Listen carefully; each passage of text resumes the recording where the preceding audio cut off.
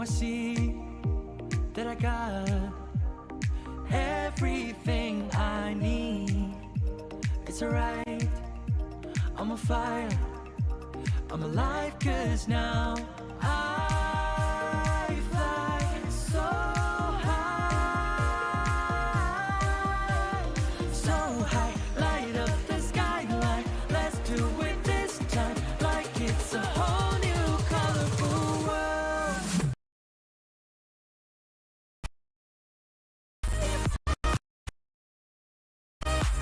Like we're the only ones in this world. Like we're the only ones in this world. Never thought we'd get this far, burning like the stars. How we get this far, like we're the only ones in this world.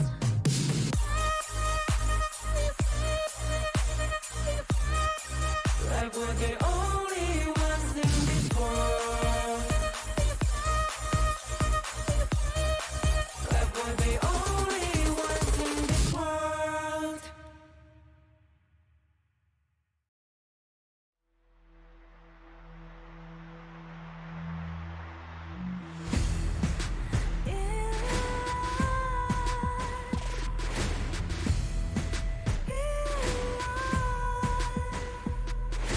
What's a life without its worth? Compromising with what hurts inside. When you let fear decide your fate, you don't choose which path to take in life. In life, I'm finally letting go of everything that still holds me. I'm against all odds, but I won't give up, 'cause it's my time to shine. Standing in the spotlight, and no one back me down. Destiny is calling high.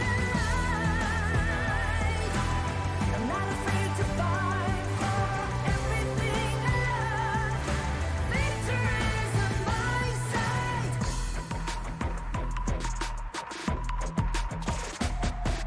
The more we lose, the more we gain. The more that nothing stays the same. In time, in time. Can't love ever, can't forget. What you see is what you get. Sometimes,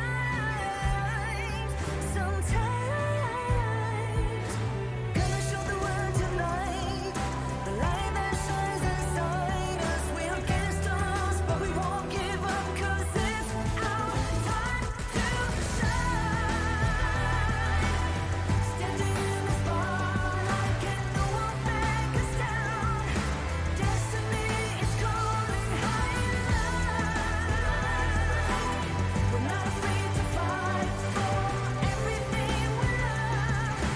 Victory is on our side. Takiki takiki takitao. Takiki takiki takitao. Takiki takiki takitao. Takiki takiki takitao.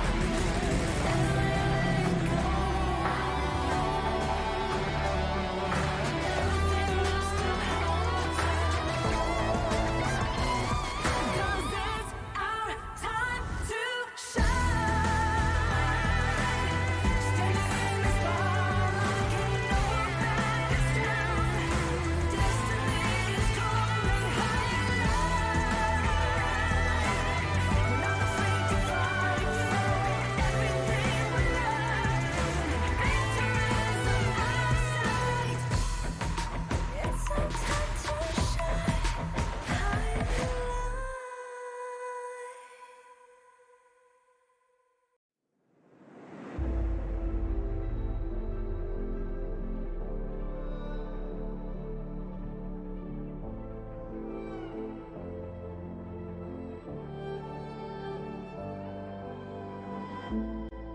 We're no stranger to the fallout.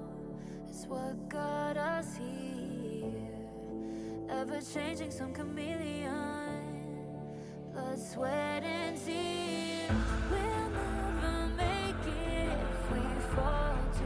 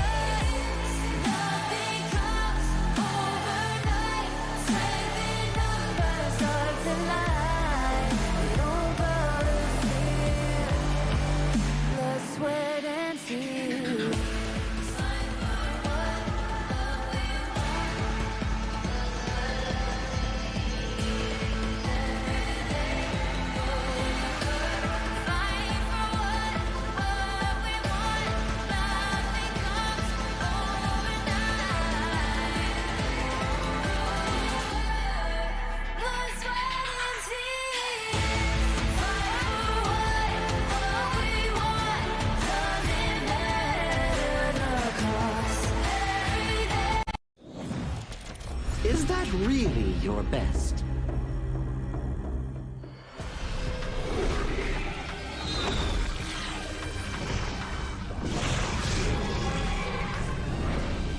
I reserve mercy for what's known as the masses. And as for my wrath, it is reserved for the wicked.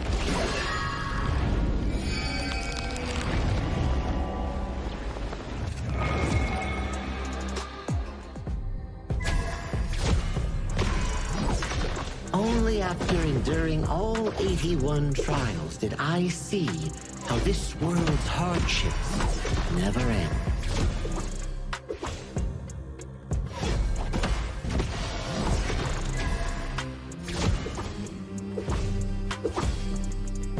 How does your head compare to the serpent sovereign?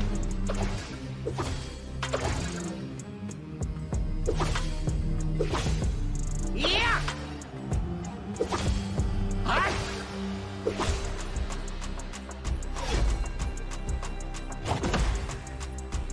Divine form renewed!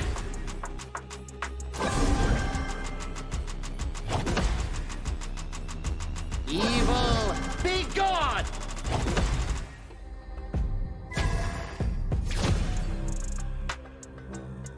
All forms fade!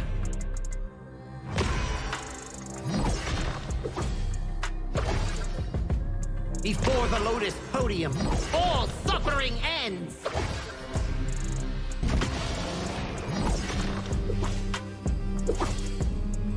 Mercy and wrath unite!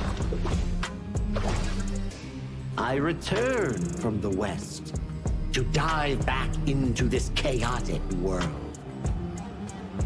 Little ones of Mount Huaguo, do you still remember me? The great sage, heaven's equal? I'll be back in a flash. Don't let any demons sneak in while I'm gone.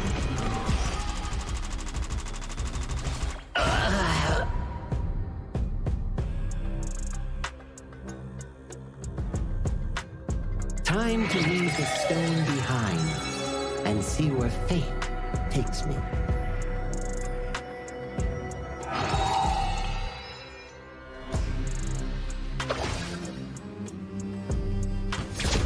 This land belongs to Mount Huaguo now.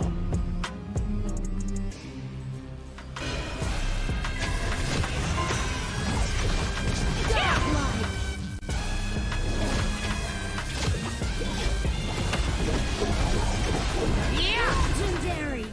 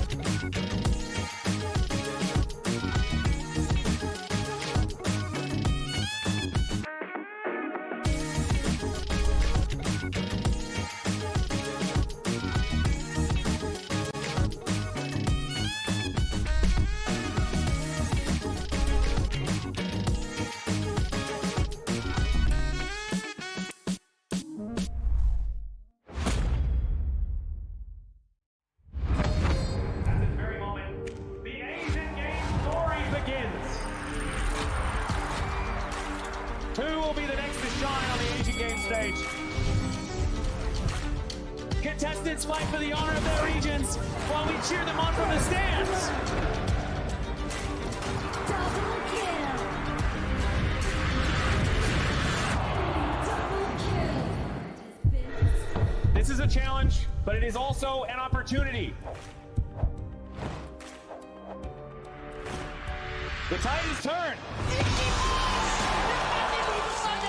4-4. Kejayaan makakuha dito kagad Sol. It is Terus saja mereka ke depan. Astis in front. They're going to use it. Golden titles. Attackfully. Goal! Victory! And we pulled it off together. We share the same voice, the same radiance. This moment of brilliance belongs to all of us. Together, we shine.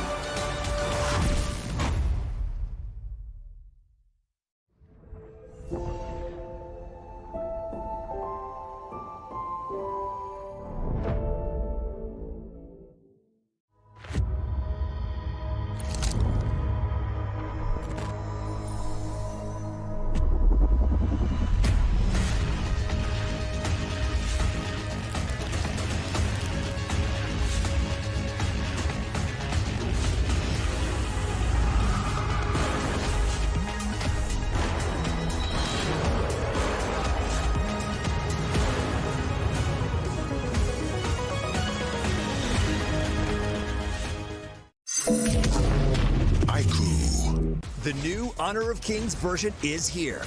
Let's take a look at the two major areas of updates: hero control adjustments and battlefield balancing improvements. Basic attack targeting rules have been updated. If a player is crowd controlled for too long while using a basic attack, the attack command will now automatically be cancelled, preventing heroes from continuing to chase enemies after the crowd control ends. The movement wheel's dead zone has also been adjusted. After the improvements, there's no longer a dead zone in the center, helping prevent input interruption issues.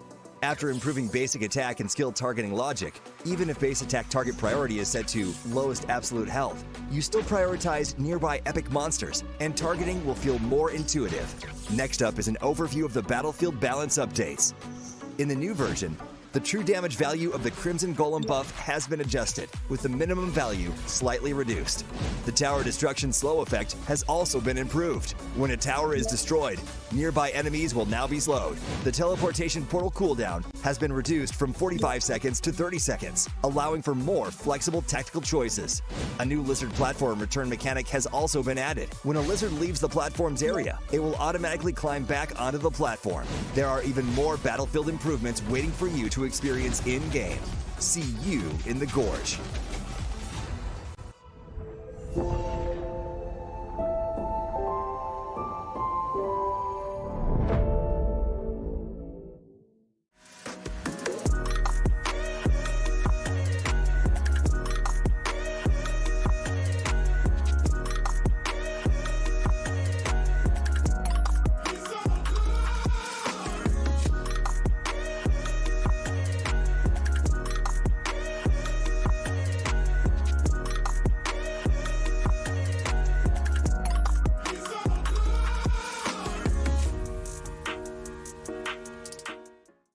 Azuria, the southern archipelago of Primera. Here, humans and great beasts live in symbiosis. How this came to be traces back to a never-ending catastrophe. 2,000 years ago, Azuria's mightiest great beast, Anita, merged with the power that fell from the Sky Dome. That power amplified Anita's strength, but shattered its sanity. Driven mad, Anita transformed into a massive vortex, the world devouring everything in its path. Where it passed, great beasts were torn apart and islands were destroyed. This was the disaster that would define Azuria's history, the Eternal Calamity. In its wake, Azuria stood on the brink of annihilation. This catastrophe became known as the Great Desolation. In despair, the humans and great beasts, once mortal enemies, became each other's only hope of survival. The great beast Devita and humanity's greatest champion, Devara, abandoned their conflict and chose to work together. The great beasts sheathed their fangs, and the humans let go of their hatred. All surviving life grasped at one final power, the churning. Deep beneath the sea lay Amrita, a force brimming with boundless vitality. Through the combined efforts of humans and great beasts, it was awakened. restraining the calamity at the center of Azuria and restoring life to the world. But the calamity was not destroyed, merely sealed within Azuria's center. It erupts from time to time, bringing countless disasters to the land. Devara collected his knowledge and power and passed them down through the generations, hoping that one day the calamity could be ended for good. And so, this has continued for 2,000 years. Chief Elder Devara! The calamity has erupted again! It seems trouble has returned.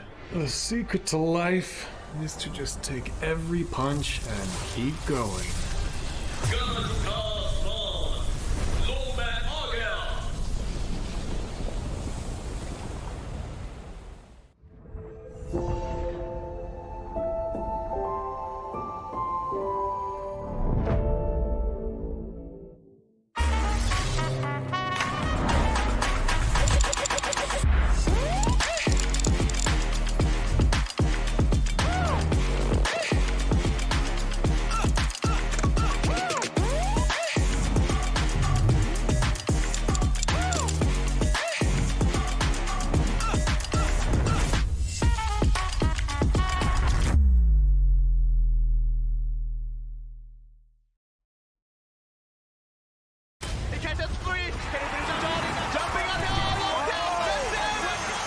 Welcome to the 2026 Asian Games Esports Qualifiers, Honor of Kings. 20 regions, one stage, and only the strongest 9 teams will earn the right to shine above the rest.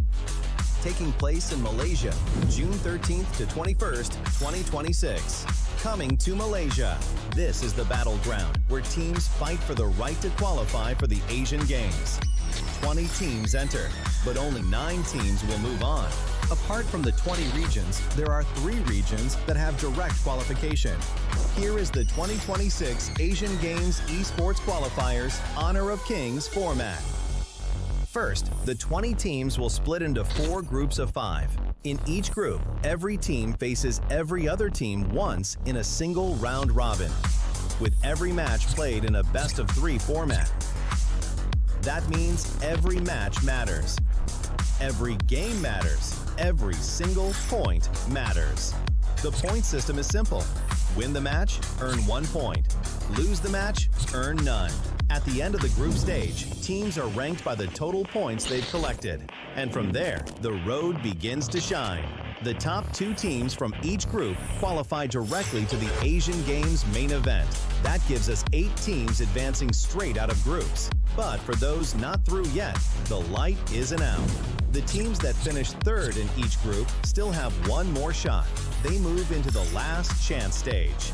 There, they battle through one final BO3 single elimination bracket until 2 teams remain. The 2 teams will then face off in a BO3 match to claim the one final qualification slot. So in total, 9 teams will make it through, 8 from the group stage and 1 through the last chance stage. That is the rule. Now it is time to see who can rise through it. From across the world, regions gather here in Malaysia. 20 teams, and only 9 will qualify. The path is set. The stakes are clear. Together, we shine. Stay tuned, and we'll see you at the stage. Itu kan track kita. Relax, bro. Phone aku! Jom ke mana? Mountain View! Angkatkan pengemaraan! Kau boleh! Kat mana pula ni? Water Trust! Kasih boost! Adventure! Dapat pun! Steady, bro! Rancangan kemana gengmu!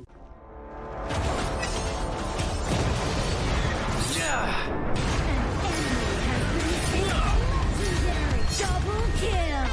Shall I compare thee to a summer's day? Slain. Don't engage! Don't crush us like insects! Slain an enemy! Defend our base! Our light round tower! Under attack! Amazing! fragrance of romance. Ally has been slain. Rampage.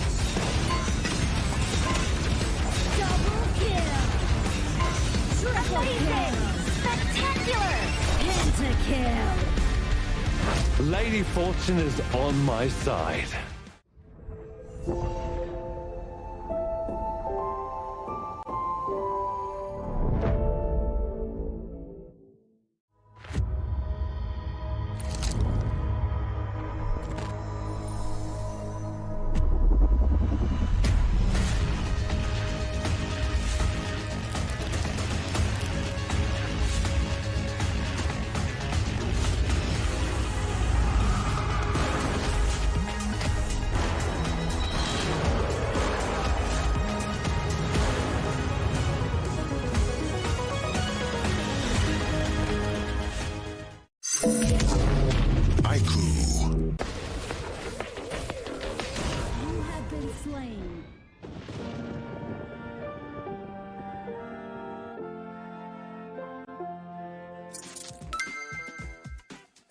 With the new consignment market feature, both new and veteran players can earn consignment items just by staying active. Sell them to earn tokens and purchase the items you've always wanted. Players can head to Dragon's Hoard to get tradable appearances, chests, and more.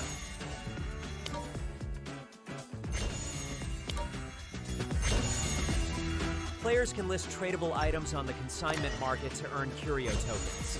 During the initial launch period of this feature, all item listings will have their listing charge waived. Use your curio tokens to trade on the consignment market, or purchase skins that were available before June 17th directly from the shop.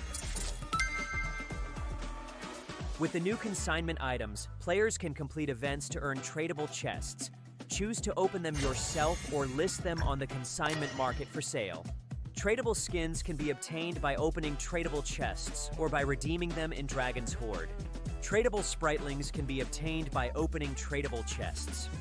Tradable cards can be obtained by opening tradable card chests. If you bought an item but did not use it yet, you can still relist it on the consignment market.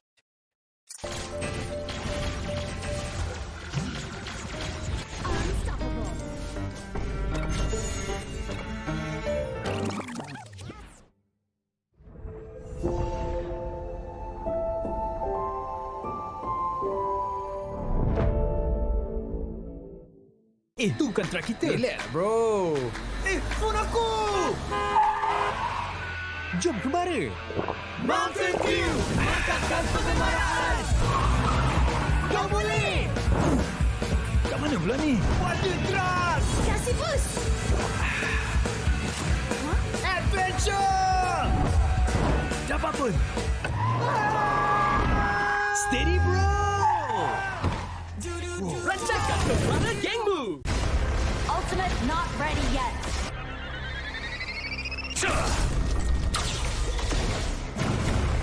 You have slain an enemy.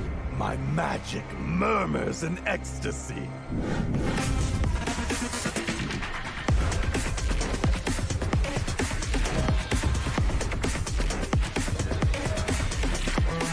Legendary.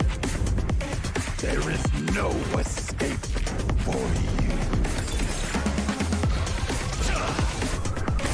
Killing spree. Double kill. Triple kill. Spectacular. Kill. Don't worry. I'll be back for your life soon.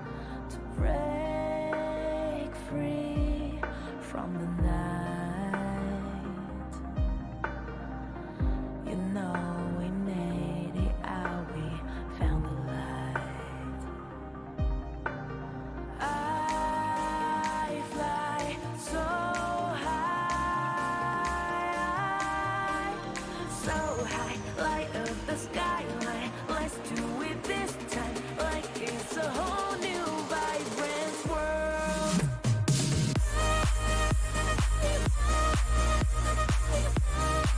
Like we're the only ones in this world.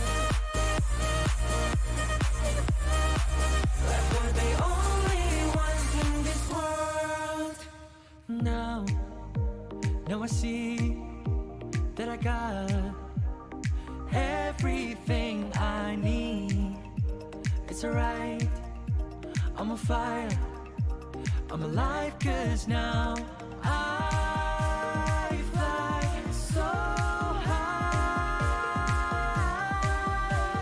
so high, light up the skyline. Let's do it this time, like it's a whole new colorful world.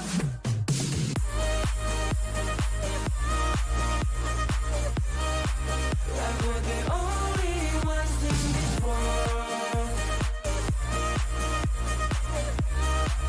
Like we're the only ones in this world. Never thought we'd get this far, burning like the stars. How we get this far, like we're the only ones in this world.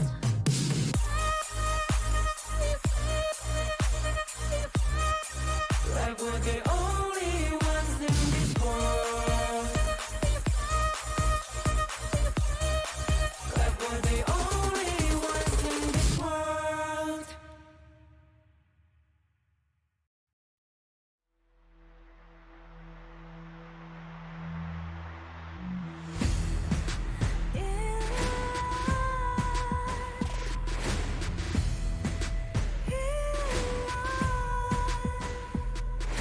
What's a life without its worth? Compromising with what hurts inside. When you let fear decide your fate, you don't choose which path to take in life. I'm finally letting go of everything that last to hold me. I'm against all odds, but I won't give up, 'cause it's my time to shine. Standing in the spotlight, can no one let me down. Destiny is calling high. I'm not afraid to fight for everything I love. Victory is on my side.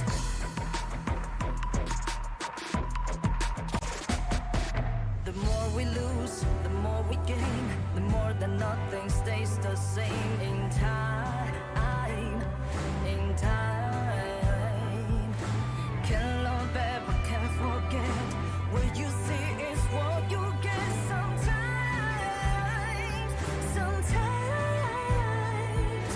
gonna show the world tonight, the light that shines inside us. We're against the odds, but we won't give up, 'cause it's our time to shine.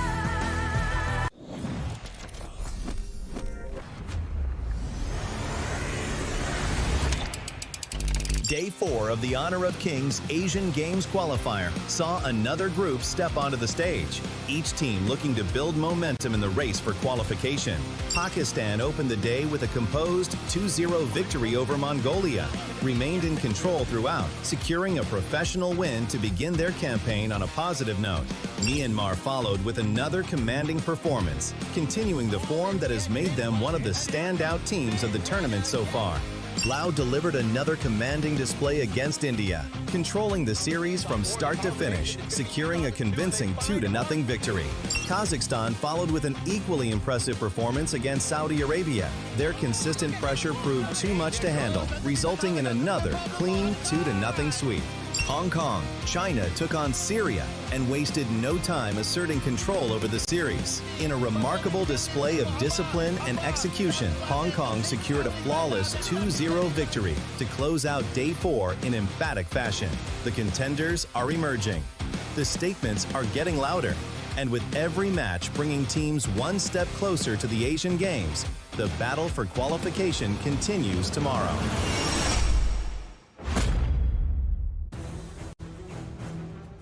Live from the beautiful city of Petaling Jaya, Malaysia, welcome to Day 5 of the 2026 Asian Games Esports Qualifiers Honor of Kings.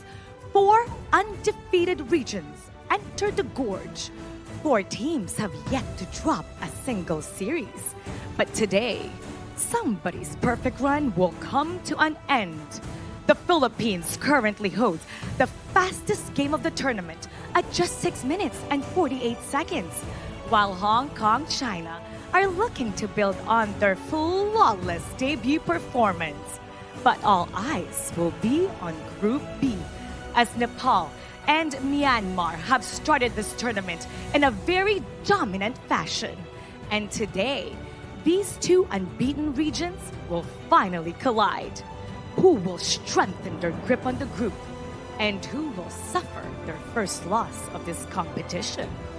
Meanwhile, in Group C, both India and Saudi Arabia are still searching for that first victory. And at the end of the day, well, one of them will rise and get their first victory. One region, flawless, will continue to rise and one will fall. And now we're about to start the day to officially open the Day 5 of the 2026 Asian Games Esports Qualifiers Honor of Kings. Please welcome the Minister of Youth and Sports Malaysia, Dr. Muhammad Taufik bin Johari. Assalamualaikum and a very good day to all 2026 Asian Games Esports Qualifier Honor of Kings athletes, coaches and delegates, and all esports enthusiasts around the globe.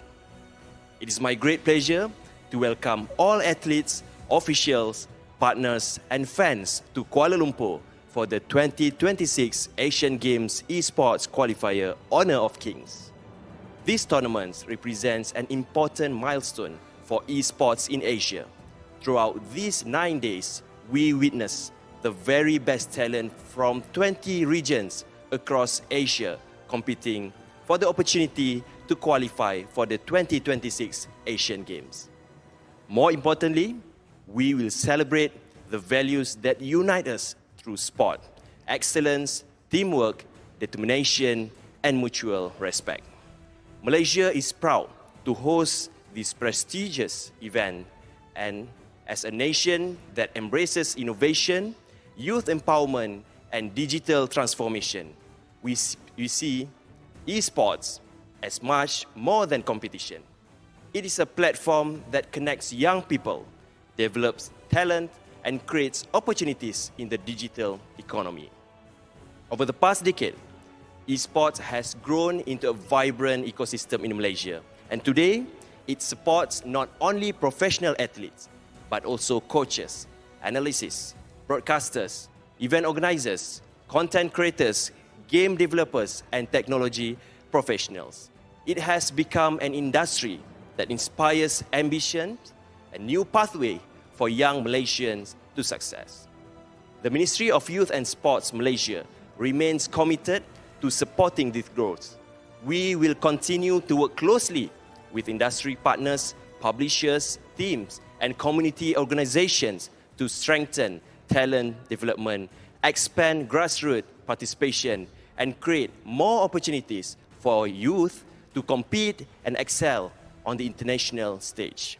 The inclusion of esports in major multi-sport events, such as the Asian Games, demonstrate how far the industry has progressed. It also reminds us that the athletes competing today represent the highest standards of skill, discipline, preparation, and dedication, qualities that deserve recognition and respect. To all participating teams and delegations, thank you for joining us in Malaysia. We hope you enjoy our hospitality and create lasting memories during your time here.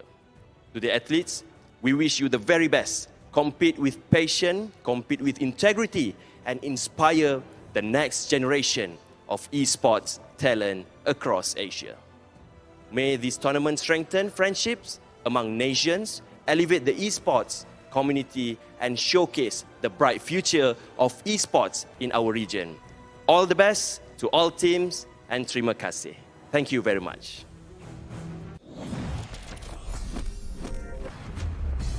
A good speech here coming in from the Minister of Youth and Sports Malaysia, and also thank you to Mara for the opening segment here. My name is Sagi. This is day 5 of our Asian Games Esports qualifiers for Honor of Kings. I'll be your guest host for today, and the casters bringing you the live action in the gorge will be none other than Sir Cloud and also Adam Spartanko. Welcome back to the broadcast. Yeah, hello and welcome back. Hello, Cloud. How are you? Good, oh, yeah. Feeling good, feeling the bond. Yes, exactly. And we'll be watching amazing games for sure today. Again, there's 5 matches. It's going to be all best of 3 still within the group stage. And we want to make sure that all of them are ready up on the stage as well. So, Sagi, what do you feel?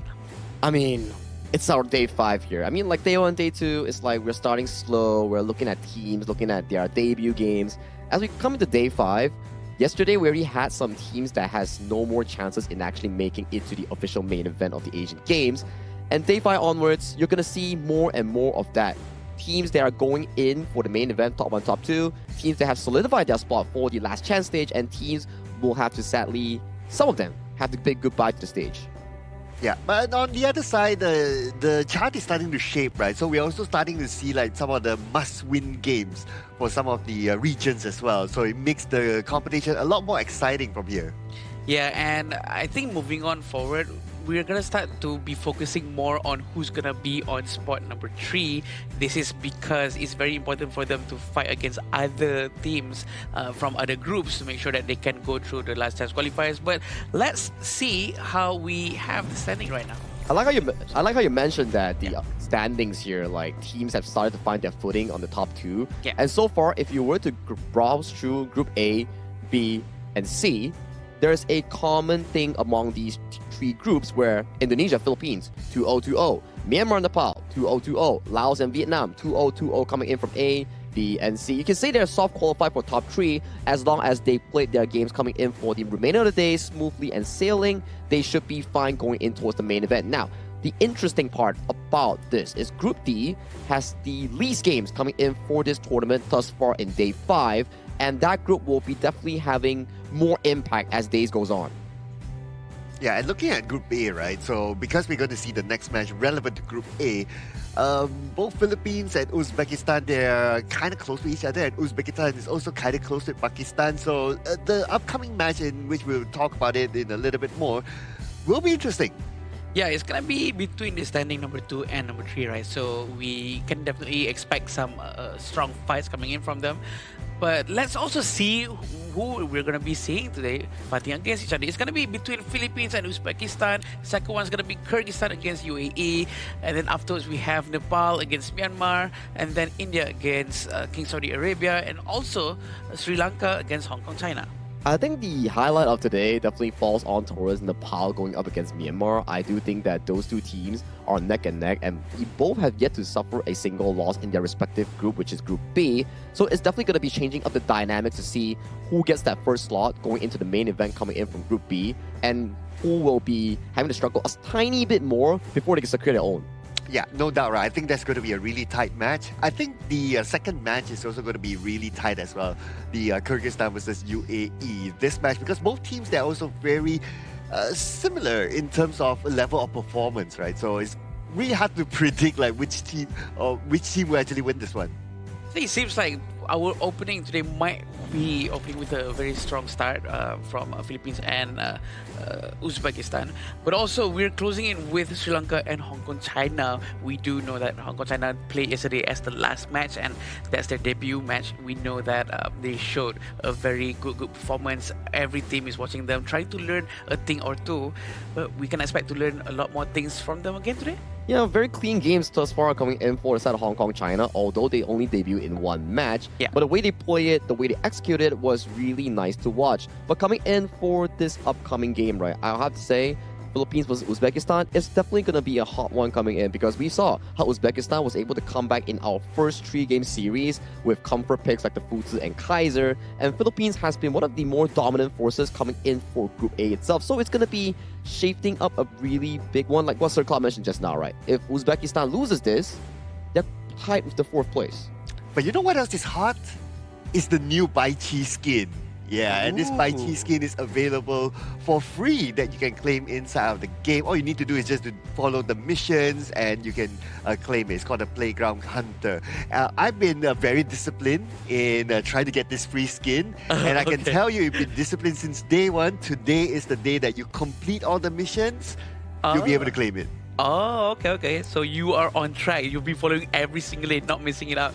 Well, yeah, Playground Hunter is the name of the skin, so don't forget to check out. Also, coming back to our game, it's going to be between the Philippines and Uzbekistan. I think I agree with Sagi as well, because they might going to be tied out if they lose this one. It's definitely going to be an interesting one, because it definitely shakes up the entire dynamic coming in from Group A. But to start off the series coming in for Day 5, we would like to welcome both Philippines and Uzbekistan to the stage with this teaser video.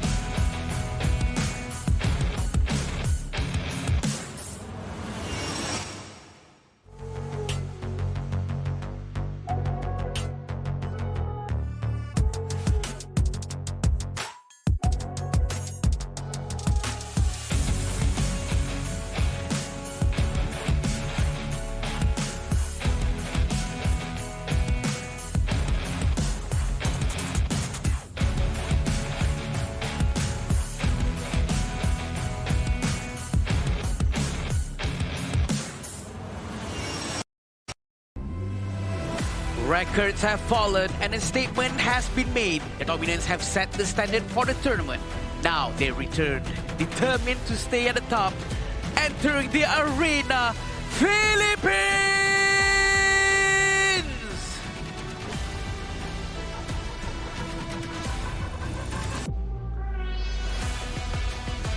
Their performances have shown clear moments of control and sharp execution. A team capable of dictating the pace when they find their rhythm. Now, they return, aiming to turn structure into another victory. Please welcome Uzbekistan! This is definitely going to be an interesting one coming in for Group A. If Philippines win this, they soft guarantee and hard guarantee their spot into the main event for Asian Games. And Uzbekistan definitely needs this win as well to solidify their spot coming in for Group A. For Group A, for sure. These are the lineup coming in from the Philippines. Chami, we have Justin, Dragon, Golden, and Charles. We do know that they have a lot of experience under their belt. They will be trying their very best to not fail their region. They will make sure that they will soar up high in the sky in this match. I like how you use the analogy soar up high in the sky when they have a player called Dragon. Yeah. Yeah, you know. The idea. I mean, he's definitely going to soar out later, right? He's been one of the key players to look out for coming in from Team Philippines on setting up those aggressive plays, especially on the Mai Shiren Nui. But coming in for Team Philippines, right, they're really flexible in those compositions here. But across them will be Uzbekistan. Yes, represented by Mahmoud, Farouk, Umid Ismail Bek, and Akbar. And Uzbekistan, they are also... Okay, if they can get a win here against the Philippines, right, they will put themselves in a strong position, not only for the top 3, but potentially even the top 2. Yeah, that's the sweet spot that both of these Group A teams want to be looking for. You get into top 1, top 2, you are guaranteed for the Asian Games. And this is the stakes at hand coming in for both of these regions competing today in the opening series. It's definitely going to be huge if they manage to at least steal one game. So we're going to be watching this very, very closely, and pretty sure Philippines are not going to let that happen as well, because we do know that like Uzbekistan doesn't have their own league just yet, but Philippines do. So it's going to send a huge message if Uzbekistan manage to get any points from this match. Yeah, and we're going to get a new stat here to illustrate like their current performance. So this is a head-to-head between the two regions. Looking at the hero pool, looks like Uzbekistan has one hero more. I wonder which hero is that. We need to check that one out later. But when it comes to first strike, well, Philippines, 100% first strike. They're getting the first strikes every time.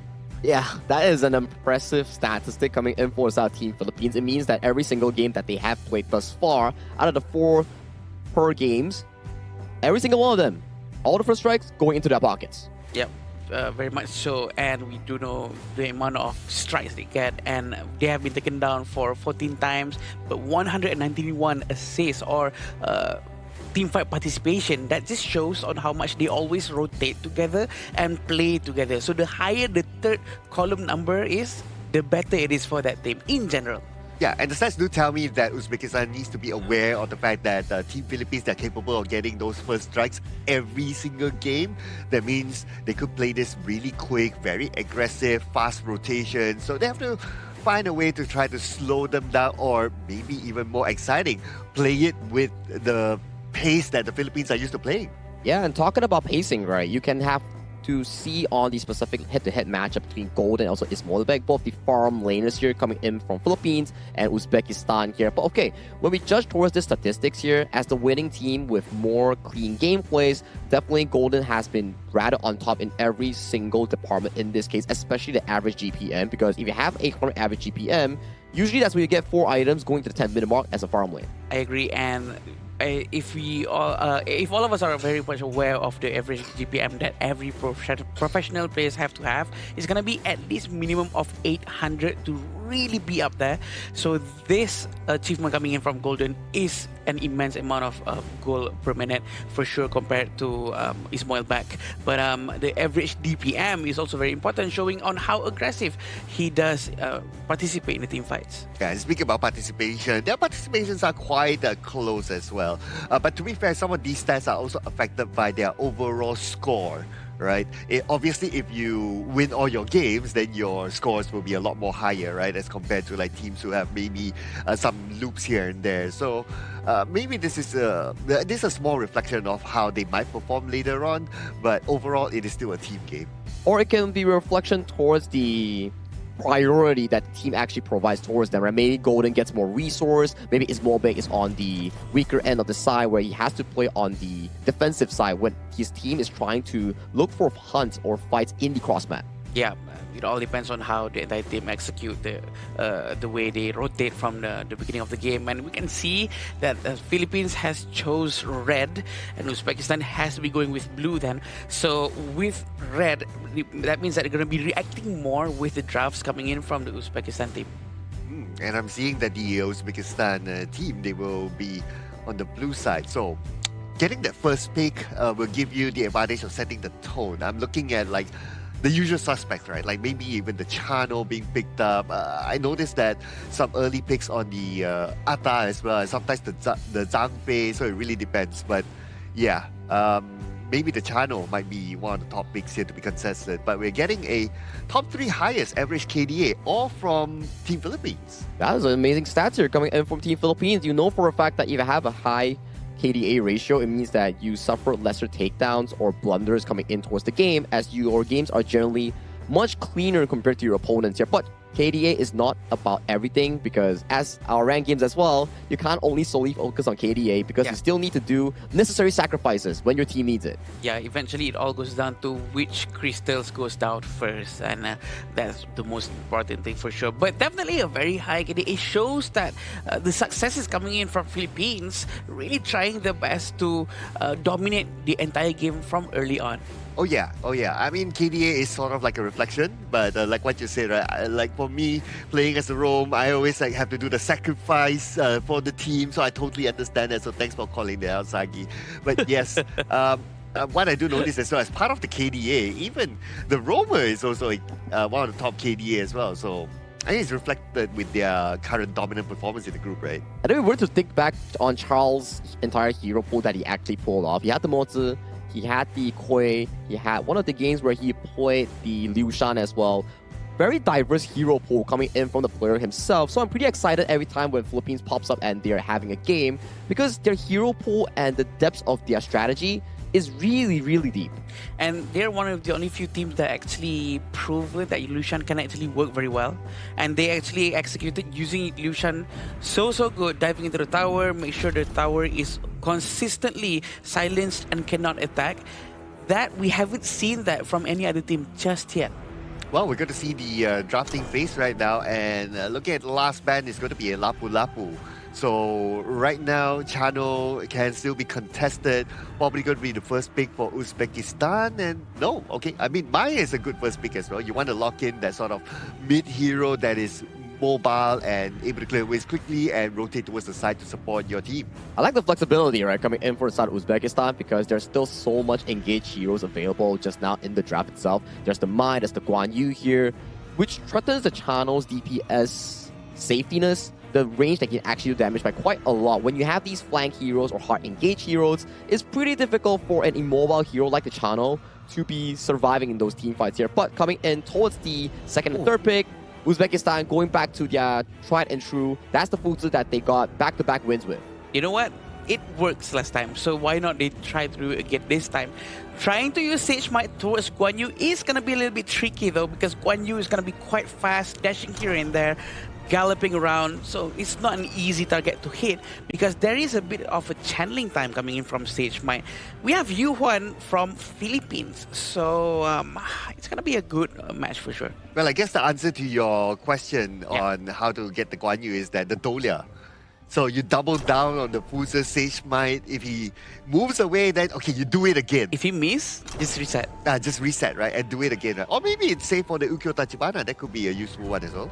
Yeah, that could be, right? It's also a decent counter if you can actually find an angle on the double Sage Might. It's also really well rewarding if you can actually hit that. But as we know, a Fuzi coming in towards the game itself, you will definitely need a lot of gold to allow Mahmoud to scale into that late game here. We saw last time when he picked up the Fuzi, he had a lot of amazing early game moments. The flash Sage Mites, the engages, it was all coming in from him. But coming in against one of the tournament best Clash laners, which is Chami on that Guan Yu, this is going to be a quite difficult one coming in for the side of Mahmoud. Yeah, and pretty sure he's not going to make it easy for the Sage Might to hit him. But we do remember on how aggressive and effective the Fuzi with the flash Sage Might. He did that many times in a row in that same game. So we all know how aggressive it's going to be after this. With Erin in hand, pretty sure it's going to be quite interesting and quite difficult for Uzbekistan to buy defensive item for her because we don't know if she's going to go with physical or magic.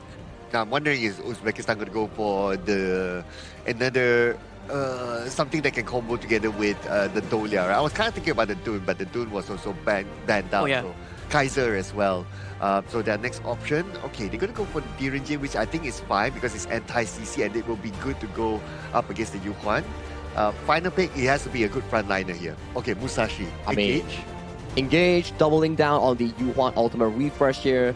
Sacrificing a bit on the tankiness, but they are looking for a lot of engage opportunities, especially on the Mai, especially with the Musashi, for example. And if they can allow the side of their Clash named Mahmoud to actually scale into that late game of the Fuzi, then it actually does a better work compared to any Clash lane as a tank. Because when Erin pops the ultimate, it's coming in as bits and bits of damage, which Fuzi's skill 2 blocks entirely perfectly.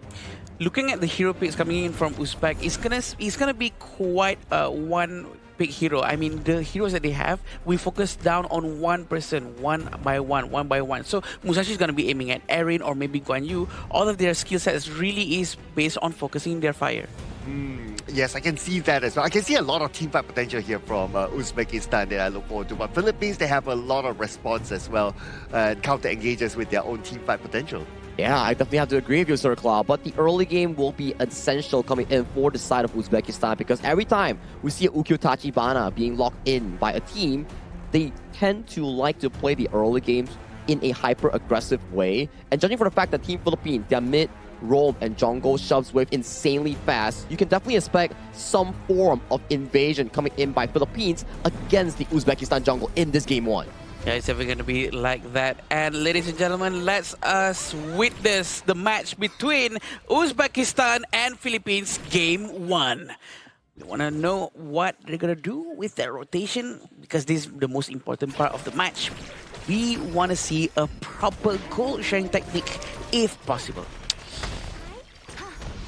I'm kind of thinking about the Musashi last pick, right? So what do you think about that? Because I kind of feel that the Musashi last pick is a bit of a... will not have a good time, especially going up against the Yuhuan, and then you have the counter engages that can come from the Guan Yu and also the Lianpo. So what do you think about that pick?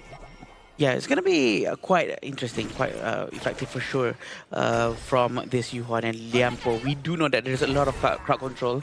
The mournful tempo, we can expect that to be used more often to try to initiate a fight so that Charles can follow up with a proper Tremor Smash. It all depends on the timing and the positioning of the dragon. Okay, so it's really down to timing, right? So if we were to put that into theory, I guess that Uzbekistan, they have to try to bait out those skills as much as possible before the duel to the death goes in.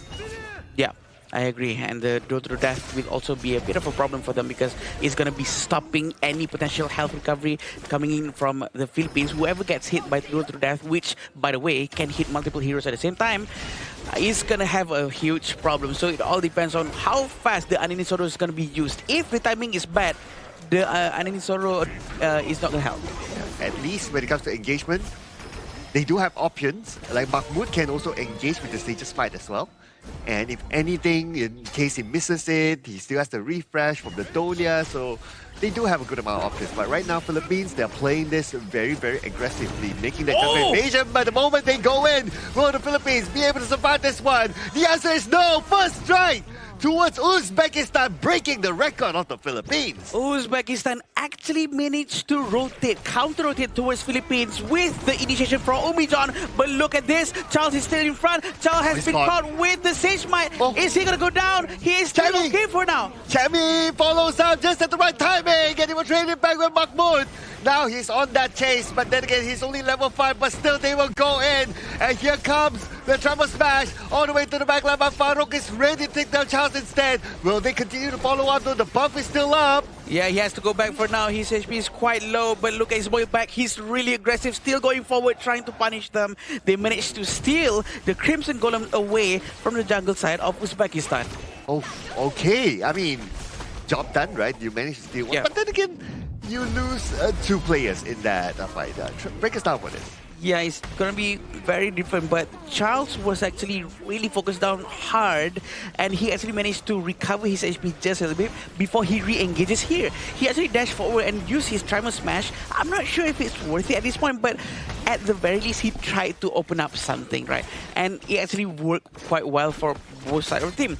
But coming out from the team fight, Philippines is leading 1,000 gold in front. Oh yeah, even though they lost like 2 players, right?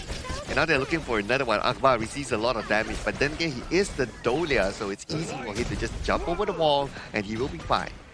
Yeah, right now they're going to be collecting some gold for Shami. Shami's going to be okay for a while. Right now, he's not going to rotate towards the mid lane yet. But it's very important for Chami with Guan Yu to wait for the game to really be much more saturated so that the towers goes down, there's not much vision, so that he can start to play flanking maneuver much more easily. And the Philippines, they're going to start off the Tyrant. But Uzbekistan, only 2 players not going to be ready. Oh no, Akbar overextended himself and he will pay for it. A very good move coming in from them. It seems like they're going to dive again towards Ismail Bag. Ismail Bag's definitely not going to be able to survive this.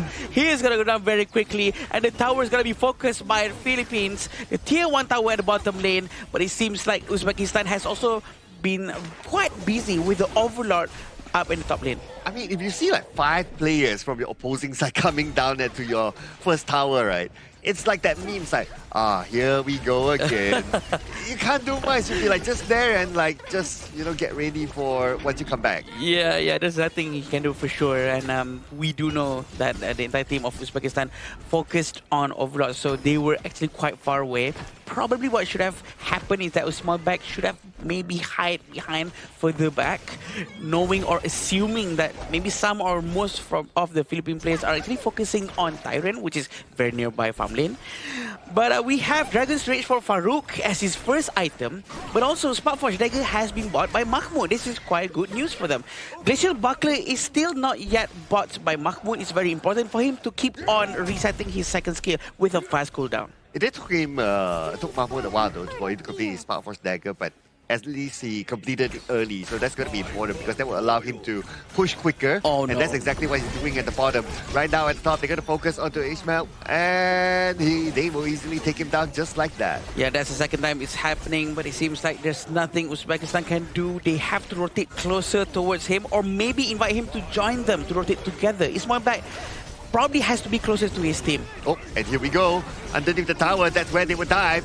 And are they going to be able to get one at least? Looks like they will. It took them a while, but it came at the end. Farouk, Umejong will fall together with Akbar. That's going to be 3 for the hands of Philippines. Going to be looking at how Mahmoud is actually trying to do a split, pushing down there. Is he going to continue or not? It seems like Liampo is going to go back and try to defend this, but at least they're trying to pull attention away from the top lane. So it seems like Philippines are forced to separate their resources to 2 separate lanes. Okay. So here's a replay of whatever happened earlier, but you can see the confidence from the Philippines in jumping underneath the tower. Yeah, definitely. And this is what happened during the replay. We have the Chami, who's always going in, diving into the tower, trying to get the backlines. And without the presence of Futze, it's going to be hard. Oh, but speaking about the back, Chami trying to separate all of them, and they're looking at the second tower. Now, what they're trying to do is just to exert dominance on all the lanes. So even if the Fuza tries to do that split push, he is still forced to turn back to defend together with his team. Yep, they're going to be rotating once more towards the bottom, and Justin is trying his best to maybe catch 1 or 2 people with his stun, but he did not hit just yet. Chami is going to be so ready coming in from the side. They know where Chami is. They want to be aware of that Guan Yu, who's going to be trying his very best to push everyone outside of their base. Okay, but with the fact that all towers on the outside are down now, the Boozer is going to have a hard time to try to do that split push, because whenever he moves out, maybe he reaches the river, he'll be called back to defend to his team. Because for Team Philippines, they will know that, okay, now you are 4 people inside the base. It's our time to shine. But Cloud, I feel like Mahmoud really needs to go out, right? Because he cannot stay inside the base. They need to do something different. Right now, we can obviously see Uzbekistan is really tight towards the gameplay of Philippines. They have to follow the rhythm of Philippines. They have to probably change something, maybe try to pull the attention towards the side lane for once in a while from Mahmoud, because I can't see anyone else trying to do this. Yeah, I totally agree with you, right? Like, if they get stuck inside their own base, then it's just a matter of time from there. So they have to try to do something different, try to find an opportunity, somehow try to slide it out. Yeah, right now they can rotate towards the blue buff, managing to get the Azure Golem. But look at this team fight. Are they going to force it out? Not yet. But Philippines is still trying to be quite careful. Oh, but here comes bit of a poking damage onto the back to the side of Uzbekistan. Team Philippines will easily take down the top tower. They're looking for the next one, but then again, the objectives are up though. So do you go for the Tyrant or do you continue to push? Yeah, this is the question. This Tyrant and Overlord is still not a Shadow Overlord or Shadow Tyrant, still not enhanced. So I'm not sure if it's really that important for them to focus on that objective right now. But probably going to start something here. Seems like they are all quite ready. Yeah, yep. Up. There you go. Oh, but then again, Tremor Smash did not connect. But it's okay, it's okay. Oh, but here comes the engage. Do it to the left, all the way to the middle, all the way to the back. After refresh by Tolia, but Chami gets Akbar in the front. Farouk gets taken out by Justin. And now Team Philippines, they only have 3 players left, but still they continue to push. The damage is enough coming in from Golden. He managed to actually go down or push them down quite a lot, and they are going to pull back for a bit and try to create some space or maybe get Overlord and Tyrant. But this is exactly what happened just now. The duel to the death actually managed to get 2 of them and stopping any health regeneration, hence getting Akbar in the process. And Akbar has went down because of Chami. And Chami has been so effective diving into the backline, and there's not much Uzbekistan can do. I love the double duel to the depth though. It was very cinematic. Yeah. So you go in once and then you go in even further behind. Yeah, that made a good highlight there. But who would take home this highlight? Because right now the Tyrant is up. Oh, Charles has been spotted inside the bush. It seems like they will try their best to move towards Tyrant. They're not going to take it, most likely. Just opening up some vision, but he's still there. He's quite cheeky, this guy. He doesn't want to give it up. Yeah, I thought when Uzbekistan, they were gathering there, they would want to try to challenge it. But then I saw the Fuza, which is Mahmoud, up on the clash lane side. So he's doing what, like what we said earlier on, try to open up the other lane. But will he have enough time though? Yeah, that's the question. He have to go back to help his teammate. But look at this driver smash connecting to 4 people.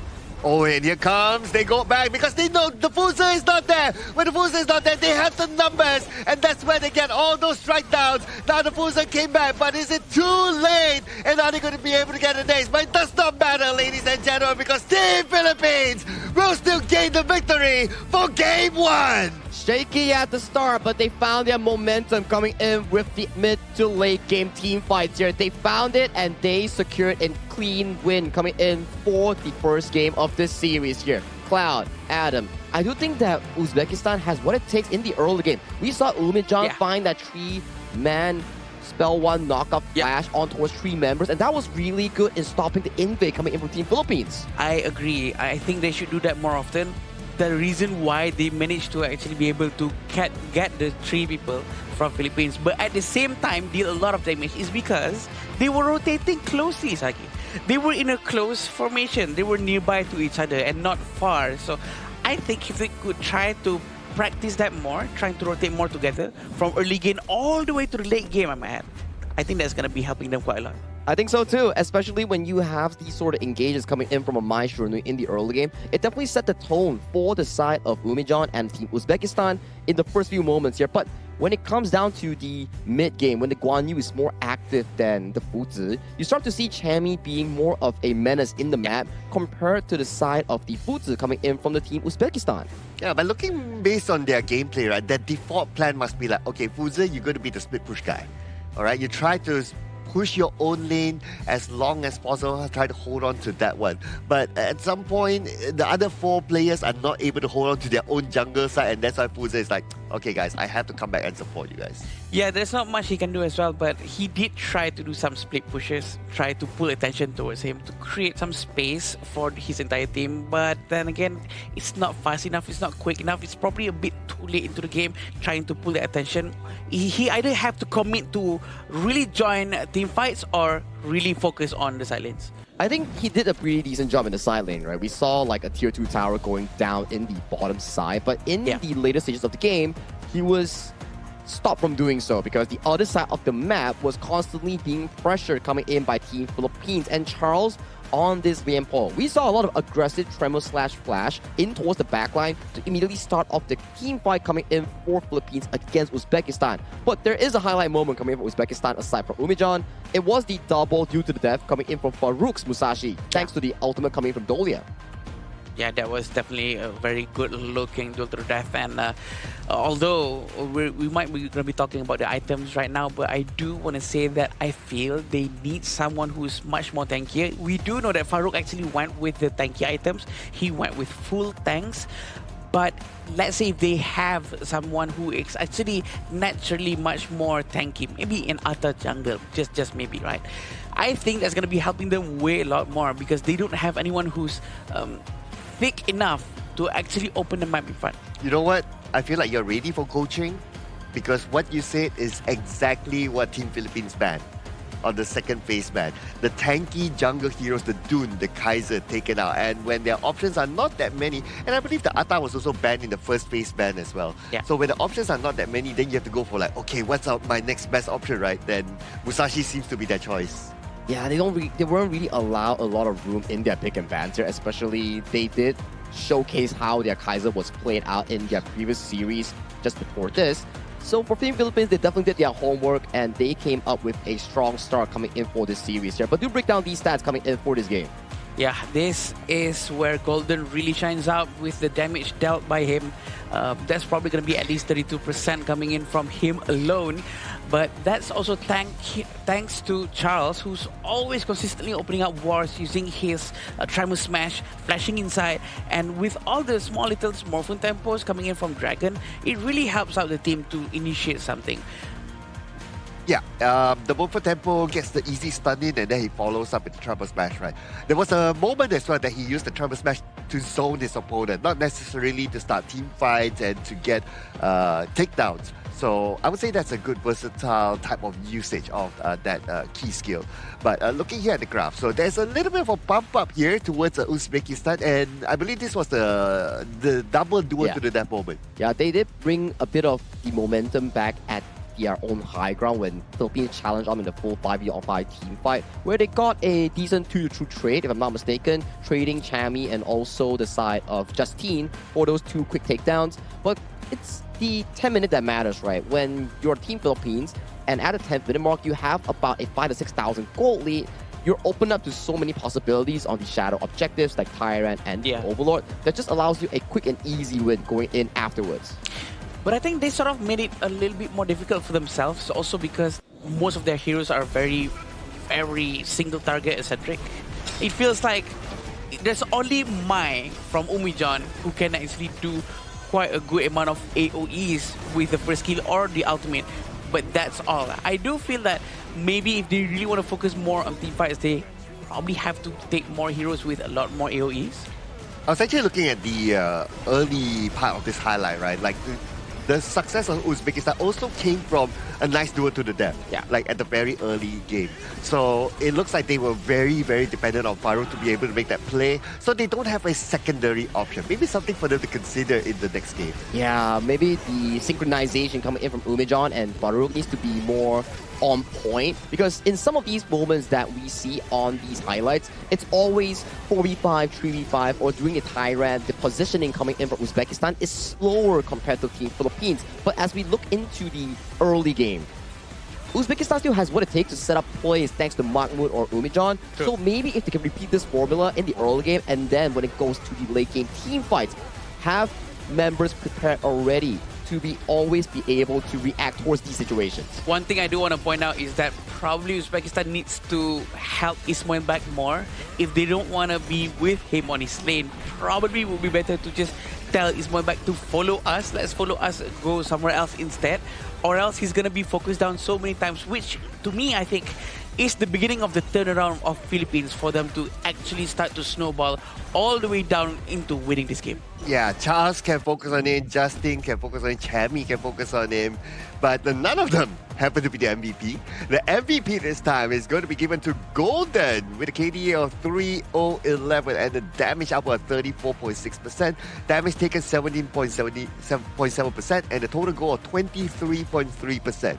It goes back to the first head-to-head matchup that we see between Golden and Ismailbek, and we were thinking like, oh, why is Golden's statistics so way much higher compared to Ismailbek? And in this game alone, which we saw the performance of 2 farm laners here, definitely in game 1, Golden outshined Ismailbek in that sense. Yeah, definitely. And also because of how dominant their team is, the way space has been created just for Golden to keep on farming non-stop and then get all of his itemizations, and for sure will start to steamroll throughout the entire game, which is a very beautiful practice that they will keep on doing over and over again, probably against any region as well. And Golden got to give it to his teammates, right? He got a lot of protection. He got a lot of protection for his teammates, who's able to zone up for him, who's able to protect him from, most importantly, the duel to the death. So even when we saw like the few duel to the death, it wasn't really aimed at Golden because of his positioning and how his teammates actually create that wall for him. Yeah, the healing, the positioning coming in for the team was really well thought out in allowing Golden to do the DPS that you mentioned here, Sir Cloud. But Adam, if you're the coaching staff coming in for the side of Uzbekistan, what are you going to tell your players here after that first loss? I think I would tell them to play in a much more close formation. I wouldn't want them to be so separated at first, because seeing the pattern and gameplay coming in from the Philippines, I think that the Philippines are much more focused on rotating quite early game, trying to find whoever that is isolated. I think that is very important for them to actually try and rotate together more. Yeah, I think that makes sense as well, right? I think the only exception is that if you have somewhat of a plan to do the split push, then you send one person out, right? Yeah, and also I think on top of that, I think it's also better for them to actually try to not just rotate together, but instead of they react from what's happening from Philippines, they do it first. Let the other team react to what they're doing. Yeah, that's how you can rotate definitely as a pro team here. But let's say you are like us, regular players, and you are looking for a place to stay. You know where you can rotate to? You can rotate yourself to Petaling Jaya Marriott Hotel, which is our official venue sponsor and hotel partner for the 2026 Asian Games Esports Qualifiers for Honor of Kings. So thank you once again to Petaling Jaya Marriott Hotel for this fantastic stay. We definitely rotate here every day. We do. Yeah. we do rotate here. Yeah, it's a nice place to rotate though, not gonna lie. The food is amazing as well. And the food rotates every day as well. So that's good. Yeah, that's true. And here we go. We're going to see what the players are doing up on the stage. Are they ready or not? Are the coach ready? Are they ready to draft one of the best team comps in history of Asian Game qualifiers? Wow. Wow, that's definitely going to be a big statement if you're looking forward towards it. But coming in towards the second game, Uzbekistan has chose the red side and Philippines will be heading on towards the blue side here. So for red side, it's about taking and opening up more meta picks, more OP picks. You don't want to ban away everything. You want to be having a few options here. Like what Philippines did just now, they allow the side of the Guan Yu and also one of the strong picks to be able to come in, and we are having a bit of a substitution coming in from Team Philippines. Yeah, sorry. So Dragon actually goes out, and John's coming in to replace his position right now, and I think this is a good move for them to probably spread out as much as experience throughout the entire team as they can to have more of that team bonding. Yeah. But whatever it is, they have a really good chance of moving forward, and this will give them a lot more experience and preparation towards their upcoming matches as well. And also, it's nice to give your players a feel of actually playing on stage, right? Like if you're that one player who has been like, okay, at the backstage, just like watching, it's like, oh man, I wish I was there. I wish I was there. Now's your time to shine. It's once in a lifetime moment, right? It's like not a lot of the occasions that you actually get to travel from your own region to another region to be able to play on a stage in such a prestigious event representing your own country or region. Yes, representing your own region is the most important thing, right? Not only your family is watching, but also your people from home are watching. And that means a lot to them, to many of the teams here for sure. And this is why it means a lot for them to try not to get sort of eliminated from the main event. They really want to get that standing number 3. Well, will that change their type of play style? Will they change their draft? We'll find out here, ladies and gentlemen, as we head into the draft. And Philippines, they're going to go for the Dharma pick and Chami on his Dharma. Ooh, spicy. Spicy. We've seen what he can actually do when he represents his own club when it comes to international tournaments, and he has always been an eye candy to look out for. Amazing engages, amazing laning phase coming in from the Filipino clash laner himself. Uzbekistan, they really love the Dolia. I think this is their 4th Dolia in a row coming in from their first series before this. Yeah, but we have to remember that the last time they actually got their Dolia banned from the enemy team in the second game. So what they did was they still take Kaiser, right? And then they actually managed to win with that. So I think it's very probably they can keep Dolia at the back, maybe try to pick it a bit later, because it's quite risky if you take it a bit early. Unless if this third pick, they're gonna go with what they want to combo with Dolia. Kaiser? Maybe. There you go. Oh, there you go. Yeah, the stock standard here, that's what exactly the pick, the Kaiser, that won them back-to-back games on their first series. Yeah. When they debut, right? They were like, what, down 1-0, and then they picked the Kaiser, they picked the Dolia, they started bouncing back into a 2-0 reverse sweep here. So maybe this is something that actually will put them back on the spot in this series, because this is a crucial one. We talk about it. Philippines win this, they are set and sailing for the main event. If Uzbekistan wins this, their chance is skyrocketing even higher for that top 3 spot. I agree.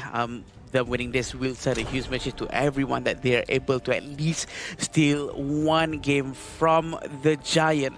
And we do know that Chano and Direnji is going to be taken out from the Philippines side. So Consort Yu is going to be taken by Uzbekistan for sure. And he's going to be able to reduce or block all physical damage coming in from early. Yeah, so that's going to be really helpful, especially at the laning phase, right? And I really like the fact that they brought in the Kaiser this time, because earlier on the Kaiser was banned on the second phase ban. Uzbekistan was not able to get it. And that was kind of like the loophole that we discussed as well, right? If only they had like, okay, somebody who's more tankier in front, Kaiser will be the thing to pick here. But they're going to go for the Puza again. So do you think that they're going to go for a split push strat again? Probably. It depends on what's the situation. we would prefer to have Fuser to join team fights, right? Because last time why Fuser worked so well, he flashed and Sage Might hitting people in front of his teammates. So his teammate is nearby to really help with that. And if we were to look at the team composition, right, what you have mentioned actually really makes sense, because coming to Team Uzbekistan, you would definitely need Mahmoud once again on this Fuzi to be able to follow the team and look for engages here. Yes, you have a solid front line, but where does the engage come from Team Uzbekistan if Mahmoud is always on the side lane? That absolutely makes sense. That makes sense. Yeah, they don't have a secondary option because Farouk is just going to be the tank in front. But let's see whether we will see a lot more Fuser involved in team fights, or will they just try to hold on and go for a split push strategy. Let's bring on game 2. Right, we're going to be going into game 2 between Philippines and Uzbekistan, which is very, very important for Uzbek for sure, because they really want to secure that third spot in their group to make sure that they have the chance to play in the last chance qualifiers. The rotations coming in from Uzbekistan is very new, refreshing, and very quite aggressive coming in from Umijan, going towards the jungle just now. But he is going to try to rotate towards the bottom lane now. Is he going to be able to maybe catch a few damage? I like the quick rotations by Uzbekistan. You clear off the first wave and then you move towards the bottom, you put a little bit of pressure and then you return back. Just look at the movement by Umijan. To me, it is smooth, it is good. This is what they need to continue on to be able to catch up the pace with Team Philippines. But while that is happening, it's just one piece of it though. Something else somewhere is happening that gives Team Philippines that slight goal advantage. Yep, very smart coming in from Golden, blocking the minion to do a little bit of a lane manipulation to make sure that the minions all stack up right in front of the tower so that he can just keep on farming safely there. So this will allow Charles to do a much more aggressive rotation with John at mid lane. And they're waiting by the side. Okay, are they going to go for it though? But John, not that easy to be caught. I mean, he does have a shield and he's nearby with his towers, so it's not something that the Philippines would want to commit. But they're looking at the top now. Yo, he's going to be forcing this. The ultimate has been used. And this is the identical iconic move coming in from Philippines. Always heading in brush. Always trying to catch anyone they can. That's the special awareness that they have. You know what, considering that Farah actually lasted that long when there were like at least 4 players from Team Philippines, I was kind of impressed on how much he could tank that one. That's invincible warrior for you, because when you press the ultimate, you're actually blocking a fixed amount of damage per projectile, per damage input coming into you. So with Dharma for skill, for sure each of the punches are being reduced by his ultimate. Yes, and it's a good counter towards the Dharma in that sense, right? Yeah, and early. And early, yeah, because of the stacking. Yeah. But then again, they still went down. So first strike, I guess the record returns back to the Philippines. Yeah, that's what we will be seeing more often than not. 1,500 gold in front for the Philippines. We haven't seen yet Golden trying to be much more aggressive against Ismailbek, but this is very interesting on how Ismailbek is still okay. They're not rotating towards him too much this time. Philippines are going to try to focus more towards the clash and the jungle side of Uzbekistan. Oh, and they're going to go in for it though. And the Blazing Brilliance will shoo away the members of Uzbekistan. Not that much damage yet, but here comes the re-engage by Team Philippines. Wings of Judgment to shoot them back in, and everybody will disengage. Yeah, if you remember last time Uzbekistan actually did this, they went with Sage Might and then Wings of Judgment. So every time they lock someone's static position, fixed position, they make sure that Wings of Judgment really hits the person. So that was the combo last time. Are they going to be trying to do the exact same thing right now? And is it going to be effective?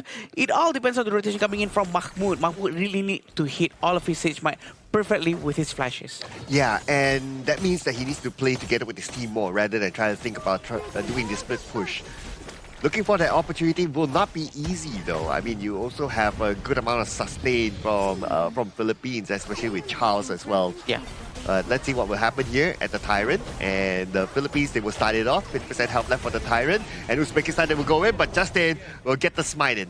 There's not enough time for them to go in actually, but look at Jamie, he's very ready. He's still keeping his ultimate for sure. I still think that Uzbekistan needs to be a little bit more aggressive to try and steal that Tyrant. It seems almost as if they just let it go. Let it go? Let it go. Let it go. Yeah, but... Can't say that anymore. Wow, I like I like that. But to be fair, right, if you can't think about it, we did talk about like, oh, who else besides the Puza? Who else besides Mahmoud do they have to engage? They don't have any secondary option. So without Mahmoud, they cannot go in. But here comes the Blazing Brilliance onto Mahmoud himself, and John went on to take him down. Yeah, the Blazing Brilliance is so effective, so annoying. The cooldown is short as well. So it's going to be a very strong skill for him to have and to keep on using. We have Golden still destroying towers in the bottom tower. It's going to be a very quick one from him. Wings of Judgment is being shot non-stop, but there's nothing they can do because the minion is being blocked by the heroes. Oh, by the bottom, Akbar seems to be in trouble, but he does have that heal, so he'll be okay for now. Pressuring both sides is the Philippines. On the top, on the bottom, now they are looking at the middle. The moment Team Philippines, they get the middle, they will have absolute access into the jungle. Yes, for sure, and Justin actually has one of the most goal right now. They have to be careful with Kong Ming. His damage explosive. He's gonna be more careful. Blazing Brilliance. They're gonna get his world back as well, and they're gonna get Farouk too. There's nothing they can do. Invincible Warrior is not enough to tank all that damage. And even underneath the tower is not enough. You blink and you miss it moment, Adam. The moment they just like, okay, you hear that, you just need to hear that flash, and everything ends. Right? And everything ends. That's what Chemi always does, right? You really have to be careful of his positioning. So when we have Dharma on the enemy side, what we usually do is try to spread out just a little bit based on how wide his ultimate is. So at most he can get 2. That's the idea. But to actually practice that and really practice that inside the match ourselves is actually quite difficult because everyone is constantly running around, changing their positionings. So it's going to be quite hard for them. Yeah, and also how quick your teammates can react, right? Yeah, the moment you hear that flash, he goes in. Whether he catches or not, you know what to do after that. There's so many things to consider in that split-second moment. But that's the advantage of if you have played together in the same club for quite a while right now, right? And to execute all these things is something that you probably practice as a bread and butter every day. Yeah, chemistry is huge. But here we go, another Blazing Brilliance. Oh, Blazing Brilliance beautifully executed from the back, and then we get Farouk. Now, without Farouk, who else is there to tank for them? That's the question. Mahmoud really have to prepare for this. He have to carry the weight, thanking for the entire team. But is he gonna try to lock someone down at the back line? That is the question. He's coming in, but he's still trying to play it safe. Winning strategy. Not enough damage, but that's okay. That's not going to be the objective of Team Philippines right now. They're looking at taking down the tower. They managed to catch one. Are they able to get at least one trade back? The answer is coming soon, but no, not yet. And looks like Chami is the one that go all the way to the back line to get a trade back instead. Charles is actually alive. Everyone else did not manage to help him focus down towards Charles. And Charles will be able to do a recall. He will go back to the base and heal up first. But Umijan and Mahmoud becomes the collateral in this situation. And we have to be aware, 10,000 gold in front with 8 versus 0. He must have been able to walk out of the tower right. shooting range, right? Probably. Yeah, But I saw the circle was exactly inside within the tower range. Probably someone else actually went in and hit the hero to proc the tower towards him. Okay, let's see what will happen. Speaking about hitting heroes are happening on top, and Mahmoud will not be able to survive that one, and they're looking for more. 2 left at the top, and Team Philippines are looking to clean up here. Underneath the tower, it's not going to be a problem for them to clean up that hot streak. A very clean and initiation coming in from Jamie. He's actually initiated that one. A very clean move. Is he going to go in and do the same thing again? A great punch coming in from Jamie. Wings of Judgment is being shot non-stop, and Philippines will take game 2. Back-to-back clean victories coming in for the Team Filipino squad. The Philippines take a clean set in the opening match coming in for day 5 of our Asian Games qualifiers here. And this is the Chami effect. That Dharma into John's Angela perfectly synchronized with every single troop into a Blazing Brilliance. Yeah, it almost feels like every time you hear the flash, right, from Chami, you hear that sound. It's like it's already like behind somewhere, getting somewhere, and after that 1 second, it's like gone.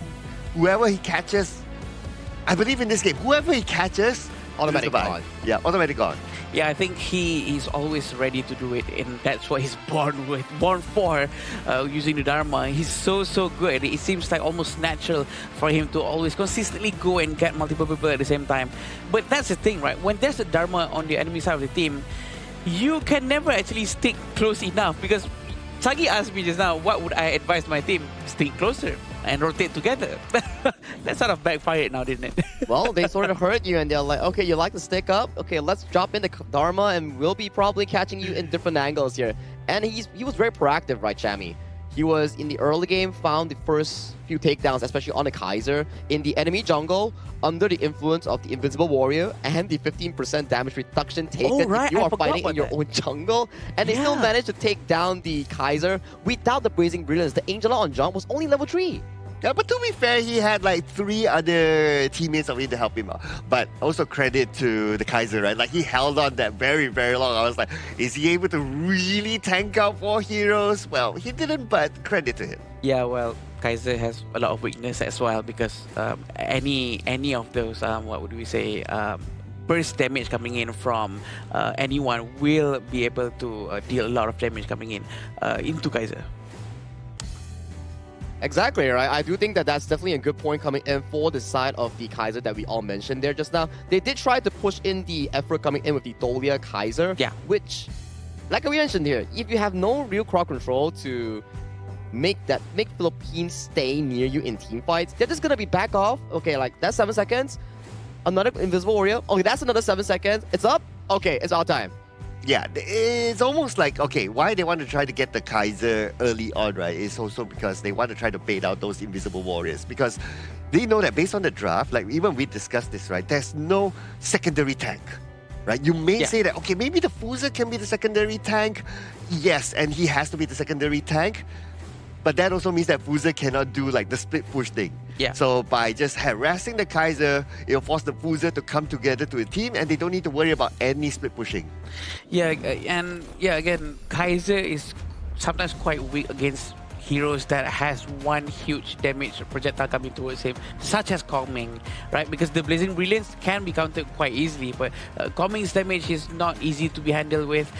Chami's ultimate is not easy for him to handle with, so there are a few things that he really have to be careful about.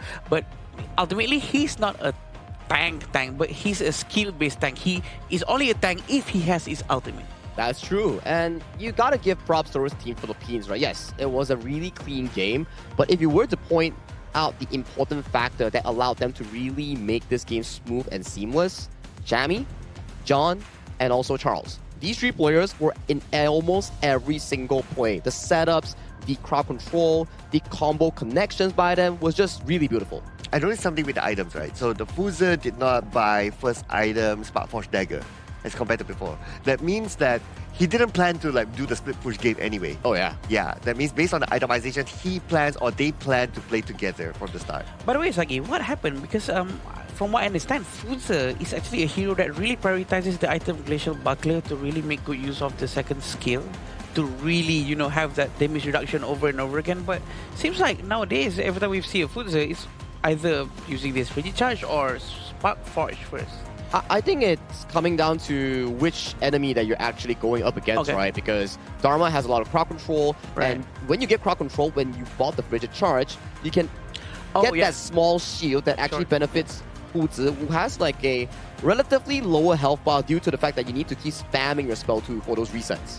Right, and there's also a little bit of a resistance coming in for any crowd control, right? Probably 7.5% coming in from Frigid Charge.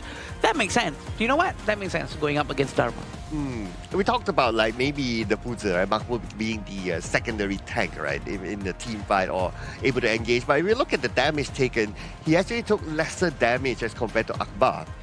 Akbar as the Dolia, you don't want to be putting yourself in the position to be like, okay, I'm the one that absorbs everything, because this is a utility sort of hero. You're going to try to stay clear and support your teammates around. It's difficult as well, right? If you're thinking about this sort of situations here, when Mahmoud has to be settling the side lanes before they come for the team fight, then the front 2 is likely Farouk and also Akbar. When Farouk is down, the next line of defense comes to Akbar on the Dolia, and then you're looking like, okay, that's a Diadia. That's the Angela. That's a lot of damage here. Can we actually sustain against that? Because when you can't, This is exactly what's going to happen. 8 minutes, and you're going to be seeing a 13,000 goal lead generated by the Philippine squad. Yeah, definitely they snowball into that, and the advantage that they had coming in from early on really helps them with this, especially with that first team fight coming in at the Crimson Golden area. Yeah, the goal graph really showed the way they play this now. It's a steamroll. Yeah, I mean, it's a clean game, right? Clean KDA. Even when it comes to the towers, Uzbekistan was not able to get a single tower. No objective, no tyrant, no overlord at all. That one tyrant was taken by the Philippines. So, yeah, this is a Philippines welcome back to the game. It's a quick game in general thus far coming in from Team Philippines. After taking that Uzbekistan, the final opponent will be Team Indonesia, which we will be witnessing at the, I think, 9th day of our Asian Games eSport qualifiers, but that's for a later day, 8th day. Yeah. So for this upcoming play that you are seeing right now, this was 4 players piling on towards Farouk. And it took them quite a while to actually take him down. And all these highlights were started by Chammy once engaged on the Truth Mantra into John's subsequent follow-up with the Brazing Brilliance. I believe this play is so as well. Chammy 1 going in with the Spell 1 flash going into the backline, Truth 2 into the wall, and John just piling up the damage. Yeah, the sequencing in this thing, right, from the Philippines, they are so good with Chammy going first and then John follow up with something, and then Justin just try to finish everyone off, and Golden D just do what he does during the team fight, really position himself very well. And they keep on doing this over and over again with Chammy. So we do know that Chammy is extremely well prepared for this. Okay, I was putting attention to the bottom tower fight, right? Yeah. Like, so I noticed that, okay, there was that small part where you can, like, walk out of the tower range. Yes. Yeah, and that's how they survive. Oh, he managed to actually touch that small part. Okay. Yeah, touch that small. Very, very small. It's like a very clutch aggro reset coming in for the side of Charles to actually survive in that little moment. And this is a rather clean game. 13-0 at 8 minutes and 42 seconds, and Chammy won. The one and only, this guy was everywhere on towards the gorge on that Dharma. Yeah, 308, no death whatsoever, 16.8% damage coming in from him. I thought it's gonna be Komi is gonna be getting the MVP because of damage coming in from him, right? But it seems like because of this initiation, which helps the entire team to actually win team fights. Respect ban his Dharma, man. Yeah, you gotta respect his Dharma. Every time we watch international tournaments or even in the Asian Games qualifiers, his Dharma is really active in the map with those plays. And it's not easy to actually pull this off, right? Because the AoE of the ultimate, well, is relatively not too big, and the distance of your dash for your first kill to be comboing with flash is very difficult to do. Very difficult. Yeah, and considering the flash is actually quite an expensive type of skill, right? The cooldown is quite significant. So if you sort of use it but you miss it, they'll be like, But based on how Chammy uses it, he has never missed his target. Like every time you hear the flash, it's like somebody's going to go. Really efficient with it, right? The Yeah, accuracy on a Formlessness Mantra into the flash has been really high in finding not just one, but multiple plays which earned him the MVP title just now. So for this win that Philippines has received against Uzbekistan, they're currently 3-0 in the standings, which guarantees them the slot going into the main tournament. Yep, and then this is going to be a very, very big problem for anyone going up against Philippines. I think they really have to start respecting the Dharma a lot. They really have to start banning the hero out.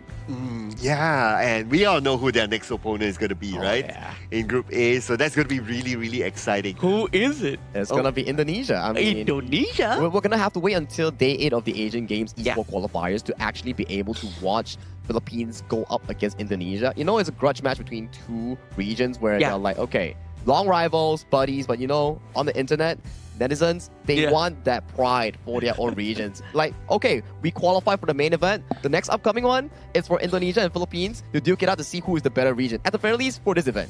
Because why this Asian Game qualifiers is so hot, it's spicy. This is because like the Indonesian team, the players are actually a mix and match. Correct. So we can say it's like a dream team coming from the region. So they want to see, is this really the dream team? Is this potentially could be one of the strongest mix of players? Can they actually join in the same team and form the best team in the region? That's what they want to know. Yeah, because we have not seen that combination before, right? Like how far is their potential? So it will be a good testing ground here for them as well. But no testing ground no more for the Philippines. They have done their mission after their clean 3-0 win. They have qualified themselves to the main event. Yeah, qualifying to the main event, and they are getting a 2 days break before they actually face off Indonesia in the 8th day of our Asian Games Esports qualifiers. But let's hop into a quick interview with Team Philippines and Mara on the stage for this upcoming segment. And that's 3 match wins for Team Philippines Golden MVP game number 1. Congratulations. Thank you. What we've noticed is that you started the tournament with Dragon as the mid laner. In fact, you had 5 games with him. And then we saw in game number 2, there was a switch with John. Let us know about this flexibility with Team Philippines and this adaptability with the member switch with the sub. Maybe we want JM to experience the feeling at playing at the stage. And we didn't expect that he played very good. Oh, so you like that he played really well and he performed better than you expected? Yeah. What would you tell him right after this match? Good job, JM. Good job, JM. Now, you guys have had a flawless performance. In fact, you had the fastest record, 6 minutes, 48 seconds. Everyone's talking about it. No one has been able to beat Team Philippines yet. What kind of message would you like to send to the rest of this region about Team Philippines? Maybe we want to show the world that Philippines is really passionate about Honor of Kings, and the world is watching right now, and we want to show them that Philippines is ready at the main stage. Making a statement at the qualifiers. And for sure, the Philippines right now, they're jumping for joy with this performance, getting closer to the main stage. What would you like to say to everybody? Thank you for supporting the teams in Asian Games, especially the Team Philippines. I hope you keep supporting us, and see you in Japan. Once again, congratulations. That's 3 in a row for Team Philippines. We're going to break it down and head back to our casters. Lead the gorge. 3 in a row, and that's a hot streak coming in from Philippines. And you can see definitely on the side of Golden, the trust between teammates. Trust on John, like Golden, Dragon, they're twins, right? And Dragon is like, okay, guys, I'm done. Let me go to the substitute. Let me sit on the bench and let's bring John in. And they're like, oh, John, you're pretty good at the game. You perform better than our expectation. It's funny on how they're expecting him to not perform that well, and he actually performed so well. Now they have to be confused. Who do we put here? Who do we put for our next match against Indonesia? Is it gonna be him or is it gonna be him? So it's gonna be a big problem. Dude, frankly speaking, if you like skip directly into the game without telling me there was a substitution, I wouldn't have told anything. Right? I can't tell. But of course, if it's going up against a team that you have a history together, you want to put your best foot forward, right? I mean, it's a different philosophy coming in from both teams, right? When it comes to the civil national team for the side of Philippines, it's coming from the Blacklist International roster, and it goes back to what Adam mentioned, right? For the Indonesia squad, it's a mix and match dream team scenario from the IKL region. So it's definitely interesting to see how 2 ideals clash against each other. But that's a later on story on day 8. The upcoming match that we will be having will be featuring Kyrgyzstan going up against United Arab Emirates for another epic showdown. They need to win this, either one of these teams, because losing, I think they're slowly pacing to the exit of this qualifier. Yes, Kyrgyzstan and UAE, definitely a very interesting match to watch. Again, with these teams playing up on the stage later, we can expect much more unorthodox picks to be done, and that is where game starts to be very interesting and very refreshing. Yeah, and this is a game that I personally have been looking forward to. I think this game, because the stakes are really high right now, right, for both sides, right? So we will get to see the best of the best out of these 2 teams. I think it's going to be a tight one. Yeah, I mean, stakes are on hand. The players' quality, teams' quality on how they play and how they are able to play specific compositions are pretty 50-50. But you know what? You can make it 100% with. You can try it out on the iQOO 15R, our tournament official phone coming in for the 2026 Asian Games Esports qualifiers for Honor of Kings. And a new patch is out today, so why not try it with a new phone as well? I agree. 120 FPS and also very best cooling, very good cooling, I might add, which ensure there's no frame drops, and it's gonna be dropping very hard for sure with Kyrgyzstan and UAE. Yep, new patch as well in about 6 more minutes on our time, so I can't wait to get to a break and update later. Yeah, talking about a break, production did tell me that, hey, Circle, I want to try the new patch. Let's help to a short break so that Circle can try the new patch, and we will be coming back with more Honor of Kings action after this break.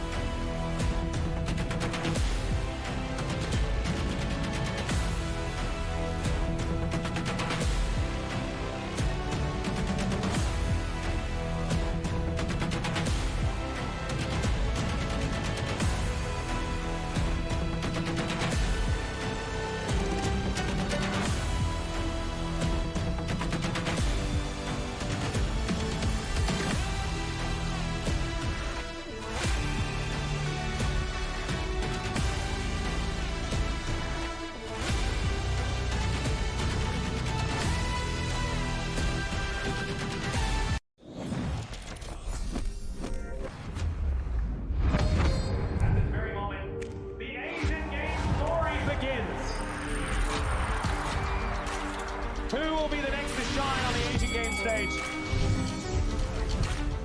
Contestants fight for the honor of their regions while we cheer them on from the stands.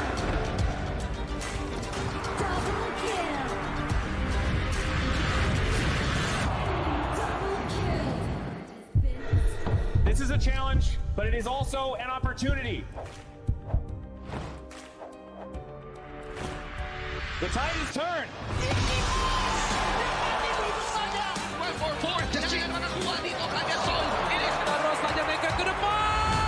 Fastest in front. They're going to use it. Golden title. That's Anthony. Victory! And we pulled it off together. We share the same voice, the same radiance. This moment of brilliance belongs to all of us. Together, we shine.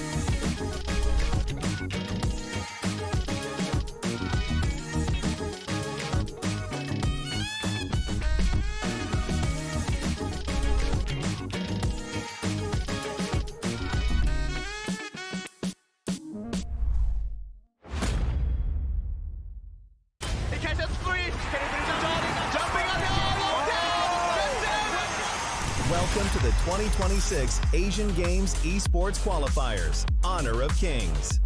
20 regions, one stage, and only the strongest 9 teams will earn the right to shine above the rest.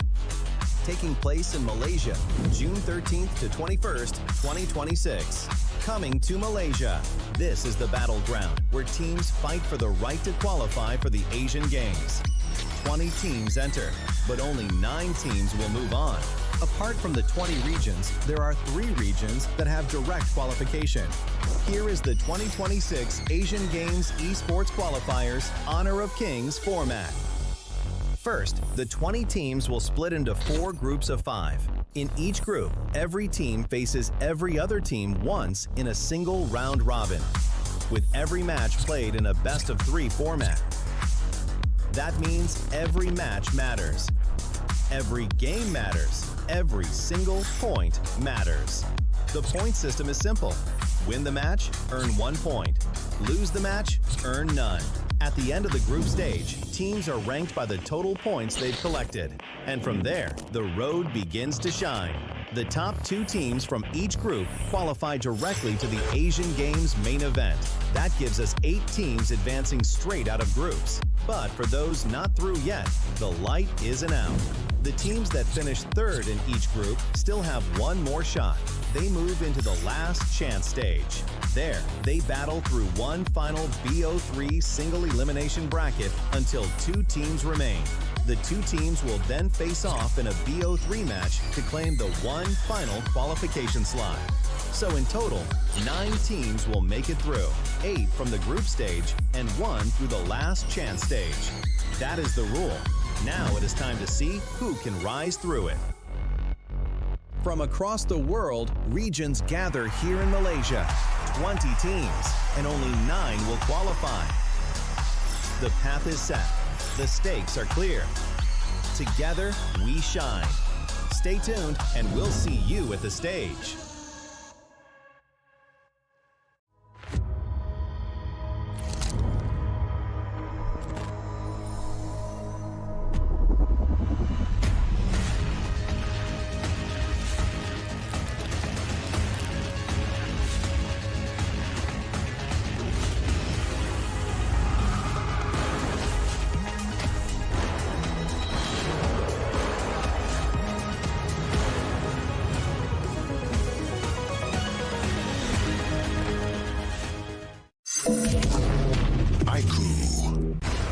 Ultimate not ready yet.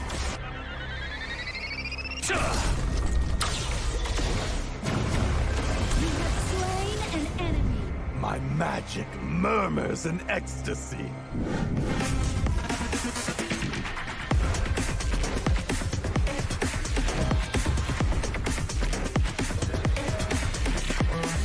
Amazing!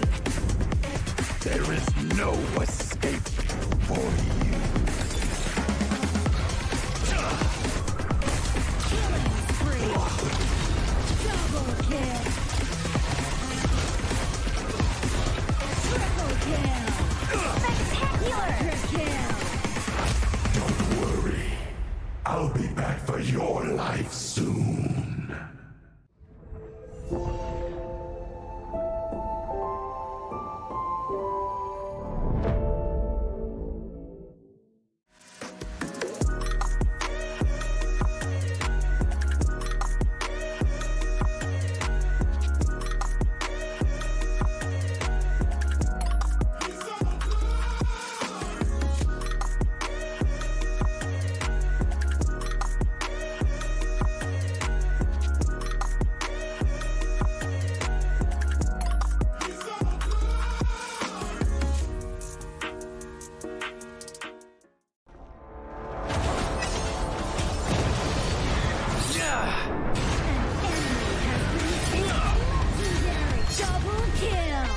Shall I compare thee to a summer's day?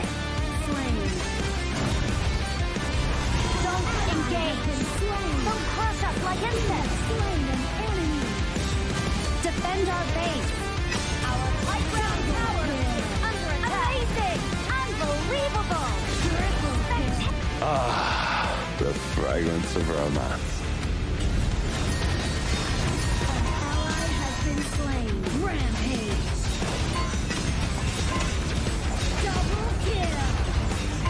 Triple kill. Spectacular. Pentakill. Lady Fortune is on my side.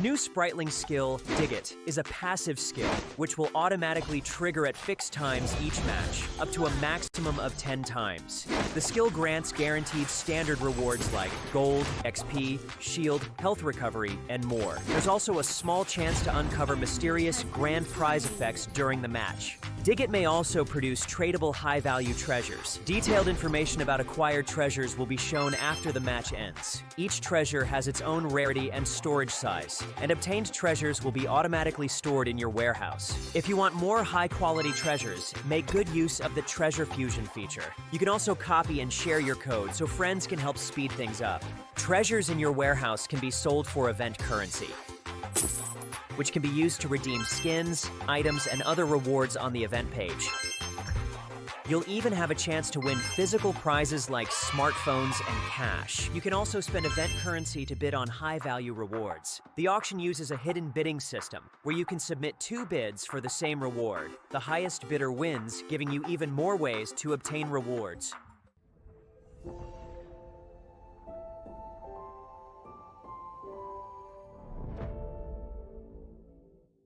Itu kan track kita. Relax bro.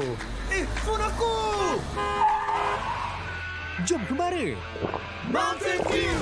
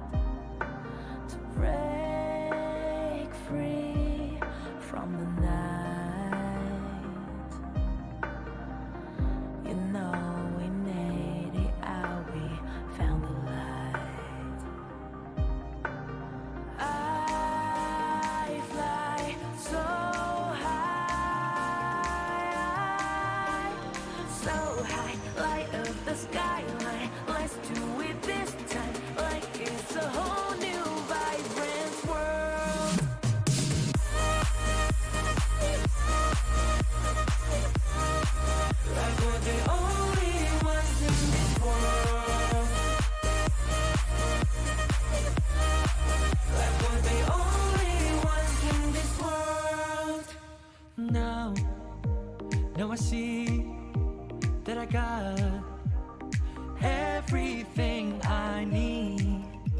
It's alright, I'm on fire, I'm alive, 'cause now I fly so high, so high, light up the skyline. Let's do it this time, like it's a whole new colorful world.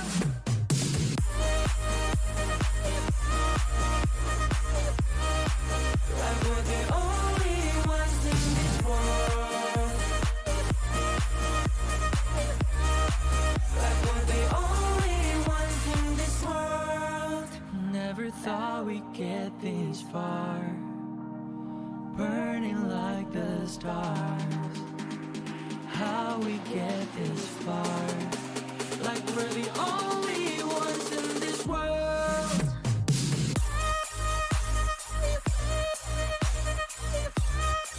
Like we're the only ones in this world. Like we're the only ones in this world.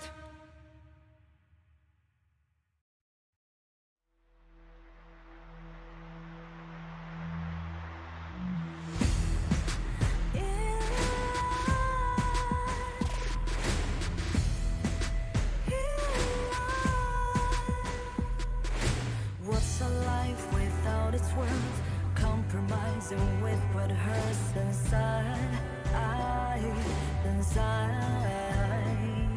When you let fear decide your fate, you don't choose which path to take alive. In life, I'm finally letting go of everything that still holds me. I'm against all odds, but I won't give up, 'cause it's my time to shine.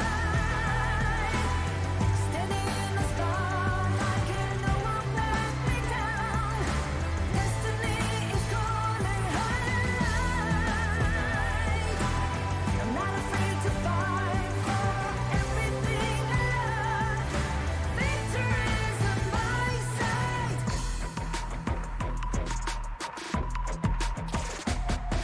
The more we lose, the more we gain. The more that nothing stays the same. In time, in time. Can love ever, can forget. What you see is what you get. Sometimes,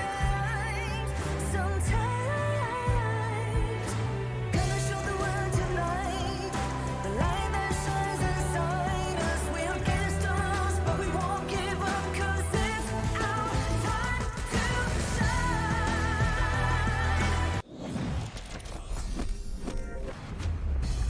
Another important match is coming up for the 2026 Asian Games Esport qualifiers for Honor of Kings. My name is Sagi here, bringing you the best action for this Asian Games qualifiers. And with me is the casters, the voice of the gorge coming in hot is Adam Spartanka and also Sir Cloud. Hello, hello. We are still here with you guys watching at home. We are going to be waiting for the game between Kyrgyzstan and UAE. What do you feel about this, Cloud? I think it's going to be fun. Oh, it's going to be super interesting, right? Especially with the fact that these two teams have a lot on the line here.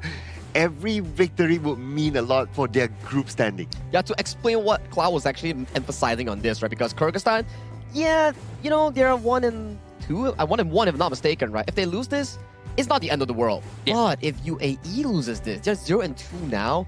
One more loss, and they're out of contention for third place or for the top two direct to the main event. Completely out, and that's where you don't want to be yet. So we do know that if both of them are actually trying to get this number 3 spot, so if UAE actually wins this, they can still try to go through the last chance qualifiers to maybe have an advantage to win in that qualifiers. By possible, you don't want to go through the last chance qualifiers, right? It's always very, very scary there. But you know what is not scary? It's the scary? new patch update. Oh, it definitely just dropped today. Me and Cloud just now, we were at the talent resting room, and they were like, new patch, new heroes. Yeah, like what, Davara, Lorian, Annette, and Florentino. All 4 heroes coming to you live. And if you're into the consignment market, it's a pretty special feature, right? Where you can put things, I mean like goodies, HOK goods on the consignment market, and then other people can bid and buy for it. So it's a very special new feature that I don't really see much in mobile games. Yeah, it's definitely a market on its own, like with all of its ecosystem and whatnot. But it's going to be very interesting for sure. But coming back to our game here between Kyrgyzstan and United Arab Emirates, I am excited to see what are the picks that they're going to be doing. Probably going to see a lot more Ukyo again today, such as what they have been doing before. I mean, it almost feels like whichever team that you talk about, right? There's always like this conversation around the Ukyo, the Chano. I want to see something different. I want to see heroes that we have not seen before. What hero would it be? Like, surprise us again, right? Remember the first 2 days that we saw like, oh my god, it's a Kui. We want more of that. Oh yeah, I agree. The Kui picks are so fun to watch, especially when all of it connects. It's just so refreshing for us to see, while it's a hero that is rarely picked in some leagues of that. Or one of those like, okay, 5-man strategy, like for example, like the full push lineup, but maybe something else. Maybe, I don't know, like a full just CC lineup or something like that. Get creative, right? It's like we need a balance of both, right? Like fun and also strong. Just like what Philippines brought us just now in the first series. But for these upcoming days, I think a bit of fun is okay, but need to be more serious as the day goes on. More teams start to leave the tournament unable to qualify to the main event nor the last chance stage. So I think the fun and serious segment, the 50-50%, maybe you need to fine-tune a bit more on the serious note. The interesting about this qualifiers is that I think most teams are really leaning towards playing the early game, right? They really want to play the early game, really want to get the advantage. We rarely see a proper comeback has been made. Only one match that we can see a proper comeback, but even that, they really need to work so hard to actually manage to come out from a very deep hole. I think the proper comeback that you mentioned just now was the Laos one that we saw, and the double fever barrage still etched in my brain. But I believe Kyrgyzstan and United Arab Emirates has a lot to say towards that, because they will be definitely bringing us more HOK actions. But first, let's welcome them to the stage with this video.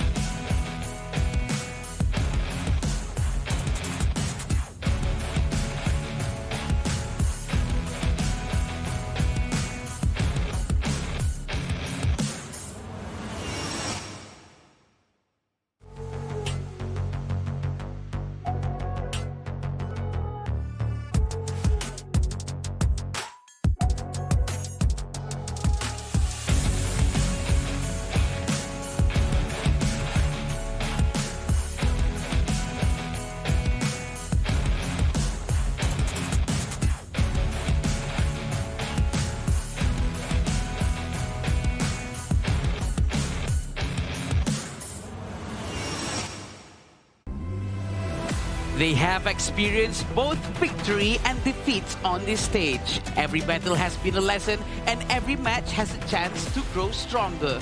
Now they step into the arena determined to continue their rise. Make some noise for Kyrgyzstan!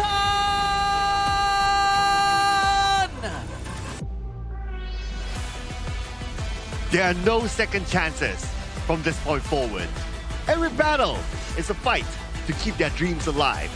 Now, they must deliver when the pressure is at its highest. Give it up for United Arab Emirates! Group survivals are on the line from teams who have never met each other before, now silent rivals. This sudden game will be an important one coming in for both of these squads to find their one way into the main event. Very important match for sure for United Arab Emirates, and we will also see who's the lineup coming in from Kyrgyzstan. It's gonna be Jamalbek, Dastan, Kubanovic, Azad, and Marlon. These are the players that we've seen them fight so well before this, fighting for their lives. And Azad is only 16 years old. He said that he only started playing this game just not long ago, and he's still delivering very consistent performances. And we still remember from that interview, he has a very deep voice. And a very interesting pose. Yeah, I think he has the most memorable pose so far. Even on this, like, this shot, right? It's like, okay, everyone's like straight, and he's like, to the side. He wants to be different. And his gameplay is shown to be different inside the game as well, and that's how uniqueness brought him to be the MVP. But our next team that will be facing off against Kyrgyzstan is going to be United Arab Emirates, represented by Abdulaziz, Ahmed, Mohammed, Rashid, and Abdullah. Oh, I do remember one of the plays that has been made by Abdullah. He actually tried to open the map very often, and United Arab Emirates is the only few teams, even though they're not exactly performing the best, but they consistently play very aggressively. Even though they are losing in terms of the early game, they keep on trying to raid, even though it's not working. Maybe it's the strategy papers that's etched in their minds, like, okay guys, our plan is to try our best to rerun this trial that we had in our scrims. Maybe their scrims, they're like doing really well with the early jungle invasion they talk about. Yeah. One time it didn't work, we do it again. We do it again until we find a successful way. But that's a difficult route to be going down, because if one thing fails and you keep repeating it, it's probably a bit hard to find succession in that. Yeah. I admire the persistency though. It's like you stick with the game plan, right? But in reality, once the game goes, because you also don't really know what your opponent's game plan is going to be like, right? So you need to be versatile to adapt to situations. And looking at the current situation is that Kyrgyzstan, they chose the blue side. So now for UAE, they have to start to plan like, okay, after the first hero pick, what is their plan going to be? Now, we saw an interesting adaptation coming in from how Team Philippines drafted in the first series of the day, where if you're on the red side, you don't have to ban the patch OPs, where we saw the Ukatachibana, Guan Yu, Mai Shroning, these are patch OPs alongside the Chano here. So instead, you can utilize the red side, ban away some of the more or so played heroes by your opponent, and then look to take 2 more OPs that are available in the pool. So you don't always have to be banning OPs because you're technically limiting to a trade-off between your opponents. That actually makes sense because they are the ones who's going to be getting the next 2 best heroes, right? So you don't want to waste that slots given to you in the second or red side. And I think it's going to be very interesting as well on how Kyrgyzstan's going to be playing after this, because we do have like very, very young people playing on this team. Yeah, I mean, 16 years old.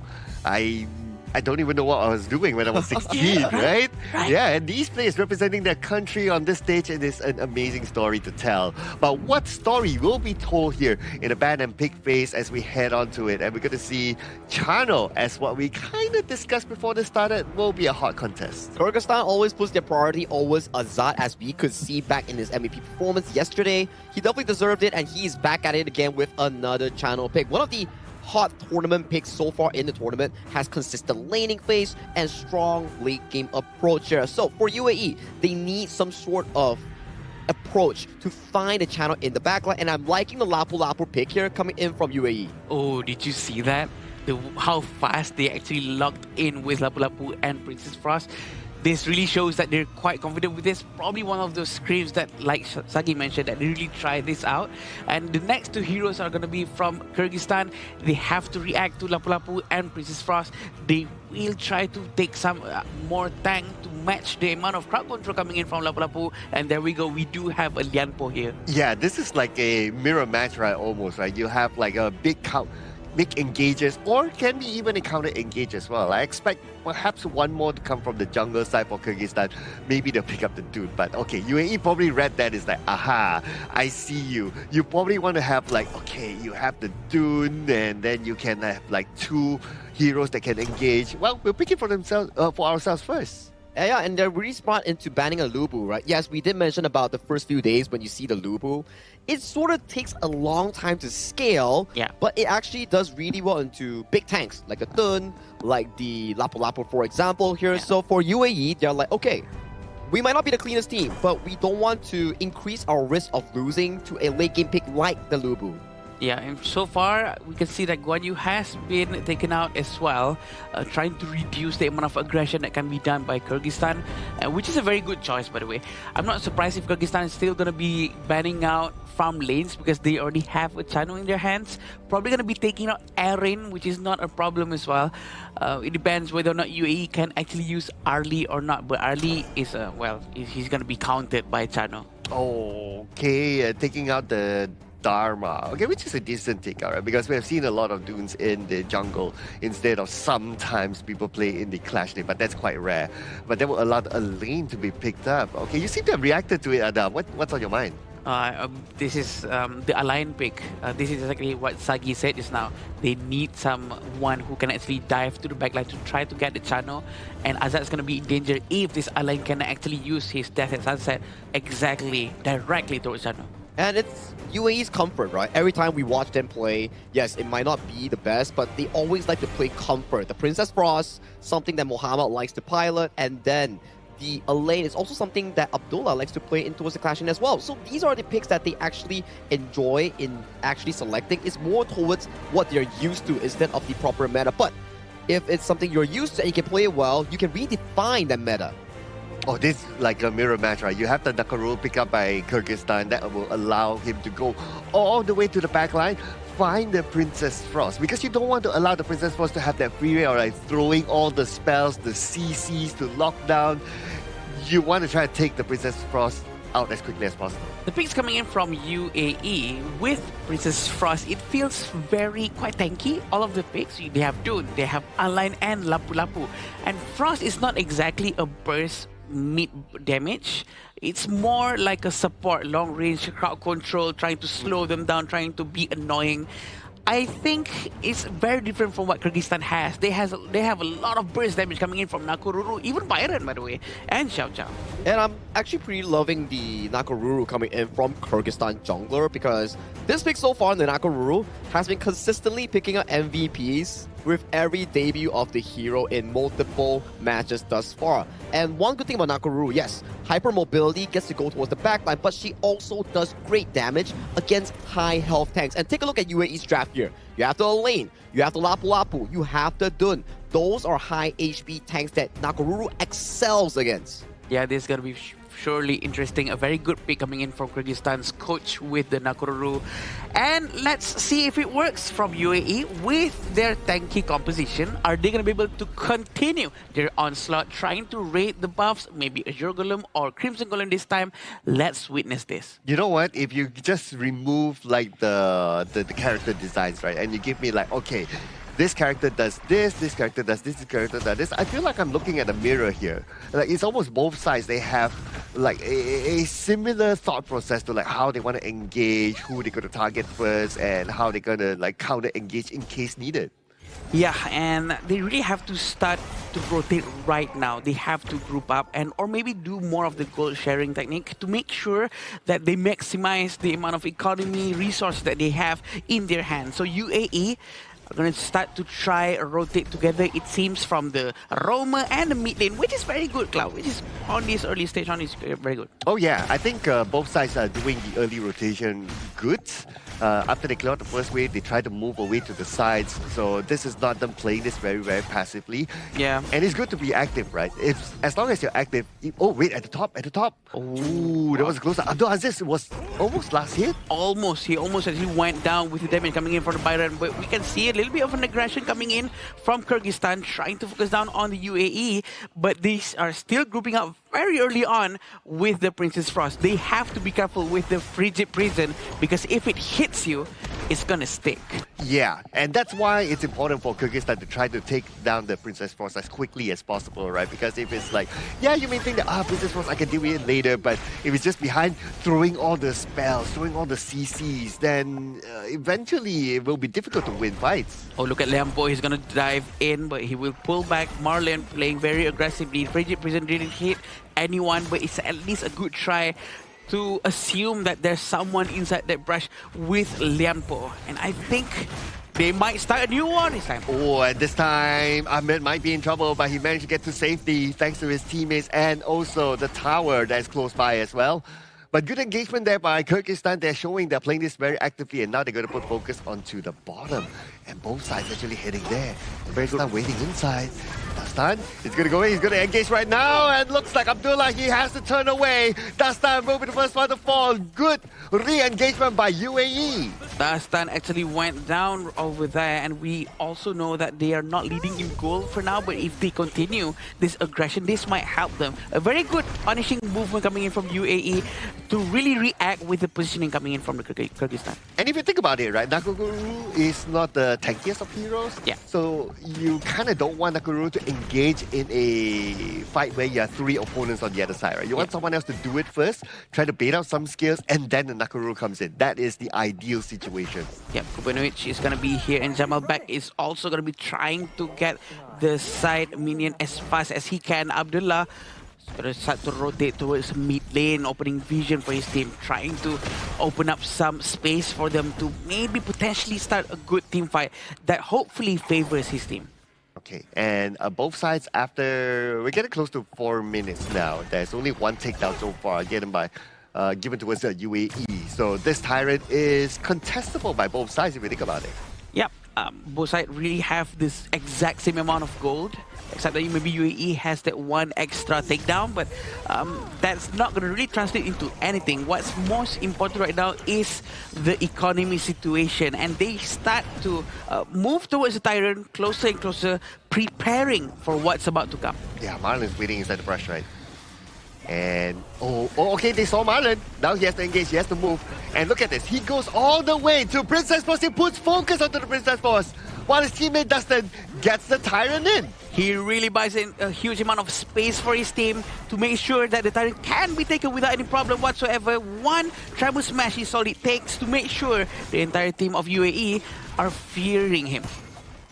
And again, good targeting, right? We did talk about Muhammad is going to be the one to throw the CCs. You have to deal with him first. Yeah. And Marlon targeted the exact right person. He could have gone like behind, but he went towards Muhammad instead.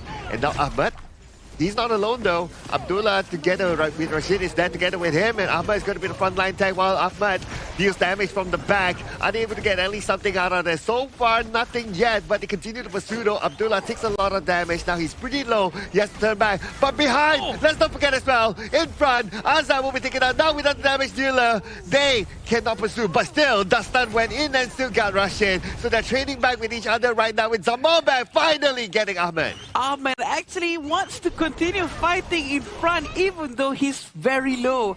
He probably realized that his unyielding might passive is already on cooldown, but it's such a good move coming in from both sides of the team. A good trade, and I think just a little bit of overextension coming in from Ahmad now. Yeah, I kind of felt that as well. I kind of felt that the Abdullah also kind of overextended. It was almost like that fight could have been cut by half, and then everybody just retreats and resets, right? But because he overextended, that gave the opportunity to Dustin to come from behind to at least get one more for the team. I agree, and also just now, Jamalback couldn't actually join the team fight properly because he was really low early on, and that sort of became an advantage for UAE to actually try something as well. So the amount of poking coming in from both sides is very good. He's going to use Tribal Smash into the tower. Wow, that's very brave of him. But then again, they still get it. So he's going to rush it down, and that's going to be the big target at the bottom that they want. Such a fearless Liampo gameplay. He just dives in by a bit of the time and space, making sure that both of the heroes are separated. So Rashid goes down quite easily because he's on the wrong side of the wall and he cannot survive. Yeah, I was kind of scared when the Tremor Smash went the other side though. Yeah. But the buff stolen away by Dastan. Okay, so this is a good invasion by Kyrgyzstan. Yeah, Dastan really have the advantage right now. He wants to try to catch anyone. If it's a tank, he doesn't care. He will go in. Abdullah goes down. I think he is just so relentless. I guess he was trying to open up the map, right? But he got caught there. But speaking about getting caught, looks like two players from UAE is getting caught right here. The Red Sunset is being used, and now they're underneath the tower. They have to retreat, though. They're taking tower damage, and because of the tower, Marlon will fall.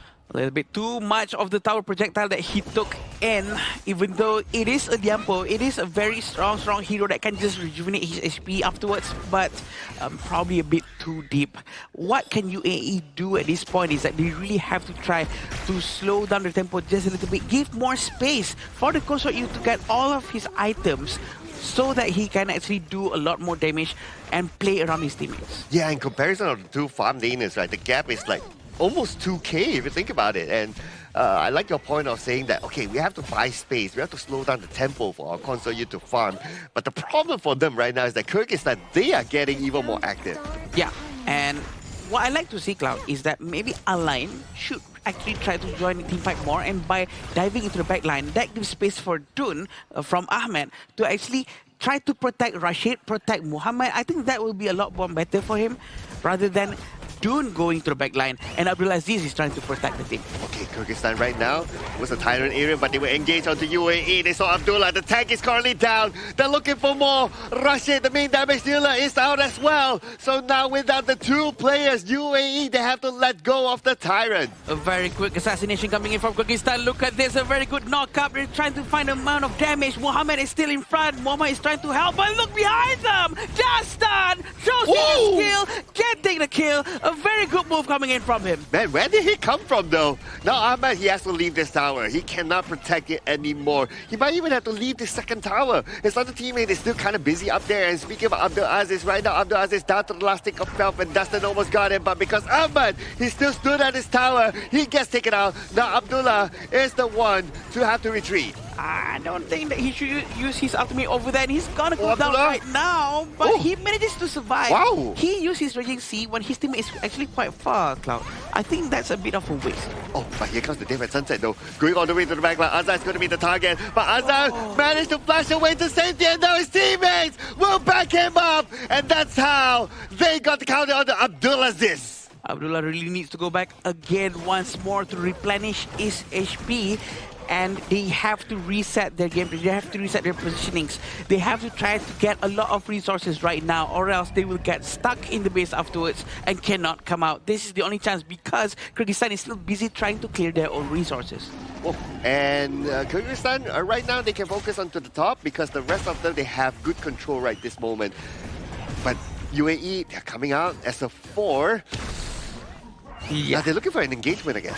Yeah, they are. They're trying to play around the brushes for sure. And the tower will go down for now. Ahmed is going to try to get the Azure Golem as fast as he can. But look at Dastan. His awareness. He really wants to make sure that they are choked out. They are suffocated. Cannot get enough resources out of their own jungle. Oh no, Ahmed caught outside. And Ahmed now taking a lot of damage. He will be eliminated by Marlon. And without Ahmed, now they're dependent on Abdullah as the main tag. Abdullah Aziz shows up from the side, but Abdullah Aziz, oh no, he came in alone. I was kind of scared there, but then he managed to retreat. But can't say the same for Rashid though. Rashid still went down, and Abdullah, final tag standing, will be taken out as well. A very good fight coming in from Kyrgyzstan. Are they going to try to focus down? They're still diving in, and the frost goes down. Abdullah Aziz is going to go down, but he's still okay. He managed to get into the fountain, but here comes the Vanguard, and Kyrgyzstan takes the game. I would say it's a very back and forth game coming in from both teams, but it came down to the 5v5s. It came down to the skirmishes. Kyrgyzstan definitely take more of the winnings here in those exchanges here. We're well played and a good opening game coming in from Kyrgyzstan after a short one. Oh, very well played, I must say. I think both sides really played this well. Based on the draft, we do see their idea. We can kind of imagine, like, okay, how they want to execute things and all that. And at some point, I did mention inside the game, I feel like I'm watching a mirror match, right? It almost feels like, okay, they both have a similar sort of idea. Now, if you have the same idea, it's really down to execution and who's going to be more efficient in their gameplay. And Kyrgyzstan, to me, had the most efficient type of style. Yeah, and I agree with you. It's almost like it's mirrored, and the way they both play, they have the same idea. It all goes down to execution at that point. Who gets to the back line first? Who's protecting the team? And you know what? It's a very close game. I would say it's really close, right? But I think the early game coming in from UAE, the Princess Frost successfully capturing the play coming in from Kyrgyzstan, freezing the Nakaruru, making sure that their invade was a bit too over-aggressive. But after that, I would say that the exchanges were okay up until they overextended. Then Marlon came in with the re-engage on the Liempo, and then the Nakaruru came piling in to get those easy pickups here. So, early game-wise, pretty okay for UAE, but it's just those plays. They can't overcommit, they can't dive. They just need to know when to pull back and when to go for those retreats. I do really like the textbook gameplay from the Nakaruru though. It's like, you know that, okay, Nakaruru is not the type of front-to-back sort of hero. Yeah. You have to find opportunities to go behind, capture those squishies behind, right, like the Princess Frost or maybe in this case the Consort U, and he did that very, very well. Yeah, I agree with you. And it's very smart coming in from Nakaruru. He always plays around with the available brushes around the map, and he make good use of those, even managing to surprise Abdullah and taking Abdullah down in the process. It was always an eye-opener here watching Marlon play the Liempo. The previous time he played the Liempo, he was having fancy feats, putting on those magic shoes, just dancing around those team fights, unable to be taken down by the enemy team. And this game, once again, he is the anchor coming in for Kyrgyzstan in finding those big moments, initiating, peeling, opening up the map. He does it all. Yeah, I think that's the big difference between Marlon and Abdullah just now, because Abdullah somehow did not manage to be the anchor that's needed from UAE, because he always used the urgency and try his best to try on opening a very big space for his teammates. But it seems like the damage coming in from UAE is not enough to really follow up with his presence. Abdullah did have good attempts though. Like, he did try to open up the map, like he tries to stay in front, but at some point when, yes, if you open up the map, naturally you have to be in front, right? At some point, the goal gap and also the level gap was kind of big. That's why every time he was caught in front, they easily take him down.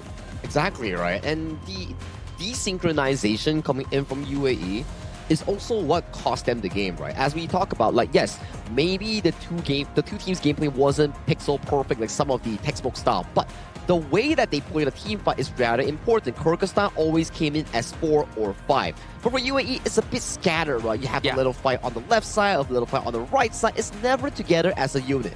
Yeah, I agree. And looking at these stats, we can see on how all three of Dastan, Kubanovic, and Azad deals almost the same amount of damage, meaning that they are contributing the same amount of help into the team, trying to win the fights. And this is also thanks to Ahmed, who's consistently diving to the back line, and all of them are forced to focus fire onto a Dune, because Dune, you really need to bring him down as soon as possible before he can really appreciate and use his unyielding might passive that he has.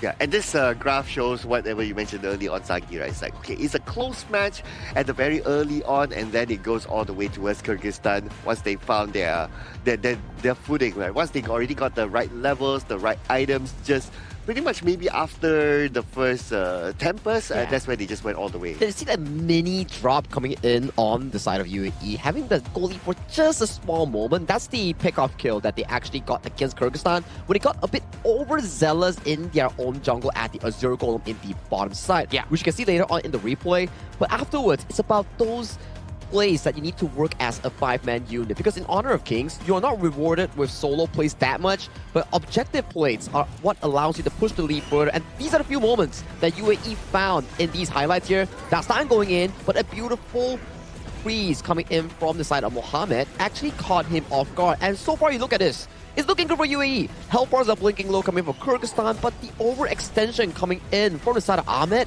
too deep into the enemy lines. You get Azad, but look at the backside here. So many of these players being caught over by the side of Kyrgyzstan, and they just came in swooping, cleaning up all the mess that's made. Yeah, even though he's quite low, he still goes in, and even though he actually managed to get one, it's probably not the best move he can make.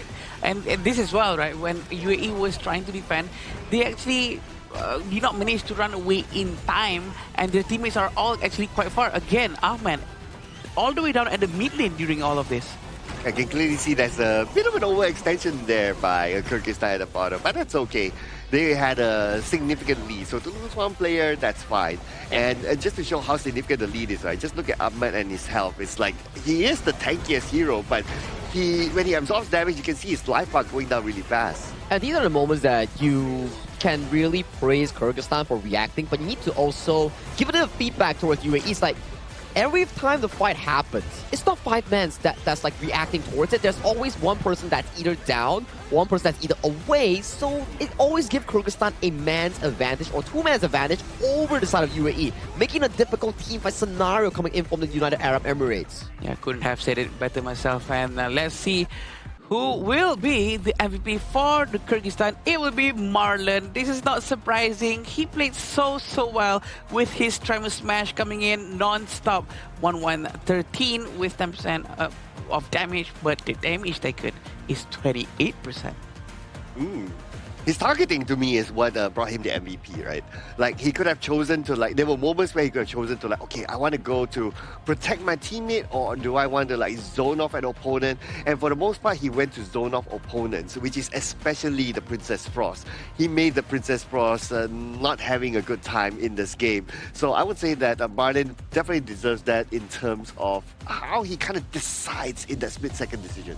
And he played a really good game yesterday, and coming in for today with the Lianpo pick as well, making his presence known as a really flexible roamer, right? Because sometimes when you are fixed on a role, like you're on an engaged roam, you sort of forget to protect your teammates. That we've seen some of these highlights on the previous day's teams. But Marlon, he's really flexible. He knows when to go in, he knows when to back out, and he's been controlling the tempo of the team fight really well. Controlling his distance, being aware where his teammate is and where the enemies are, and separating them. Separating especially the farm lane and the roamer of the enemy side just now helps him to actually manage to get the farm lane, helps his teammate especially. So the space created, the chance created by him is just invaluable. Yeah, helps the Nakuru, right? Yeah. Yeah, you open up that space. You, at the same time, you do deal a bit of damage here and there. So when the Nakuru comes in, it's just as a finisher.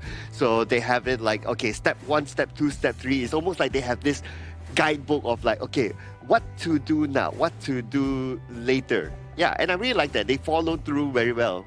I think they're really fast learners here, considering that we don't really get any information on Kyrgyzstan as a team, their players, but the way that they are growing in the game itself, I would say that they are pacing really quickly, and especially in their group, they are currently in Group B. So far in Group B, we do have Nepal and also Myanmar, who is undefeated, and judging from Kyrgyzstan's ability right now, they seem to be able to aim for the top 2 or top 3 spot.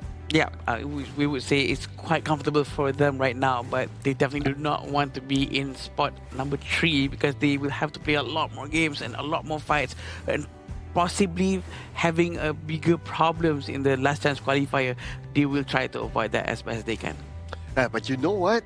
Yeah. Because they're going to play here up until maybe third place or don't know, right? But anyway, they're going to stay here up until the end of the event, right? At this amazing venue, which is the Petaling Jaya Marriott Hotel, the official venue and hotel partner of 2026 Asian Games Esports Qualifiers for Honor of Kings, where this entire venue is at, where the players are playing, the stage setup, the screens and all that. It's an amazing place. It has been pretty good, right? Staying here and everything. Like, the food has been great. I've been eating quite a lot, I would say, so I gotta be avoiding that. I gotta hit the gym. Oh, they have a gym too, you know? The gym was pretty good. I don't know if you've been using that, but it has been pretty nice. Yeah, Sagi has been asking me to join him at the gym, but you know, I really appreciate my fats. I don't want them to go away, so let's go back to the game. So let's jump back right into the game here. So Kyrgyzstan will be on the red side and UAE will be coming in for the blue side here. So what would UAE prioritize on that blue side? Will they be picking up the channel that has been having relevant success coming in from Kyrgyzstan? I think Chano has been a very strong pick. Definitely a very, very strong pick. That it's been proven every time. It works in the early game and it works extremely well in the late game. He can really deal a lot of damage, especially when he has the Eternity Blade, and is a very flexible hero as well. But this is the top 3 most picked hero, exactly like what I said. 28 times for Chano, Ukit Sachibadan 21 times, and Lapu Lapu 21 times. Yeah, no surprise for me, especially for Lapu Lapu. Uko Tachibana has been a hero that we've been always talking about, right? But Lapu Lapu, yes, has gained popularity over time. I remember during the early stage of this tournament, there were a lot of focus on the Zhang Fei. But over time, it's like people start to see like, hey, Lapu Lapu is better because you don't need to stack the Madness stack. Right? The Raging Sea, pretty similar, maybe also slightly smaller, also long range, but maybe just a bit smaller. But you don't need to like, oh, I use it once and then I need to wait for 5 working days before I can use it again, right? 5 working days. Gotta go head back to the you know, the gym, which is the jungle, and get those jungle monsters and slowly stack out the madness before you actually go back in. Pretty good argument over there on the point on Lapu Lapu. And also Lapu Lapu has like more mobility on its spell 2 charge. Super duper far as well, right, for a long range engage. And to be honest, his second skill coming in from Lapu Lapu is also a knockup. And comparing to Zhang Fei only pushes people away, which is, you know, a smaller version of a CC. I think, everyone have their own opinion on this, and also Diampo can sometimes be a better choice as well because of the passive that he has, that he can replenish his HP every time. Yeah, I mean, if everybody, like, after this, they're watching this, they get inspired, oh, I should play more Lapu Lapu instead of Zhang Fei. Feel free to leave the Zhang Fei to me. Oh, yeah. I'm all good with that. I like my Leaping Savior. I think that's a really cool no style. wonder you were praising Lapu Lapu so much. You don't want people to use your Zhang Fei. Yes. Please take other heroes. I mean, you need a flexible hero for if you have Zhang Fei, Lapu Lapu, and also the Liempo, you're having a really comfortable one if you are a roamer main. But that's not what we want coming in for ranked games here. We are here for the match between Kyrgyzstan going up against UAE. On the blue side, we see Byron and Ukitachibana locked away as the first 2 bans. I like these 2 bans because these 2 bans are really, really super aggressive early game picks that has been removed from the pool, and they proceed to lock in that channel. Yeah, Chano is surely a very good pick, and this is taken away by UAE themselves. So Kyrgyzstan, I'd love to see how they try to counter this Chano pick. For sure, they will need someone who can actually jump into the back line, preferably maybe a Guan Yu, but they're going with Angela for now. Okay, Angela pick, that's still that's okay. We've seen a lot of Angelas though. But the Baichi, okay, very, very tanky, can hold the front, has light steal as well, so they'll need an answer to that later on. But there's still other options to answer to the Baichi, right? But yeah, we talk about like combination and synergy together with the channel. The Dia is open and can be a good one. Potentially might be the 3rd pick here by UAE. Yeah, could be. But Dun and Dolia has picked by UAE. Just now, they did not went with Dolia, right, Sagi? They went with Lapu-Lapu. So I think this is what they were trying to achieve just now, but they went with Lapu-Lapu instead. I mean, the Dolia was banned by the side of the, I think, UAE or Kyrgyzstan just now, so that wasn't really much available. But coming into this second game of the series here, Channel Dun Dolia is really comfortable looking at those 3 picks. Right now, the answer is coming in from Kyrgyzstan. What kind of pick? Which is the whole one of the really reliable engaged heroes on that ultimate, aside from having fantastic late game and also laning phase, Hoi is also one of the rare farm players that can engage for the team with that Burning Sun arrow. I agree. He can also focus on his lane only and focus on trying to push and clear as much minions as he can and taking down towers on his specific lane while trying to assist his teammates from very far away, which is a very good thing. But in terms of this Dun pick, right, I'm just thinking to myself, is it really is an easy thing to do with Dun to just go in and just basic attack? Because I feel like the biggest problem with Dun is that every time we go in, everyone will run away. And it's very hard to touch them with basic attack to really make good use of the Unyielding Mind. Now that's where the Dolia comes in. Now you have double Unruly Blade, 1 to go in, 1 to go out, or 2 to double down and go in for more. Oh, that makes sense. That makes sense. Oh, double down and going for more. I like that one. And speaking about double down, right? I'm kind of thinking of like, it would be interesting if Kyrgyzstan picks a Kui now. Why? Kui, hook, Burning Sun arrow comes in. Oh, or Overlock, man. Or Burning Sun arrow hits, then the Kui hook comes in. Also works as well. Ooh. And then that's a Yaria we're looking at. This is the first Yaria. I think that's the first Yaria we're looking at. And Kyrgyzstan, for some reason, missed a ban on their 3rd slot, but let's not focus too much on that. But he's still picking. It's yet to be. Oh, it's locked in already, that Yaria here. So UAE once again went back with the Princess Frost, a comfort coming in from Mohammed. But I'm pretty surprised with the Yaria pick here coming in for Marlon. Yaria is usually paired with assassin heroes to really enhance the capability of an assassin hero. I think it's going to be very interesting here. Align has been picked by the UAE. Seems like they are very comfortable with these 3 heroes that they used previously, which is Dun, Frost, and Align. But it's going to be paired with a Hanshin. I think that's still pretty okay though, if you think about it. Like Yaria paired with the Hanshin, I think that's alright. Hanshin can also be the one to engage in front, can try to just hook whoever or just spike whoever who comes nearby, right, for them to engage and follow up. So I think that's not bad. A lot of mobility, especially here, and especially if the Yara is able to scale into that level 4 marker and start being the babysitter for either Azad or the side of Dastan. That's going to be providing a lot of value here. So the only thing that Kyrgyzstan needs to be careful right now, Yaria and also the Hanshin is not the best of the early game heroes here. True. The Dun has a very free early game in invading for those jungle resources, which is the prime gameplay that UAE likes to favor. Oh, exactly what Sagi said. It's almost as if they really want to try to do something over the side of the jungle of the Kyrgyzstan. It's going to be very interesting to see. But they are going to start to clear the minions first. This is a very proper laning phase from them, doing the gold sharing thing, Club. You know what? I just want to point out that we did ask for like, oh, we don't see new heroes. Well, we're already getting one here. So the Yaria is making his debut here at the Asian Game Qualifiers. How will it turn out though? Now, I think the Yaria, yeah, it's an okay pick. I don't think that is too much of an issue, right? I just kind of worry for like, okay, Azad, will he have that enough space for him to scale and farm till he gets the right items before he can actually fight? Because the Hoi is actually a late game hero. Very late game hero. And it's not easy for him to actually be in the farming phase because he cannot escape easily. All he has is his common skill, which is the flash.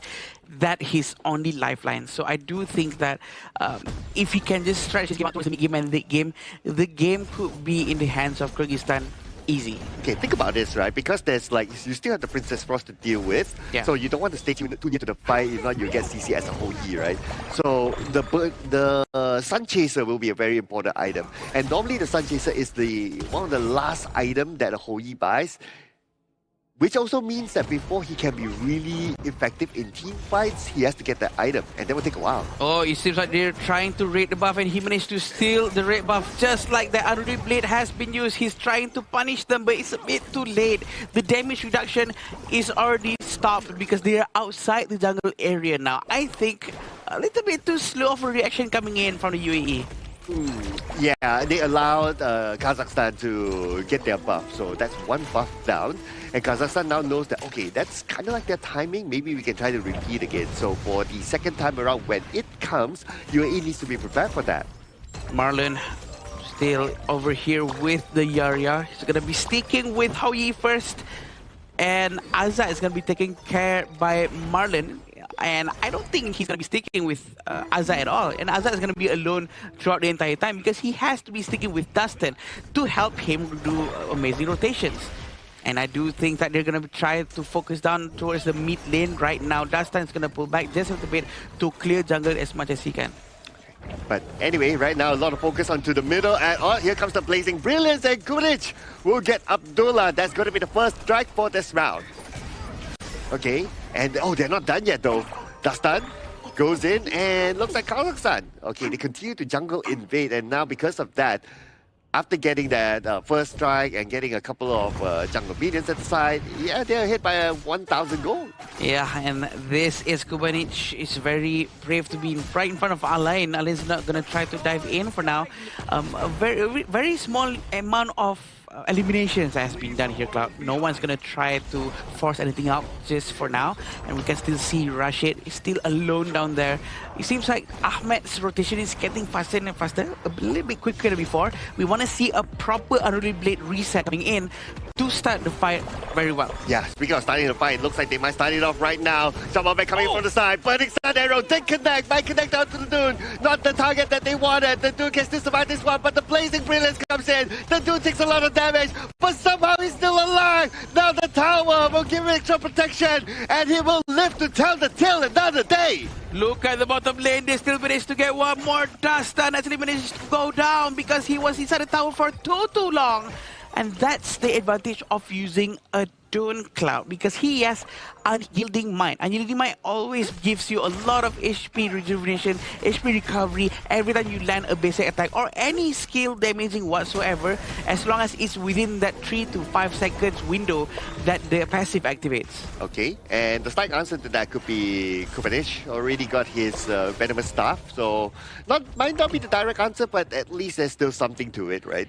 Yeah. And the next time they face off against Ahmed, that's where Ahmed will need to be aware of, like, okay, the item is ready. He needs to know what threshold of damage that he can absorb. But burning Sun Arrow into the middle, and here comes Jamal back, diving in onto the back with the Blazing Brilliance all the way towards Muhammad, taking it down immediately. Abdulaziz fights back, and he gets 1.7. Jamal back down.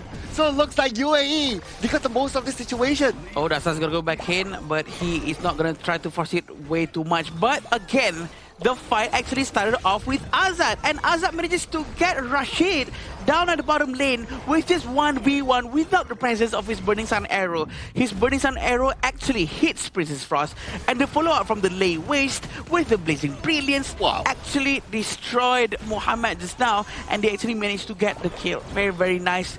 All thanks to the awareness coming in from Azad. Very good communications coming in from Kyrgyzstan. Yeah, there's so many things I like in that fight. But speaking of the fight, it's going to happen again. Abdulaziz now on the chase, and the Yarya goes in. But then Abdulaziz, oh, Dustin still got him.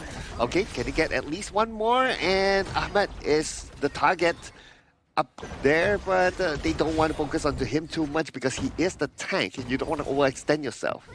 Yeah, he's gonna pull back just a little bit. Muhammad Al will try his best to defend here, but look at that! A very angry Dustin. He manages to get the elimination. Oh, and Ahmed arrived just slightly a little bit too late to protect his teammate, and because he rotated towards the middle, the top tower has been taken down. Now Dastan is showing dominance inside the jungle. Marlon is behind him, and they will turn their focus onto the tower below, where Kyrgyzstan will easily get it. And that is the Blazing Brilliance to shoo away their opponents. And look at Jamal back. He moves all the way to the back, just trying to stop them from going back to their own base. And they will re-engage again with Jamal back. Getting him out, the main tank. Abdulaziz lands the takedown with the Deathless Sunset. But Dastan, with the gameplay, with the help of Marlon, always be able to get a lot of damage in, diving out. He knows his combos and skill sets with the Hanshin. This is how good he was playing just now, but let's focus on Azad. He's going to try to get the tower. He's going to try to clear the minion as fast as he can. Right now, he already has Spark Forge Dagger and also Doomsday, which means Dun, played by Ahmad, he has to be very careful, Cloud. His HP will melt so quickly if he gets hit by the Hoye. Yeah, and besides the items, the level gap is there as well. So that's something that he needs to be aware of, right, in his next engagement. So for him to be ready, he has to be able to farm. Okay, but Kyrgyzstan, they're not going to give him that space. They're going to try to make this slight push towards the top and see who dares to come towards them. Still over here, Dastan trying to poke, trying to kite them away. He's gonna go back in. There's the Bersinar arrow, Cloud. And then they connect, and here comes the counter engage. They go all the way to the right line to get Muhammad. And they're looking for more. They're looking for the channel. But what Rashid can do at this moment, all he can do is just watch, and his teammates fall. But they still fight back, though. They still got Jamal back. They still got Dastan. But at the end of the day, they managed to reach towards Rashid, and he will fall. One more to go, and it is an ace given towards Kyrgyzstan. Triple strike coming in for Azad. He's going to destroy the next tower as well. A very good team fight coming in from him. The war started with him. The team fight ended with him as well. A very good move coming in for Kyrgyzstan. This is exactly what happened, yeah. The Bersinar arrow actually went in. The follow-up from Dastan actually manages to find a lot of damage into the entire UAE. And he's not stopping right there. Dastan really wants to go in, but he underestimated the fact that there's an execute coming in from Abdulaziz. But this is how well they actually did it. No one actually went towards Azad. No one has the Dastan in the UAE. Oh man, and that Burning Sun arrow, it kickstart everything from there, right? It landed like at least on the 2 targets, splashed out, and they just U-turn from there. Great communications, they know exactly what to do, and because of that, they got that ace, and now the Tyrant is theirs, and now they have control of the bottom. They send Jamal back to be that bait at the top, just to open up a little bit more space. But now they have the right to move towards the middle. At least Jamalbek is opening vision for his teammates so that his teammates know exactly where they are. And Ahmed is still at the jungle side in the top lane. The goal difference is 8,000 in front of UAE. I think this is going to be very hard for UAE to do anything. Oh, they jump all the way to the back there, and Dastan gets Muhammad. That's going to be a big target for them, but Abdulaziz comes in with a different sunset to trade back onto Azad at least, but the fight's not over yet though. All the way, UAE will find the back line. It's a double strike for Abdulaziz, and now they're going to focus on the Dastan, but it's going to be a 1v2 situation. And Abdulaziz gets taken down. It's a Panther Strike! Panther Strike for Dastan! With the help of Marlon, he actually manages to annihilate the entire team. And the UAE is gonna lose this one if they don't defend right now. He manages to let go of the ultimate. Oh, and they're looking to end this game right now. They should have enough time. Burning Sun Arrow arrives! What a Burning Sun Arrow! Giving Dastan the double strike! Dastan is still there, but he's gonna lose his roamer. Dastan is still here. Is he gonna go down? Oh, it depends on Ahmed. Where is the Celestial Mandy? He needs a new ultimate, but he cannot chase. Dastan is too quick. He manages to run away. The tree of Kyrgyzstan is still here, buying some time for Dastan to go back and get some HP. Oh man, that was intense. That was absolutely intense. From a Penta Strike to getting the Burning Sun Arrow all the way from the base to land, that was crazy. Was crazy indeed. Blood Rage has been bought by Abdulaziz, giving them a lot more tankiness. We have to remember how actually Kyrgyzstan almost lost that team fight if not for Dastan's involvement just now. Oof, wow. And the game is not over yet though. Not yet. Yeah, Kyrgyzstan, they were not able to finish up the job because by that time, the players of UAE, they managed to come back onto the gorge and they defended their base. But now with Kyrgyzstan getting the Overlord, they're just waiting for it to arrive before they push again. Yeah, and 9,000 gold in front is probably going to be giving a lot of problems for UAE. They need to defend this as long as they can. Their winning condition is to try to give a lot of gold to Rashid, give a lot of time, and what they can do is that Princess Frost can just keep on putting Winter is here at the places where it is most important. Okay, now it's going to be really important for UAE to defend their base. This could be the final defense Kyrgyzstan going to push at the top. They're going to clean up all the towers. They're going to look for the right target before they re-engage. And speaking of engage, they found the channel all the way to the back. They got rushed in. They're looking for more. And UAE, they will fight as they might. And UAE, they cannot defend their base no more. Lots of damage output from Kyrgyzstan side, especially with the Blazing Brilliance. They really have to stop this Vanguard from coming in. There's still two of them. Muhammad is trying to use all of his skill sets. Really trying to get Jamal Bad. Jamal Bad manages to run away. There's still two more Vanguard coming in from the mid lane and the bottom lane. We still have Kubanuch. Very dangerous. Dastan is ready to pounce in. He's looking at Muhammad. It's going down. All the way legendary. And Kyrgyzstan claims a 2-0 win. Together with a Panther Strike! It came with style. Our tournament, our Asian Games qualifiers, first ever Panther Strike claimed by a Hansin pick. Coming in from the Kyrgyzstan jungler himself.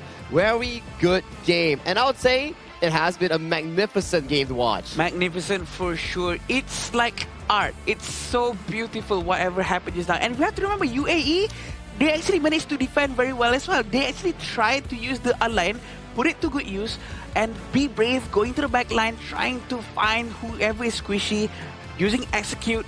That's exactly what they did, and which is very, very nice. So, Yaria, Hansin, nobody's gonna challenge that no more?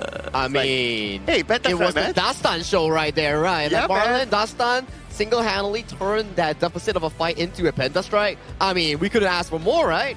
I can't say it's just it's only Yaria and Hansin, but it's also that it's Dastan Marlon. Because they are so well working together just now. But we have to remember the Hoi Burning Sun Arrow initiated every fight, almost every fight in the beginning, which caused them to have a lot of goal advantage. It almost feels like what hero can Azar not play, right? It almost feels like, oh, you give him a more mobile type of hero like Chano, he can play. You give him like slightly more utility type of hero like a Hoi, he still can land those Burning Sun arrows. Man, hands down, man. I mean, they're very flexible, right? When we talk about hero pools and hero depth, Azad is definitely showing off his entire hero pool. Like, okay, Hoi locked in. Don't worry about it. My Burning Sun arrows will find a channel in the backline, setting up Dastan and Marlon into a straight beeline access in towards the backline. And if Dastan wasn't there, the Burning Sun arrow also connects to Angela for the subsequent combo here. So it's a very well thought out draft coming in from the Kyrgyzstan squad. Yeah, the combo, the communication is clear and it's reflected in their gameplay. Every time the Burning Sun hero hits, Angela is always ready. I think they know their combo very well. They've practiced this clearly because the cohesion from the team is just too smooth. It is part of the plan, right?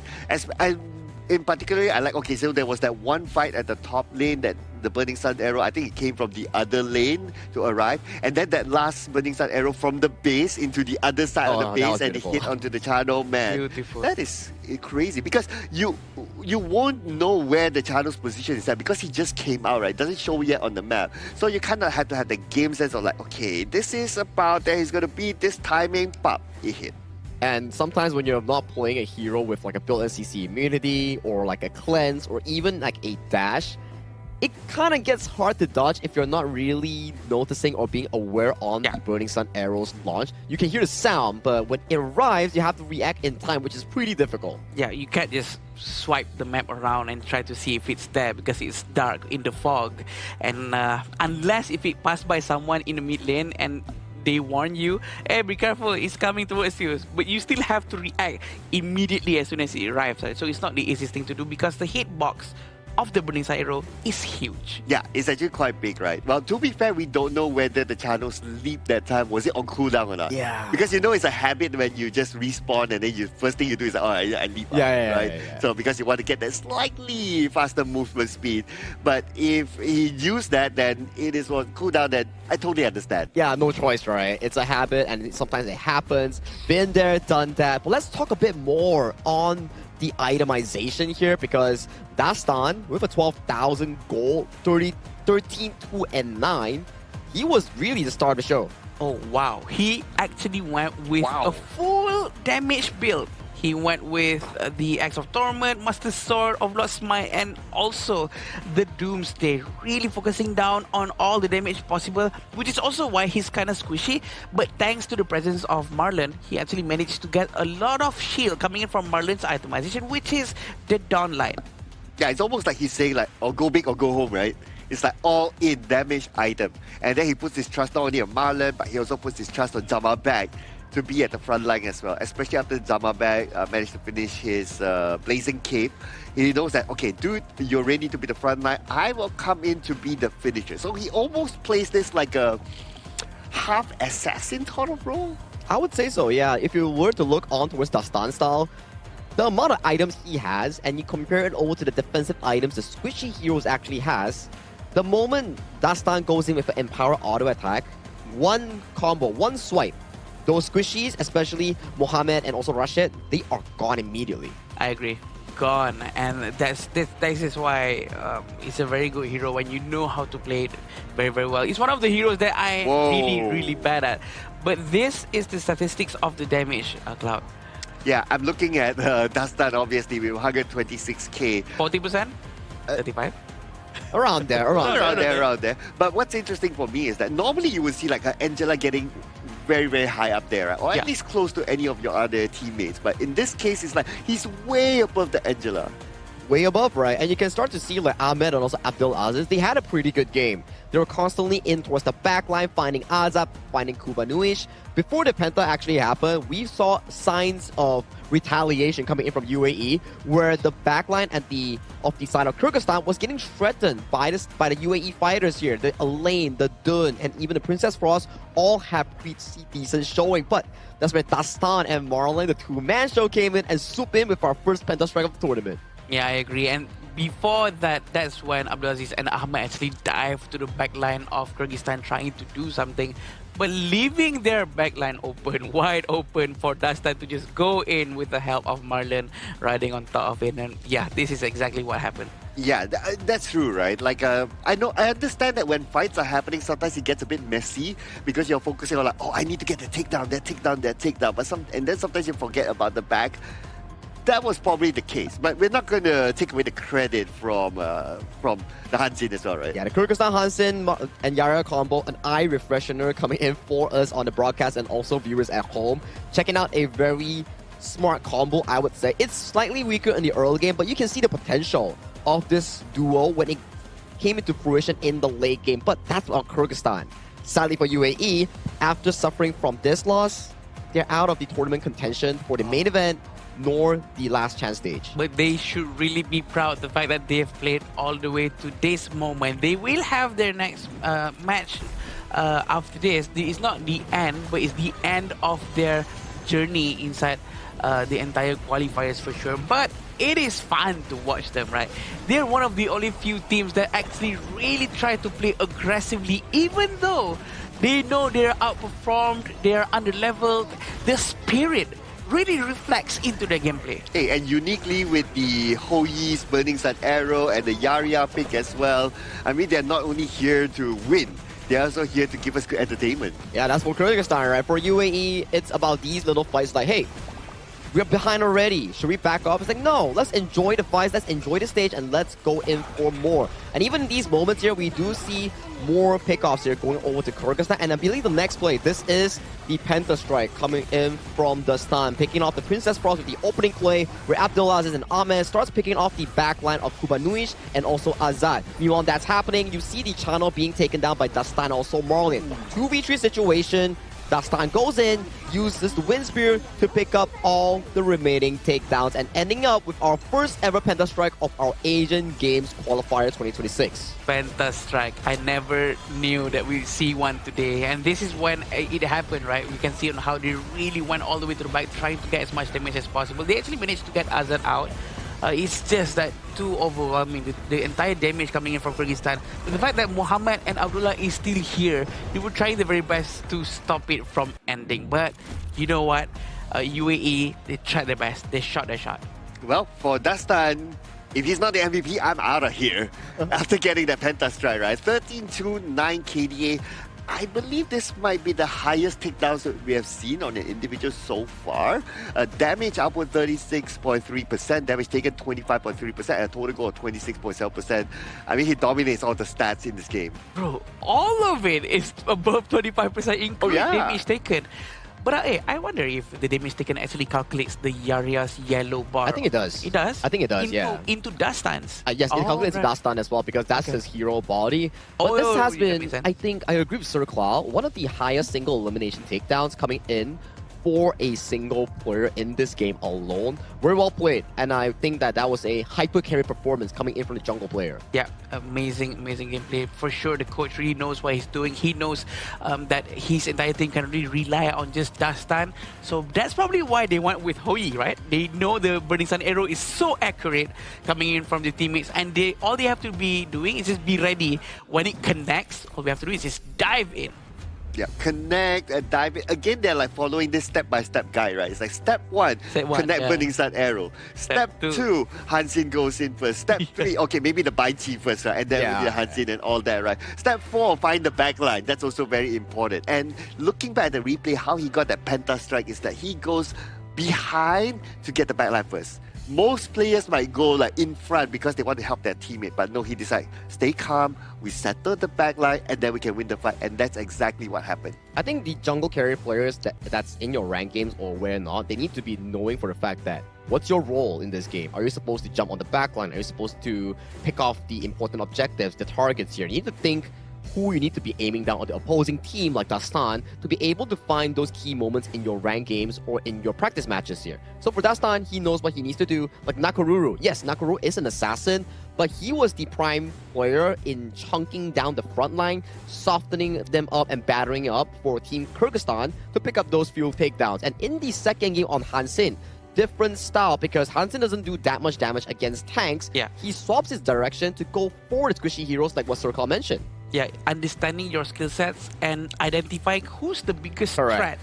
And he eliminated every one of those very, very well as well. So I think the understanding that they have towards this game and the heroes that they're using is just so high.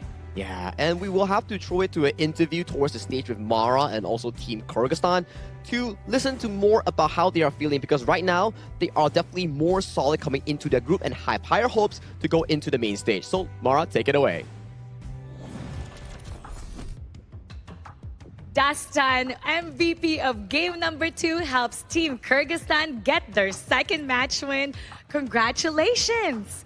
And that was a phenomenal game 2. You had the first Penta strike of this tournament. How did you feel about that, and what was your reaction when you got the Penta strike? У вас был первый пентастрайк за всю игру. Как вы чувствуете себя и как вы вообще ощущаете себя? Бұл өте сонун. Біз шу драфт алғанда да өзіміз ойлағанбыз шу әрекет қылып көрелі деп, сен хотя бы квадрокиллға. Бұл балалар командный ойынның балалардың жардамымен болды. Бұл өте сонун сезімдер болды біз үшін да. Қуаныштамыз да. We are very happy. I'm very thankful to my boys. It's all thanks to my boys that I got the pentakill. And we were all cheering after that. It was the first time that we've seen in this qualifiers. Now, in game number 2, we saw something that was not usual. While the other teams picked traditional heroes, for the first time, there was a Yarya pick. How did this composition help the strategy for your team, and what was the strength for this? Во второй игре вы выбрали Ярию, что необычно для этого турнира, так как это первый пик этого персонажа за этот турнир. Какая у вас была стратегия для этого и на что вы рассчитывали, когда вы выбирали ее? Бұл біз Ярия еще Хансинеда бұл Марлен Стром. У нас тренировка көп болған болды бұл бойынша. Просто нам рисковать етіп көрдік. Просто қандай болады екен деп сен бұл турикте. Ошо ойлағандай болды, сақшы. Біз де кішкене бандардан жана успеть етпей қалдық. Геройларды алып жатқанда 1-2 бан бере албай қалдық. Что там еще Хайну хотели попробовать там на выбор. We want to try this fighter because we didn't have too much time, so we were really in a hurry. And when we were training, practicing before, we were trying also this character, and we want to take a risk and try this character how will it be in this tournament. And now with that 2-match win, you have one more match coming up. How about let's invite everybody to support you and your greetings to Kyrgyzstan. У вас есть еще один матч. Скажите свои слова Кыргызстану и слова пригласите Кыргызстан, получается. Кыргызстанға сөз слова.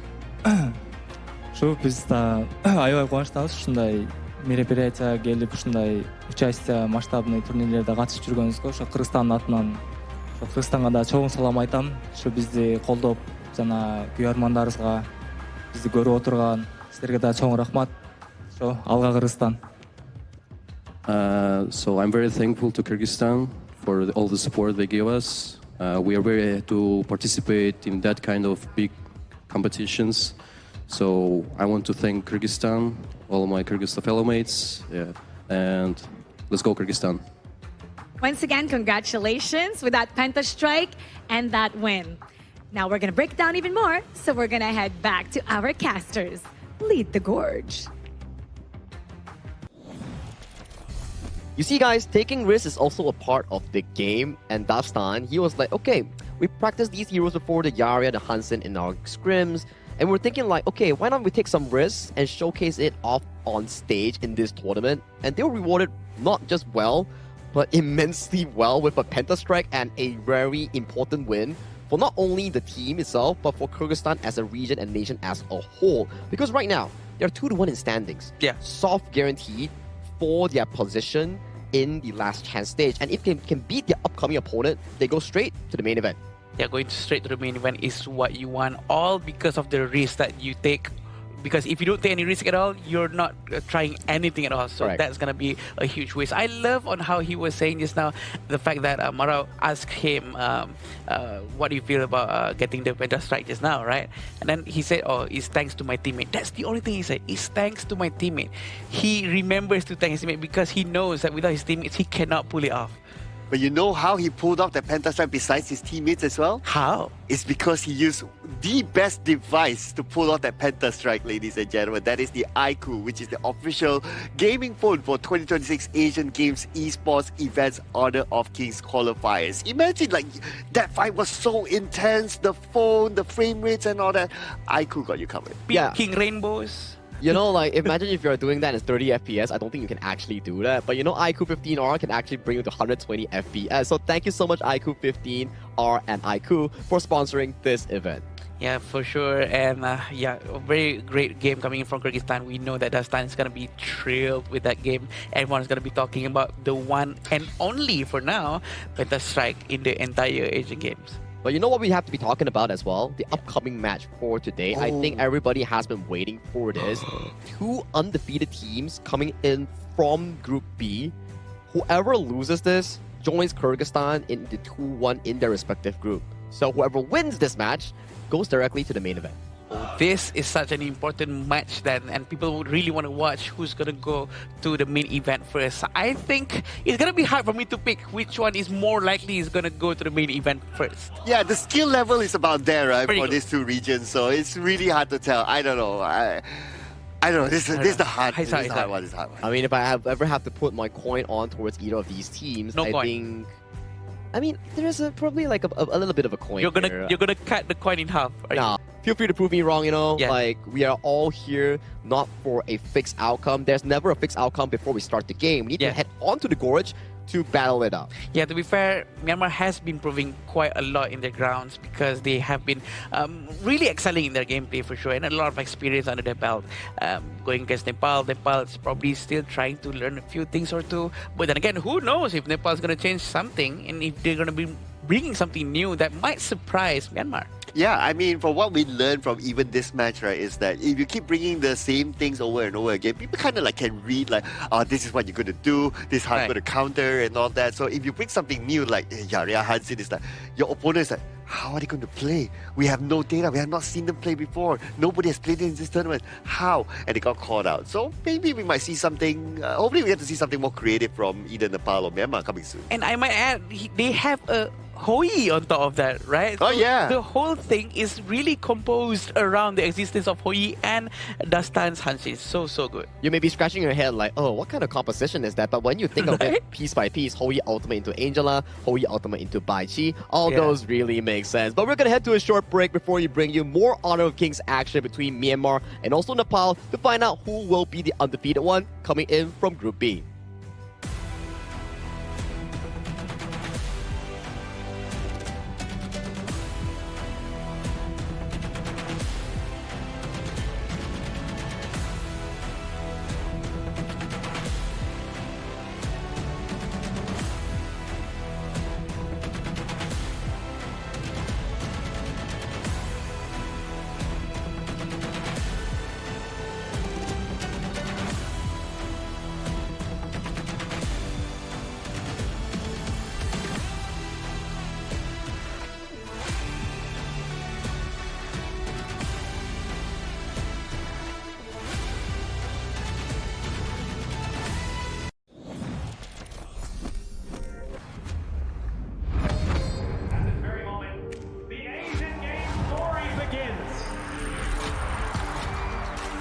Who will be the next to shine on the Asian Games stage?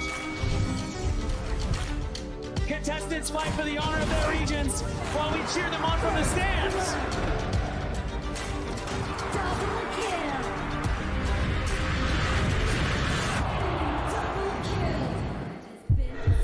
This is a challenge, but it is also an opportunity. The tide is turned.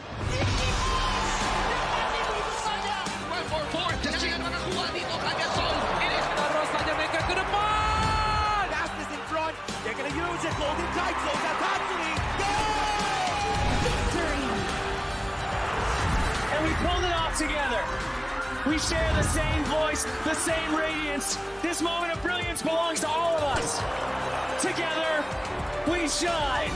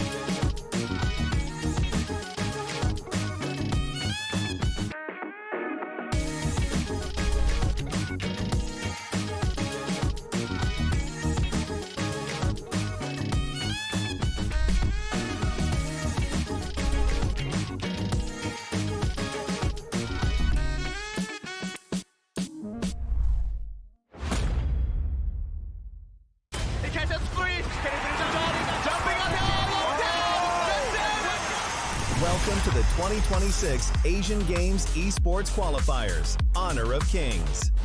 20 regions, one stage, and only the strongest 9 teams will earn the right to shine above the rest.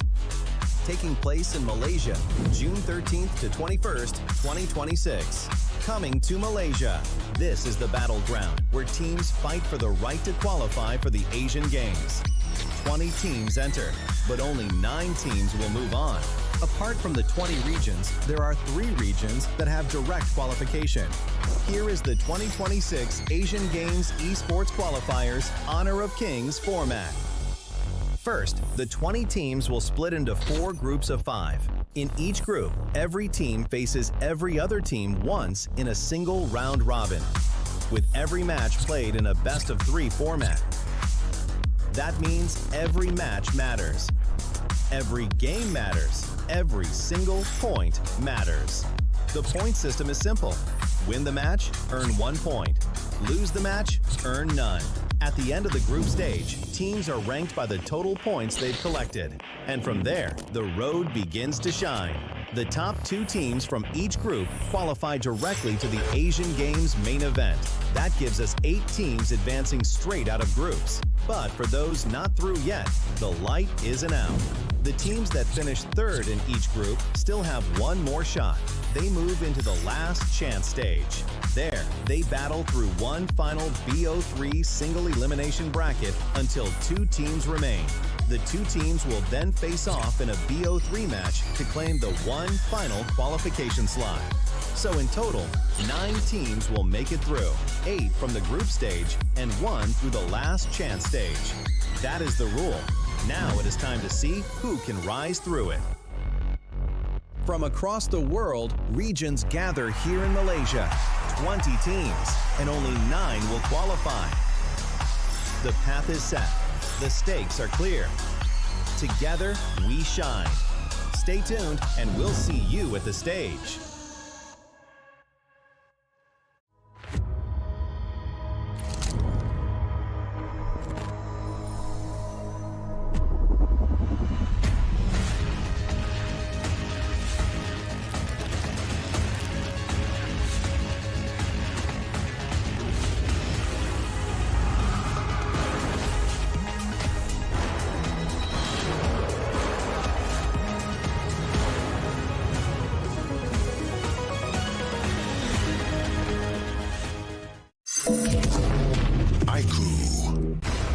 Ultimate not ready yet.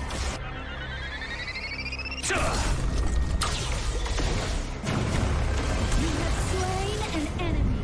My magic murmurs in ecstasy.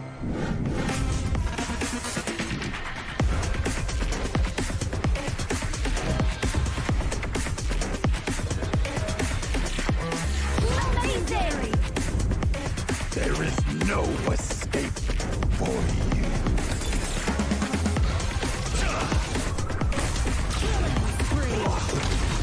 Double kill. Triple kill. Spectacular kill. Don't worry. I'll be back for your life soon.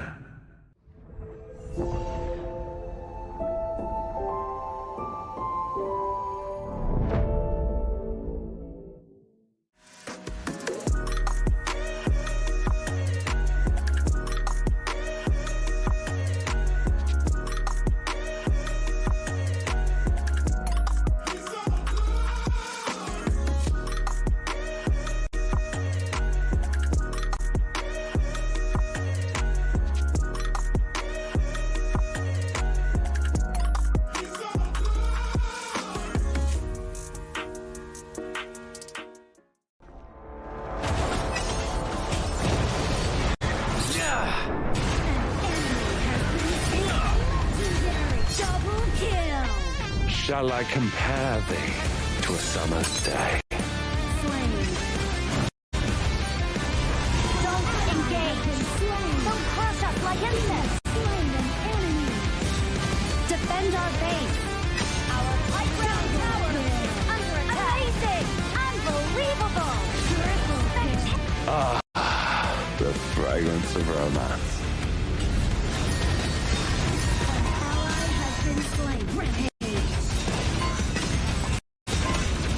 Double kill. Triple kill. Spectacular. Pentakill. Lady Fortune is on my side.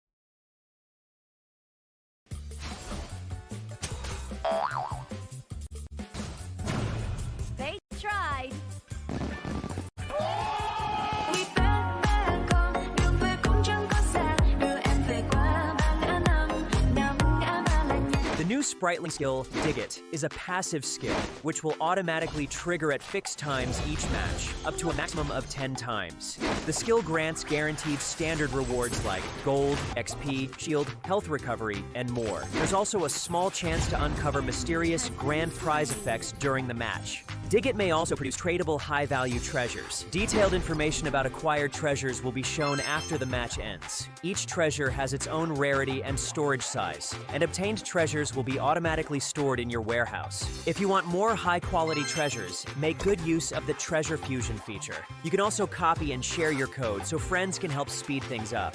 Treasures in your warehouse can be sold for event currency, which can be used to redeem skins, items, and other rewards on the event page. You'll even have a chance to win physical prizes like smartphones and cash. You can also spend event currency to bid on high-value rewards. The auction uses a hidden bidding system, where you can submit 2 bids for the same reward. The highest bidder wins, giving you even more ways to obtain rewards.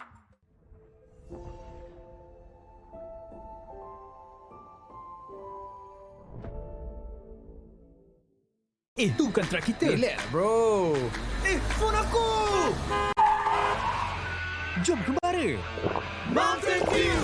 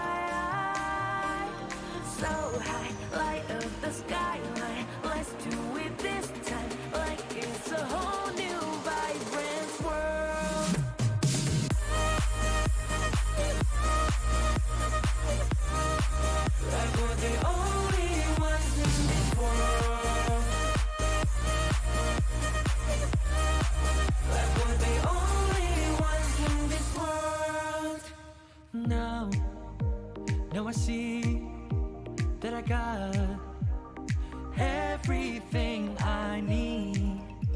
It's alright, I'm on fire, I'm alive, 'cause now I fly so high, so high, light up the skyline. Let's do it this time, like it's a whole new colorful world.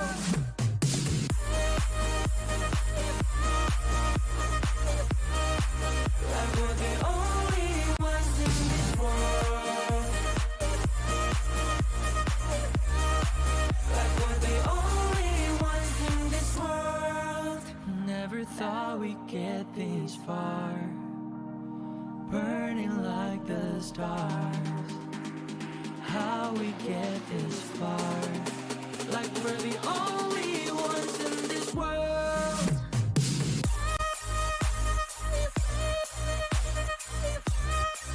Like we're the only ones in this world. Like we're the only ones in this world.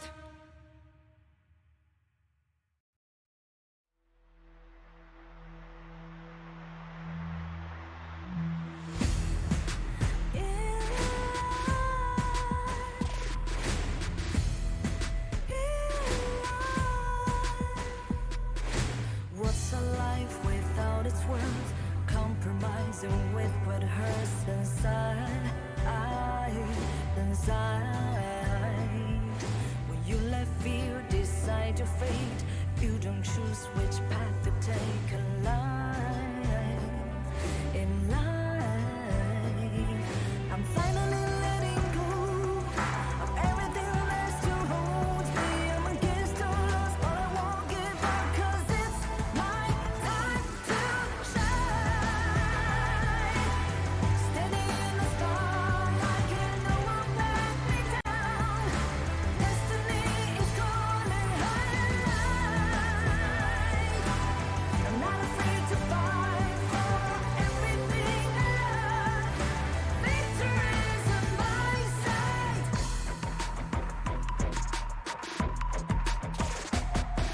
The more we lose, the more we gain. The more that nothing stays the same in time. In time. Can't love ever, can't forget. What you see is what you get sometimes. Sometimes. Gonna show the world tonight. The light that shines inside us. We're against the odds, but we won't give up, 'cause it's our time to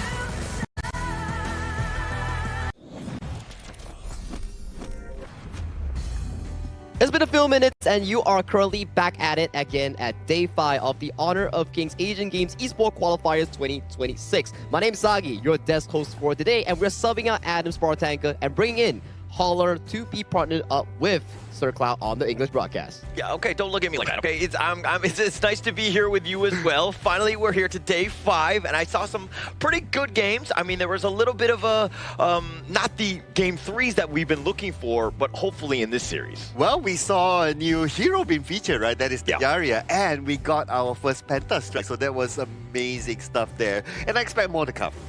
I mean, you know, there's a lot more to come, especially you're only halfway through the tournament itself.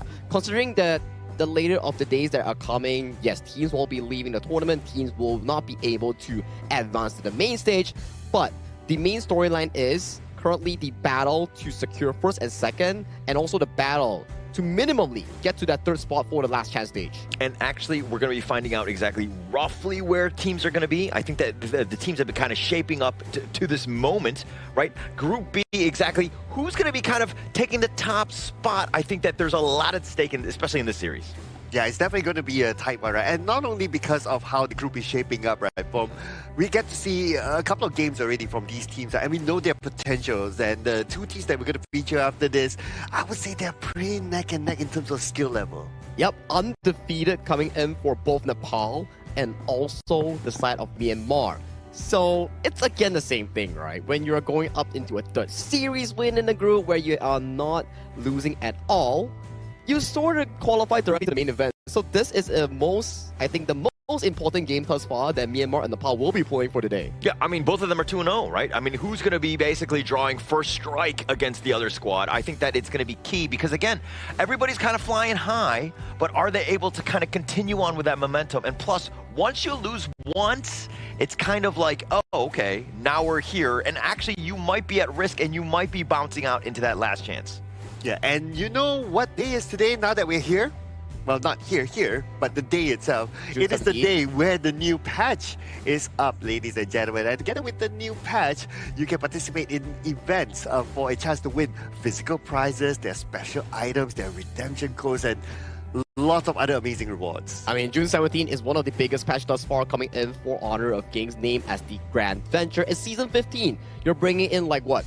4 new characters, new heroes, right? You got Davara, Lorian, Annette, and Florentino up for your usual in ranked games. But remember, practices before you actually go into ranked games because rank has been resetted. You don't want to be dropping them to Diamond. Yeah, but I'm going to have my fun with it, all right? I don't want to listen to you. You're not my dad, Sagi. I will play whatever hero I like, and if they happen to, you know, float my boat in the sense of just being one of the new ones, it happens to be that way. Remind me not to play rank with him. Yeah. Avoid him at all costs. Come on, man, just one game. Well, we'll figure it out down later here, but let's re-emphasize back into our matchup of the day, right? Myanmar and Nepal. 2-0-2-0. One more win, you go to the main event. One more loss, and you are still comfortable, but who wants to lose, right? It's a pretty 50-50 matchup, and so far, if you were to look into the stats they have yet to lose a single game. Not match, a game. They all ended their games in 2-0-2-0 fashions here. So undefeated versus undefeated in the group. So this is going to be a bit of a shakeup, right? The first team that blinks, that loses, now how are they going to feel, right? I think that good teams are going to be resilient and they're going to take those lessons and kind of move on and improve. But at the same time, you're like, oh my gosh, if we lose one, do the wheels completely fall off and the world crumbles for them? And you know what? Besides this tournament itself as well, right? Let's say if these two teams do move on to the main event, it's also about setting up the stage for that as well. True. And if you end up like really strongly in your group, you walk into the main event with a red carpet, everyone will be like, okay, this is the team to fear, right? And that will give you like some of a psychological advantage against whoever you potentially may face later. It's like a feels good moment, right? If let's say like you successfully qualify yourself into such a score and mark going into the main event, you're gonna be like, okay, you know, I earned my rights here. It's not by luck, it's not by any mere coincidence, it's by my own efforts here. But let's do welcome the teams into the main stage, both Myanmar and also Nepal, for this epic showdown.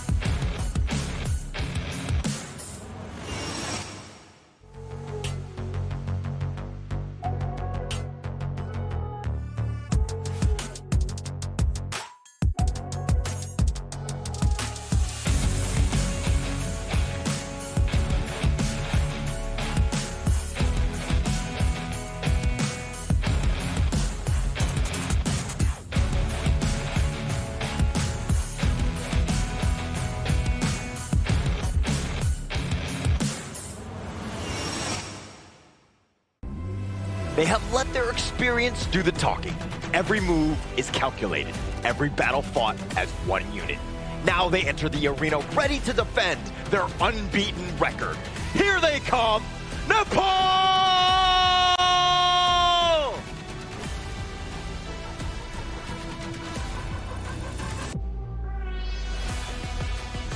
They have remained unshaken through every challenge. Patience, composure, and confidence have brought them victory.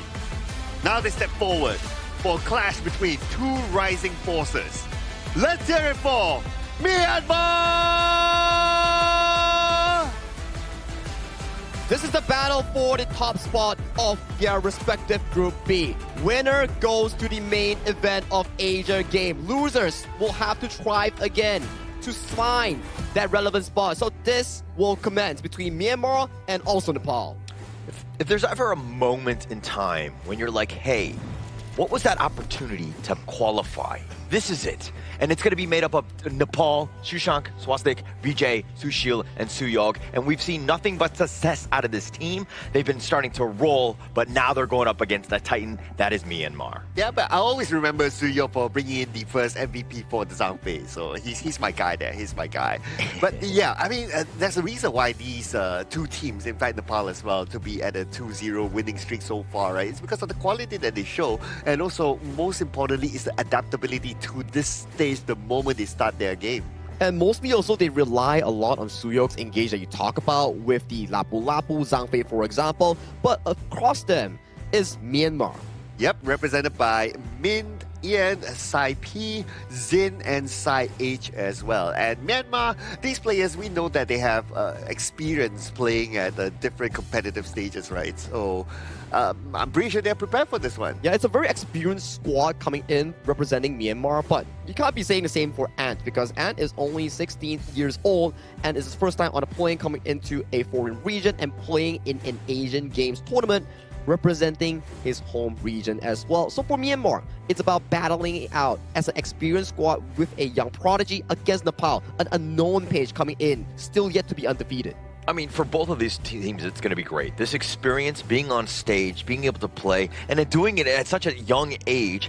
I mean, at 16, if you're able to take these, no matter like how you do, you win or you lose, you're coming out much stronger. And much later in your life, you're going to be an incredible player because you've had all those experiences. Absolutely right. It's always great to start early like him.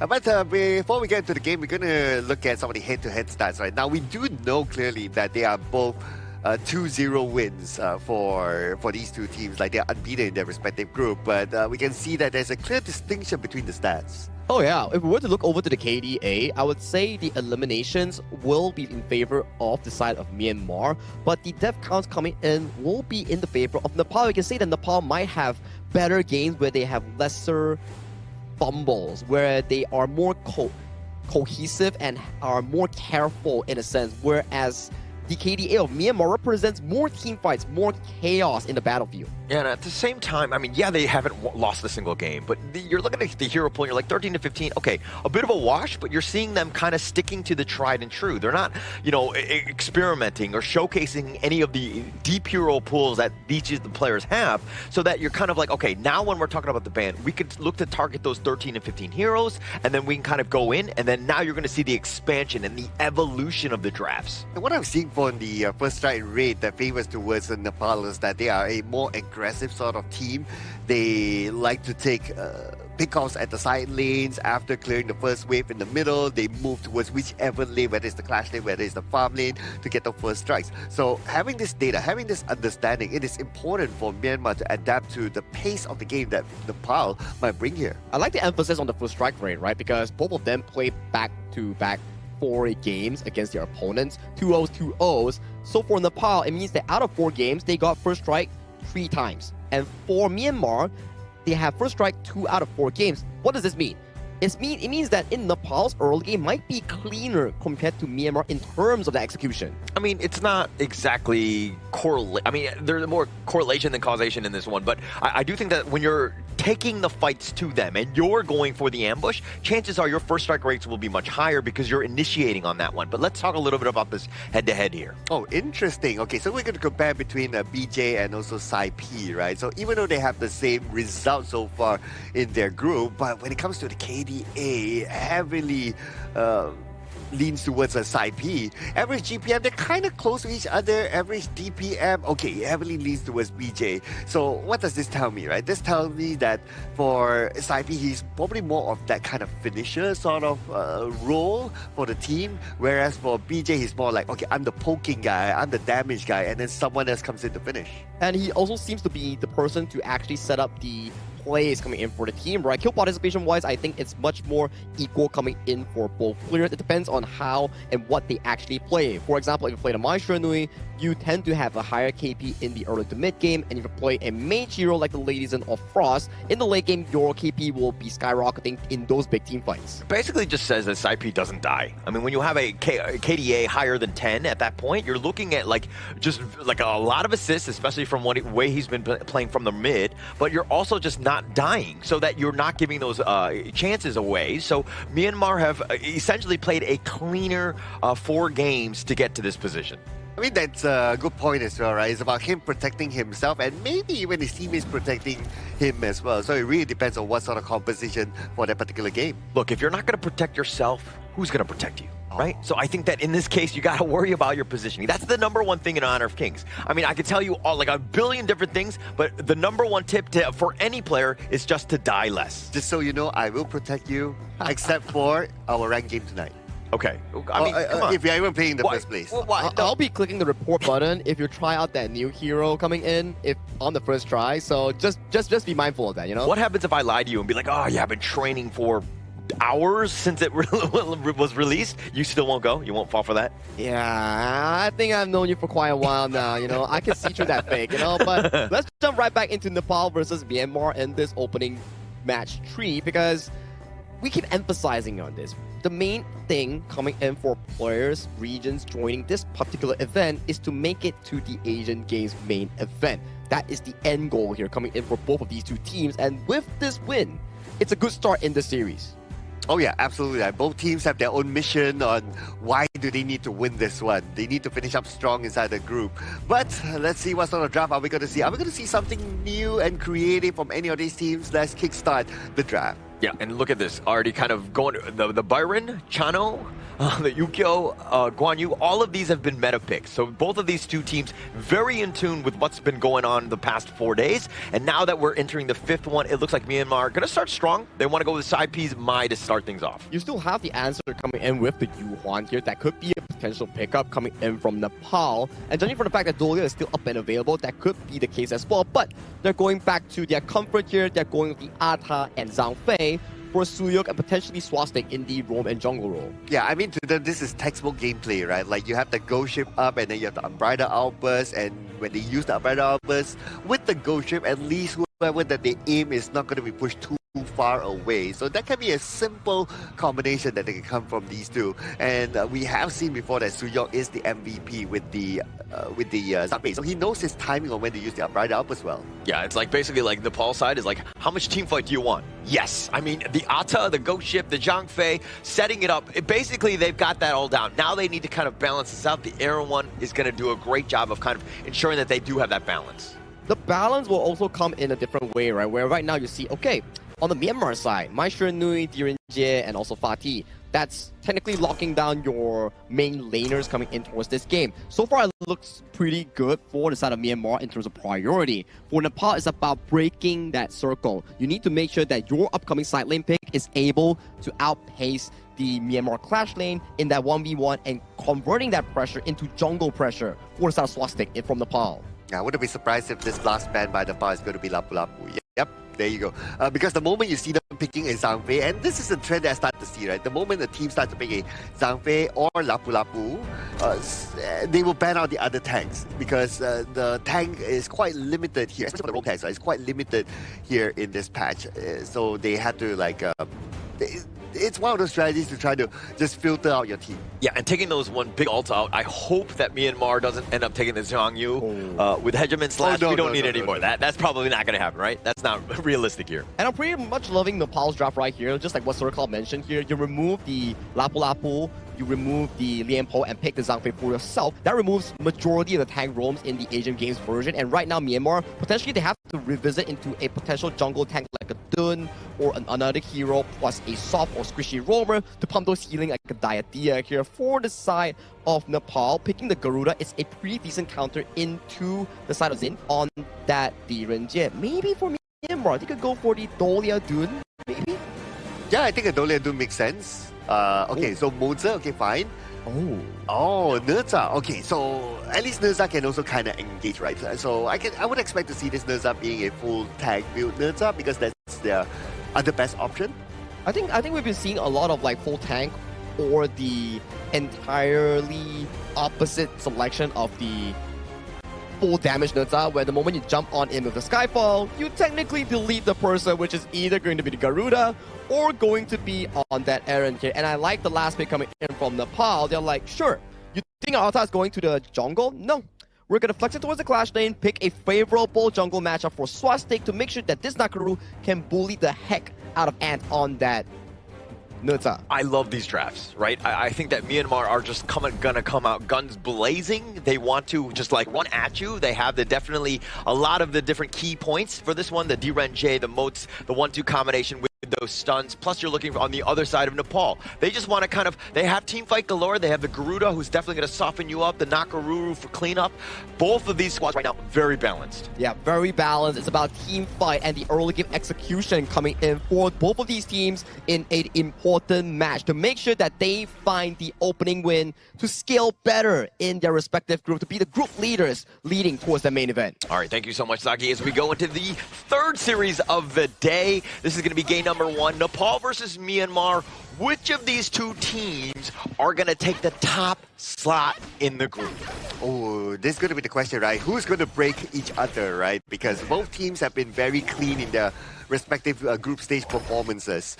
Now, between the draft, it's also really hard for me to tell, like, okay, who's going to get the better edge of each other and all that.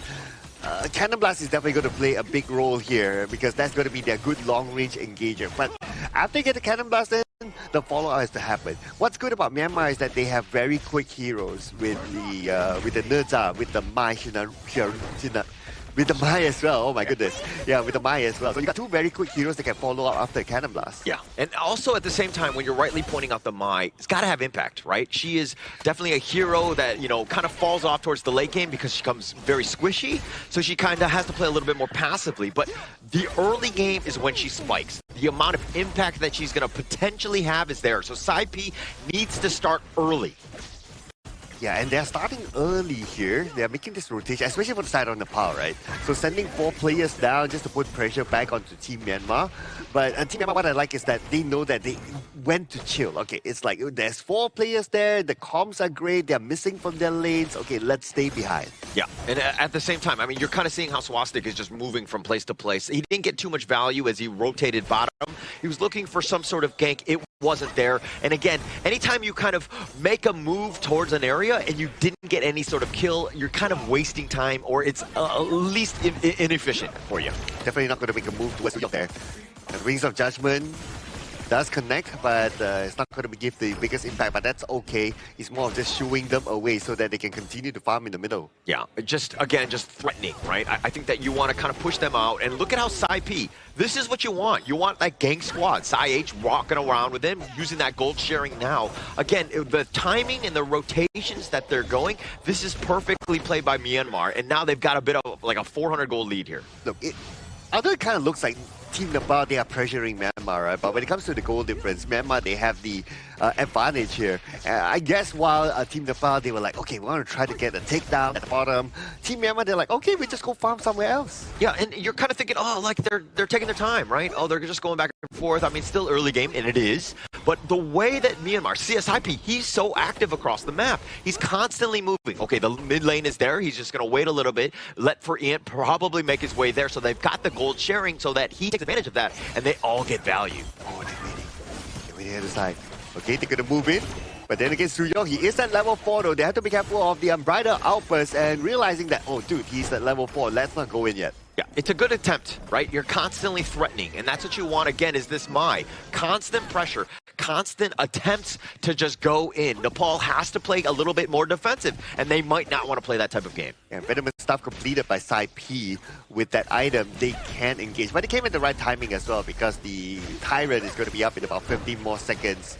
So they will be prepared to try to challenge this one. As for Team Nepal, well, they don't have an anti-heal item yet. Yeah, not just yet. Again, very early. Hasn't even been 4 minutes, but you're seeing how Myanmar are kind of making their way around, right?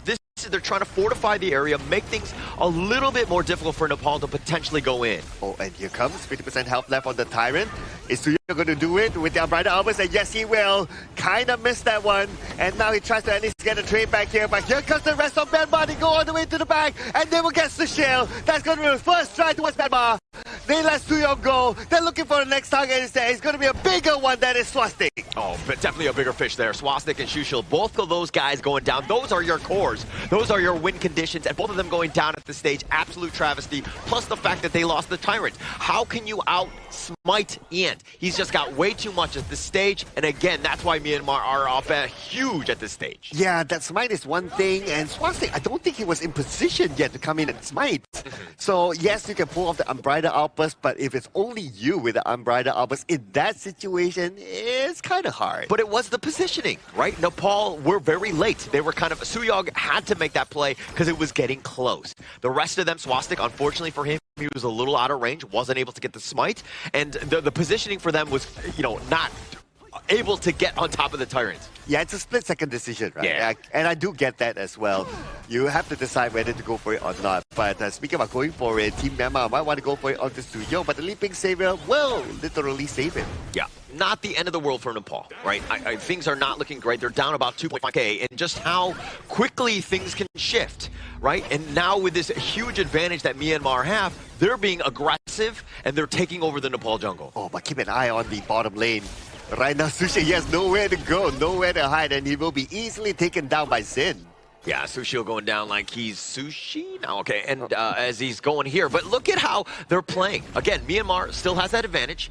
Now they're going to be just threatening, again, the enemy jungle. They haven't taken the bottom T1, so they're being a little bit greedy, but they're cutting the creeps, and this will, again, provide more of a push for Myanmar here. Oh, Team Nepal, they're losing space right now. As Team Myanmar decided to group up together as a 5. If you look at this, like, they didn't really put attention onto the top lane. They just let it go for now. As long as they can win other areas of the map, they're cool. Yeah, they are cool with that. So Nepal finding something, right? And looks like there's a little bit of fight here. Oh, ghost ship there, but nobody's there to follow up though. Everybody's so engrossed into the pump, which I totally understand. That's more of a defensive ghost ship, and that's fine. Yeah, let's talk a little bit about the roster of Nepal here. I mean, when you've got a Garuda, you have wave clear. The Wings of Judgment will always be able to kind of clear things out. Your mid T1 is under half, which is a little worrying, especially at this stage. You gotta focus, you gotta defend that T1, because you're just trying to extend the game as long as possible. Then Swastik and Sushil will be able to catch back up and hopefully have an impact in this one. Okay, I'm just doing the math here, right? So if you extend the game even further, right? Are you expecting Team Nepal to make a comeback here? Because they're behind in terms of gold. But we'll talk about that later, because right now, because of the ghost ship, Min is not able to get away any further, and he will be taken down. Well, that could be the moment that you were talking about. Yeah, of course. It's about the little things, right? And being able to take that one off. I mean, yeah, you lost your bottom T1, but you're trading it away. You've finally taken down mid, but now you've lost the mid T1, which again, I was trying to be like, use that energy to kind of shuffle you back to defend it, and they didn't do a great job. And this opens up the map.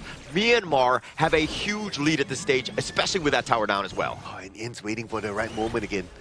Okay, they're scouting into the jungle, and Swastik.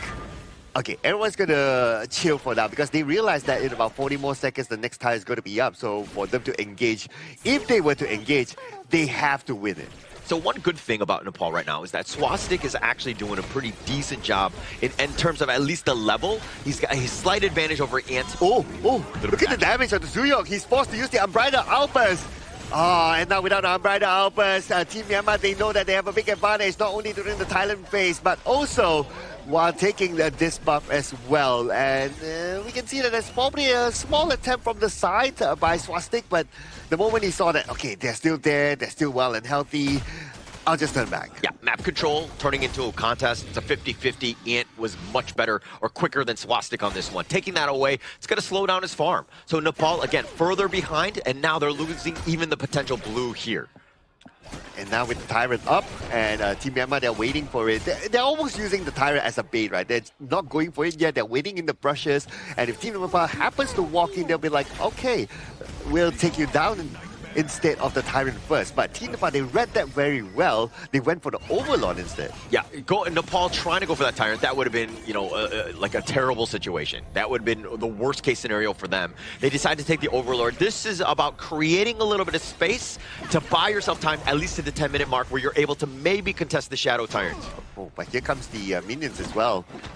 Are they going to try to take this one down? Nice. Quickly cleared by Team Nepal. So everybody's back to reset. Right now, Team Myanmar, they also need to pay a little bit of attention to what's happening at the top. Yeah, and I've been talking about this constantly. Whenever losing teams, they need to be looking to top lane. Oh, here comes. It's going to be a 3v1. There's nowhere to go. And they will take him down just like that. And that's the advantage that you get if you have like the Nurza on your team. Yeah, definitely with the Nurza. And then what I was trying to say, though, is that you're looking to split push. I know Swastik got caught out, but you have to make those sorts of plays because you need some sort of space. You are far behind. You're down more than 2K. You need to create a little bit of space, so somebody needs to rotate. If that action was happening in the top lane, maybe you look to push the bottom lane. And Sushank is now there, but it seems like they were a little slow to kind of, you know, create all of these different pieces to this puzzle. Well, I guess Suyo is trying to create that piece of a puzzle, but where is he going to go right now? It's going to be quite hard, right? Because he also has this level gap and also item gap between him and also on the Myanmar side. So even as tanky as he is, if he steps out, he might be taken out easy. So you still have the Vanguard. That's going to put pressure on the bottom T1. This Shadow Tyrant's going to be wide open. But look at the Shadow Overlord. It looks like that's where the contest is going to truly be here. Oh, okay. They know that they're going to contest for the Tyrant. That's where they go for the Shadow Overlord. But then again, the focus is fighting right now. Went all the way to the back line, getting the shield. 2 from Team Nepal. No, make that 3, make that 4. 4 from Team Nepal, taken down by Team Myanmar. Suyo has to back off right now, and Team Myanmar dominates the Overlord cap. Yeah, Soo-Young has to recall on back. I mean, the fight was just really disjointed for them. You just saw how strong this Myanmar squad is. The fact that their heroes were able to just jump on you from all different sides. You have Skyfall, you have the Mai just looking to dash in. I mean, they were on top of them so quickly that Nepal was not able to, you know, withstand that assault, and they got completely caught off. Again, they're very squishy, and as we check out this replay, they instantly run to the Overlord. They knew the fight, and look at how fast and that much burst. Sushil, once he's down, there's really nothing you can do. And you saw BJ just running for his life with the Cannon Blast and Sai. They were doing some serious work. And yes, Sai trades his life away, but they got everything. Oh, but the fight's not over yet, though. They fight again onto the ramp side where Ian gets Sushil. Sushil not having a good time now. Suyo's taking all the damage. He does not have the Uprider outburst just yet. And that's where they're going in onto him. But Suyo still holds on for his dear life, and he is okay for now. Yeah, a little bit of a reprieve in that sense that they didn't just lose because they didn't have the minion wave. But it looks like Swastik finding Sai P, able to get that solo pick, but now he's running for his life. Yeah, that's the typical Nakaruru gameplay, right? Go from behind. But then you have the nerds are chasing you down. Now Swastik is kind of cornered in front. You have the Cannon Blast. It did not connect, but it's all right. They will still get him at the end of the day. Yeah, they actually found him, right? I mean, you got to check all little different parts. You have no real way to get away from this one. But he did get the kill onto Sai P, which is going to help him out. Again, you're just trying to slow them down in some fashion. Yes, Swastik needs to stay alive. He probably needs to be farming. But again, it's about buying time. Sushil needs to die a little bit less because he is going to be the one guy that needs to get all that farm. Yeah, that's a good point, right? His KD is 0-4-1 right now. That's not good if you're a farm laner and you're expected to carry the team at the later stages of the game. So they have to find a way to, well, either protect him even more or he needs to keep the distance. I mean, he's 3K behind. I mean, oh, man. Zin, right, in that lane matchup, the head-to-head, if you will. Just a terrible spot to be in. So again, Nepal right now, they're reeling, but the opportunity, again, slowing it down, wave clear, make sure those minions aren't hitting you, and to, again, slow this game down as much as possible. Oh yeah, and Team Nepal with the Wings of Judgment, they can definitely do that. But the longer they drag this game, the more resources they are losing. For example, this buff. And Team Nepal, yes, I admire the fact that they still try to come out, they still try to win over space, but they need to do this fast. Yeah, and look, somebody else needs to be split pushing. I think Shushank is probably the guy. It's okay if Shushank dies, right? Swastik needs to stay alive as well as Sushil because those are your damage burst guys that need to get on top when those team fights are actually happening. Oh, here comes the Cannon Blast, but it is onto Soo-Young, so he will be okay. He'll be happy to absorb that Cannon Blast. Now just waiting for the next wave to come in. Team Myanmar, they're putting all the pressure in though. But in about 20 more seconds, we're going to see either the Overlord or the Tyrant up. Is Team Myanmar going to pull the handbrake? Yeah, I think, I mean, they can. They don't have the minions, right? And Nepal, this is the way you want to defend high ground, at least for now. But with all three lanes pushing, coming on this one, this is going to be a tough hold because you got an assault from all fronts. How are you going to defend? Okay, so it looks like they are going to go for the Tyrant. But it's not a full-on commit to the Tyrant. They send out Min, they send out Sai P to be the frontliners, to open up that space, and also to distract Team Nepal, thinking that they are still around. But in fact, they got the Shadow Tyrant. Yeah, and Nepal was not able to contest because the top lane was completely in their crystal, right? So they had to just defend on that one. And it just makes it very easy. So Myanmar, this is the other side of the story is that they've been in full control, right? They had a 2K lead. They've expanded that into like a 5K at this point. They're playing a very offensive game and a suffocating one where Nepal is not able to bounce back or find any gaps to get back into this because Myanmar have done such a great job with the map control. Yeah, and even though Team Nepal wants to do a split push, right? You have like the nerds that can chase you down. So what options do you have? You have to win the fight inside your base. Yeah, but at what point do you want to look to jump? I mean, you lost the T3, you were watching that tower go down, you didn't seem like you were ready to jump in. What is that moment where you're going to be like, okay, this is the tipping point, we have to fight, it's now or never? But that's probably going to be Soo-Young's call with the Unbridled Outburst. What moment can he find? But Team Myanmar, they are well spread out, and because of their positioning, because of their spread across the base, it's hard for the Unbridled Outburst to decide on who and when to use it. Yeah, can't get any sort of jump. Everybody understands where things are coming. Your base is now barren. The perfect disengage by Myanmar. And again, I want to shout out to Sai P because he's had such an impact. His aggressive roam, assault from all of the different lanes, he was constantly just making sure that Myanmar was up front because he was on those gank attempts. Yep, and speaking of an attempt, they attempt to take the Shadow Overlord, and it will fall to their hands. Now, all they need to do is just wait and push it all together. Now it's all about wave management. Yeah, but it's kind of the 16-minute mark. I don't know if we're going to see a Tempest Dragon. Knowing my history, we probably will see one. But this is still one where Myanmar are playing the patient game, right? It is their game to lose. They just need to just take over the enemy jungle, constantly just put pressure, because eventually one of the holes will be pushed in wide open so that you can kind of just end the game.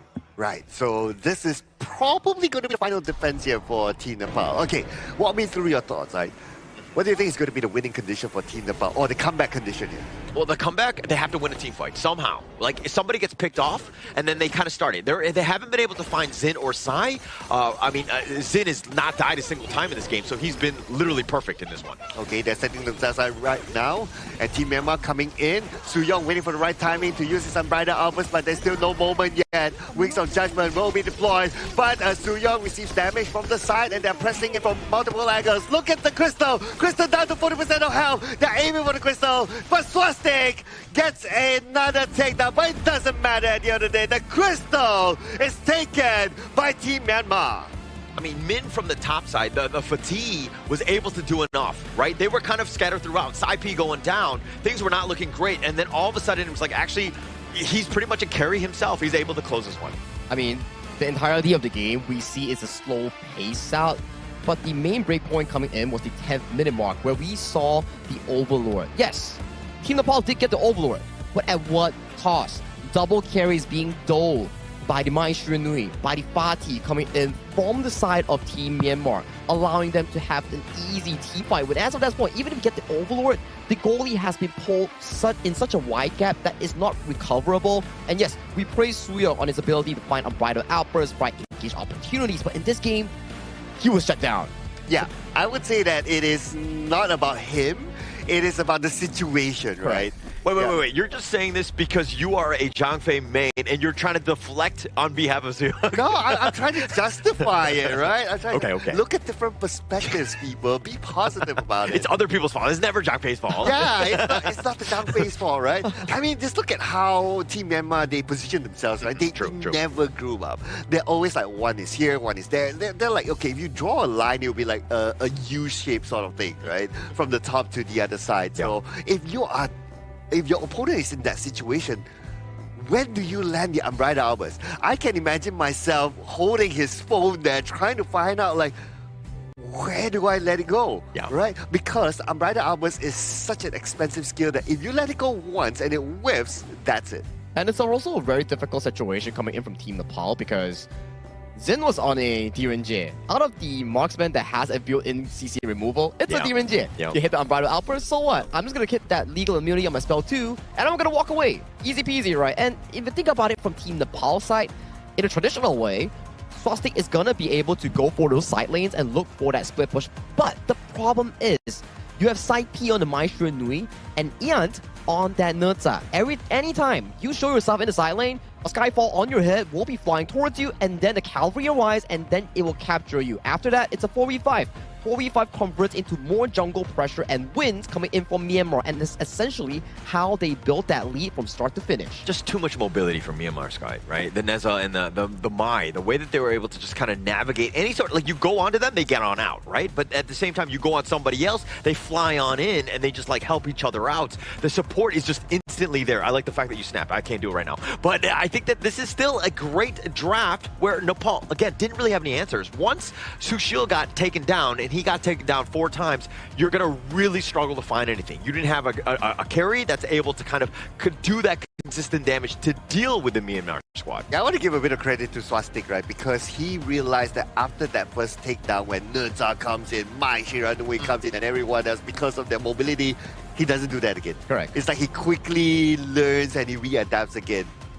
Yeah, I'll have to agree, right? Because in these sort of moments, you're like, okay, we need to split push, but when I split push, I will get targeted up by the Nerza, and that's a very stressful situation. The only thing that I can see Nepal doing better is potentially in the drafting phase, when you see a Maestro Nui, consider taking away the DRNJ for your own usage, which will give Sushil more of a comfort room in that farming, because in the early game, we saw how the Maestro Nui from Sai-P was just casually doing a drive-by, going into the bottom lane, picking up few quick takedowns onto side of Sushil because it's an errand. Not a lot of mobility when you don't have flash. One good setup coming from Side P and Side H, you're gone. Yeah, instantly. And that's kind of what you saw. He was kind of bullied in that way. He was constantly focused. The priority was incredibly smart by Myanmar.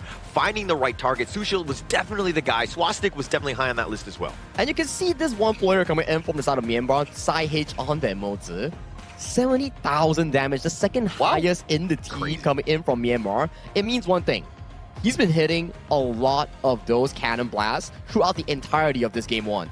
You normally see that kind of stats if you play a Moza mid, right? Yeah. You play a Moza roam and you're still up there. In fact, he had more damage output than some of his other teammates. So, yeah, he has been hitting everything on point. So it's like the perfect complement to the rest of them. When Neza and the Mai are flying in, they're looking for, like, they'll start with their, like, mini stuns or whatever, and then the cannon blast comes on top, just like the further gravy, that control, so that you have that burst. And you're seeing exactly the goal graph. They were constantly in control, basically just dictating the pace of this entire game. They were, again, just like perfect, dare I say, in this one. I like that breakdown, Hauler, because if we were to deep dive into both teams' draft, yeah, I would say the commitment required coming in from Team Nepal for a successful engage is much more expensive compared to Myanmar. Let's take a look at Myanmar's draft, right? You have the Maestro Nui, you have the Mozi.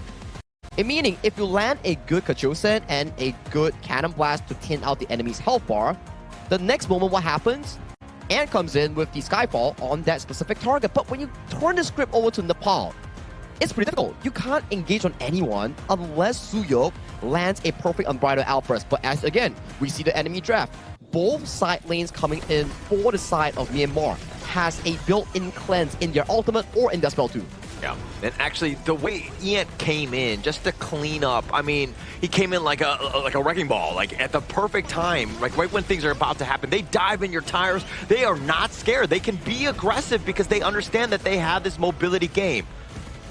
Yeah, but I like that ghost ship though. So that's one of the ideas that, okay, if a team fight goes well to you, yes, the ghost ship blocks your opponent, Unbridled Outburst comes in from the back, and then it's all good. But there was no opportunity given by Team Myanmar. So I must say that this game was a bit of an outplay by Team Myanmar in terms of how they position themselves. I think this was also a crucial misposition coming in from Suyok. He wasn't handling any sort of push. Instead, he was joining the Overlord damage contribution, which if he was nearer towards BJ or Sushil, you have the heal, you have the redemption, you have the shield coming from Zhang Fei, maybe that Overlord fight could have been better coming in for Nepal in turning this game around Myanmar. Yeah, and even this final hold, easier said than done, but you're kind of like, everything is from a front. If everybody's coming in, they're dictating when things are happening. And Ian, again, clean up on aisle 3, because Neza, every single time, 4-0-2, the way he's able to jump in, yes, he had only 13% of the damage, but the timing and the ability to kind of ensure that you secure those kills, very well played by Ian, the 16-year-old prodigy. Dude, if I'm not mistaken, he has the most MVPs for Team Myanmar, right? I think so. Yeah. He's at 3 MVPs, if I'm not mistaken, as of this point, which is tied to some of the players like Emmanuel or Ling Wang thus far, who also has 3. Just cleaning up. I mean, this is what you want, right? Whenever a team is kind of like, I need my carry, I need my core to really step up, he's as consistent as you can get, right? And this is what you want from the jungle lane, because it really sets the tone of how a good game is going to go, because, you know, he's ready to go and doesn't even die in his case as well. Yeah. Flawless game, right? Yeah, flawless game. Yeah, flawless game. And imagine that his role is like, okay, my role is to go in first. Yeah. And normally, if like, oh, you're the go in first guy, you're expected to sacrifice yourself. Yeah. But in his case, it's like, no, he comes out clean.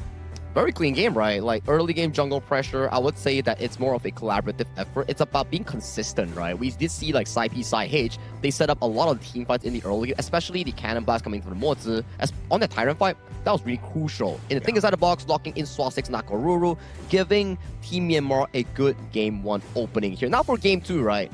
I think for the side of Team Nepal, maybe let's avoid the Zhang Fei for now and go for something that allows them more proactiveness. Something like a Lian Po, something like a Lapu Lapu. Maybe that could have helped Suyok open up the game faster compared to a Zhang Fei. I mean, the idea is definitely there, but it just seemed like Myanmar were able to kind of move around expecting that it was there, and they never really grouped up so that he got that perfect angle to get that Umbrella Outburst off. Right, and so that's kind of where it doesn't matter if it's like a Raging Sea or a Tremor Smash, because they're so spaced out. Their positioning is flawless. yes, and that was how they were able to, again, navigate through these big ults. Yeah, and sometimes it's not about like, okay, you need to find that opportunity to land that big ult, right? It's also about like, can I open up the space or not, right? Can you go in front? And if you go in front, if you're caught, can you actually turn back? Frankly speaking, between, Zhang Fei can do that as well, Lapu Lapu can do that, but Lapu Lapu, we did talk about the difference that the ultimate cooldown is way shorter / easier to obtain. Yeah, which is some of the considerations that Suyong needs to consider, right? Yes, you can pick the Zhang Fei, but maybe a supplementary engage coming in from the side of Team Nepal might be more cherished here, because we saw from that game itself, when they are behind, they were put in a rather passive position. They couldn't find any engage. If they were to split push, they were checkmate by the Nutsa ultimate per se. So coming in for the second game, their draft needs to be more flexible. They need to have more directions of the game. Like, I'm behind? Sure. At the very least, if we're behind, we still have engage tools to pick people off guard when we see Nutsa on the side lane or we see the side of Min on the side lane split pushing as well. They need more options. They need to be more proactive in a sense. Yeah, and actually, I'm kind of thinking like, what other sort of roam might they pick? And I think like a Diadia or somebody. When the Mai or the Neza comes in, you've got the Bitter Farewell, a little bit of control. Plus, you're able to help sustain some of your cores, keeping them alive. I mean, another one that kind of comes to mind is Liang, but nobody likes guys with glasses. Like, yeah, nobody likes Liang thus far. It's a really pretty difficult hero to actually play. But you know what I like so far? The venue we're actually playing at, which is the Petaling Jaya Marriott Hotel here, the official venue sponsor and hotel partner for the 2026 Asian Games Esports Qualifiers Honor of Kings event. Thank you so much, Marriott Petaling Jaya, for sponsoring us. It has been a fantastic event thus far at this venue. Yeah, and it has been fantastic games as well. But speaking about games, we're going to check out what's going to be the next draft, right? So there are a few suggestions here and there which are great, but okay. So if you were Myanmar, right? Let's talk about the other side, right? What would you improve further for the game? I know it's a flawless game, we did talk about it, but I'm sure there are things that can be improved further. I think you just ride this out, right? You don't need to change things up. That was a dominant game. You had a great draft that countered almost everything Nepal was throwing at you. Continue on. Make Nepal make all the adjustments. If they beat you in game 2, okay, now let's go to the drawing board. Let's figure out what we need to do. But right now, this train is rolling, man, and it's all in favor of Myanmar. Yeah, they're definitely in the driver's seat right now. And for Myanmar, just maintaining what you were doing last game and converting it to the momentum this game is exactly what you need to be doing here. Drafting-wise, I think it's coming more of a Nepal's improvement rather than Myanmar's improvement right now. And Myanmar, they have the first pick after this. So again, they can set the tone. They can pick and they can again potentially pick a Nurza and like, now I have a Nurza again. What are you going to do about it? Well, they need to do a much better job of dealing with that. I think the Neza is a little bit easier to counter. I think that, for me, I think the Mai just had too much impact. I agree on that statement. The Mai and Mozi was the key factor coming in for the early game. That's why we saw Xin.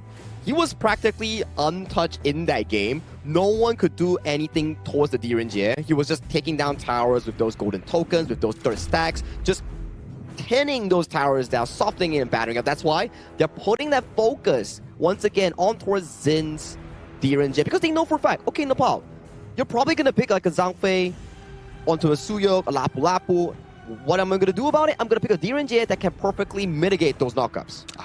Looks like they're going to go the Mai themselves. They want to set up with tempo. They want to be like, okay, it worked for you. Will it work for us? Nepal, we're like, we're going to show you how it should be played. And I know that BJ will be up to the task here. Now, just for kicks, I want to see Myanmar picking the Zhang Fei now. They will. We might be seeing it right now. Right. Back to what they successfully again. You know, the Nutsa being locked in here, likely going into the hands of Ant. And I'm liking the Haino. Good counter into the Mai Shiranui as the anti-burst. Not sure if he's going for the Purify or the Frenzy that we've seen some players would like to go. And then the Nutsa, every time you see a Ata, you'll be like, oh, you like to heal. Let me bring out the Nutsa. Built in Imperil effect that can reduce your healing. Yeah, and also the Haino, it's about the towers that might be potentially taken down because the Mai is all over the place and having impact in other lanes. So you also have that Fate Rewind. Again, just trying to slow this game down. Right now, they've got the Direnjie. Yes, it's also kind of like that, you know, the old tried and true, but you've got the Neza for the potential backline jump in, finding that Mai and hunting her down. And since Team Myanmar, they already have the Nurza, right? So same formula applies that Team Nepal, they have to forget about like, okay, we want to do the split push thing. Right, let's just forget about that. Maybe focus on the team fight. So I would expect like maybe in Team Nepal, they are going to pick a hero that can set up for team fights even more. Honestly speaking, I wouldn't be surprised if they go for the Zhang Fei again. Yeah, I wouldn't be surprised as well, right? But judging from the current bans thus far, Myanmar and also Nepal, they're still not touching the roamer pool. Both of them are tending out the clash lane pools that they don't really want to be seeing that could actually threaten their backline here. So the Zhang Fei, the Lapu Lapu, the Lian Po, one of it will be available for either teams. Yeah, just targeting both sides in terms of the clash, right? A lot of impact that you could just potentially get on, like the Byron and the Guan Yu. Like these things are like power picks that you want to kind of take out. Now it's going to be a little bit of a different story. I mean, I'm figuring that the Atta here is probably a jungle, but they could flex it, and that flexibility could really help into the second phase of the draft. And then I like the fact that you bring out the bans, right? Channel, ever since it's banned out, we saw in the previous series, is one of our most picked thus far in the Asian Games qualifiers here. And the substitute pick coming in for the farming that has been consistently performing winning or losing moments is the Direnjie. Oh yeah. I think Direnjie maybe it has not been highlighted as much just because of how much Chano has been picked, right? Yeah, but also the Arlie has kind of fallen off favor as well. Obviously, we're not going to see the Arlie here being picked up. The idea is going to be banned out instead. So now it's time for the CC setters to be picked up by Nepal. Yeah, and actually for me, I mean, talking a little bit about the Arlie, it just seems like it's so squishy. You have to be completely, I mean, obviously all of these players are focused, but like you have to be ensuring that your positioning is flawless, because you make one mistake, literally your team just crumbles because you don't have that damage, and she will fall. She will fall, and you take a look at the side of Nepal, they technically just told him like, okay, you played the Mai Nui, you picked the Mozi, let me swap it up. Let me try what you actually did just now and try it for myself. Is it really that good? And for Myanmar here, they need a hero that can actually defend them while also look for advantage in that team fight.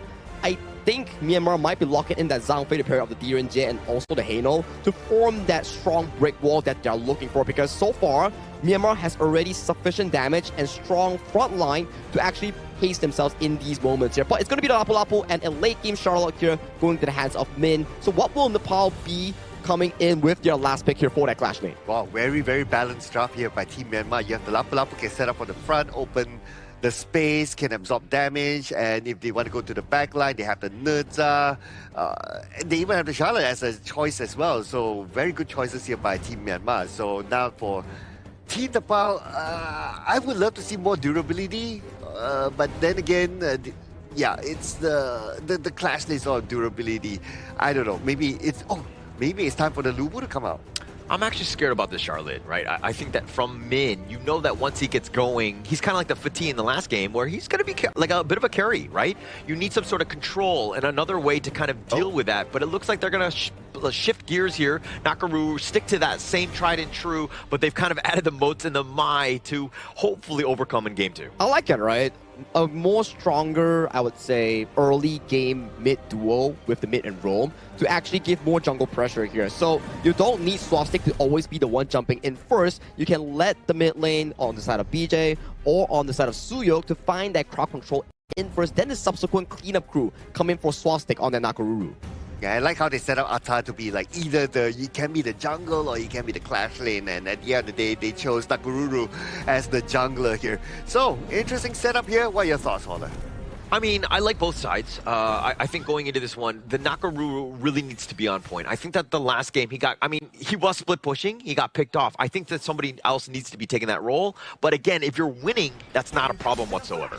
All right. I mean, if you're winning, it's never a problem, right? Yeah. Well, yeah. There are times when you're winning and you're like, my teammates are still kind of toxic though, you know? Okay. Sounds like experience. I'm not the guy. I'm saying my other teammates are. I just want to be very clear with that. Okay, thanks for clarifying that. We won't report you for now. Yeah. But again, same formula applied. So both teams are already very good at this. It's like after they clear up the first wave, they rotate to either side to put pressure in. And because Team Nepal, you have the Moza, you have the potential jungle a bit slightly more, or at least at the side. Yeah, so from last game to this one, the biggest difference is that Nepal, their movement needs to be a little bit more decisive, right? They were letting Myanmar make most of those moves, especially since they had Sai on the Mai and was able to impact it. Now that he's on the Haino, he's much slower. He probably needs to stick in the lane a little bit longer, so now you have that advantage as now you have that Mai. Yeah, because Haino is not the most mobile sort of hero, right? Like, yes, you can clear your lanes really, really quickly, but can you outmove the Mai? Definitely not, right? Yeah, so that's why it's like, okay, by the time Mai's done, you'll be back on the lane. I might as well stay for another wave. Yeah, so you got to take advantage of this, right? Nepal, on the other hand, they need to be fast. And I love the way that they've drafted. They're kind of setting themselves up for a good early game, because that will get the snowball going. Once they have control of the map, they can do what Myanmar did to them. Oh, they're grouping up as a 4 now, but it's still kind of early though. Yes, it's level 4 here and there, except for Suyo. But Suyo, level 4, not the biggest of impact. The bigger impact for a Moza is going to be the Cannon Blast, because that's going to be like continuous stun from afar. If you get the thing inside the box already, that's a nice bonus. Yeah, it's just like, when the team fights are happening, probably more in the 4 minute, when it's, I mean, you're going to have it way before then, but it's not something that you want to be gunning out of position for, especially early, because you're very squishy. Oh, but keep an eye on the top though. I see that there's a rotation by side H above. Okay, just waiting right in front of Sushant, but both sides really teasing each other.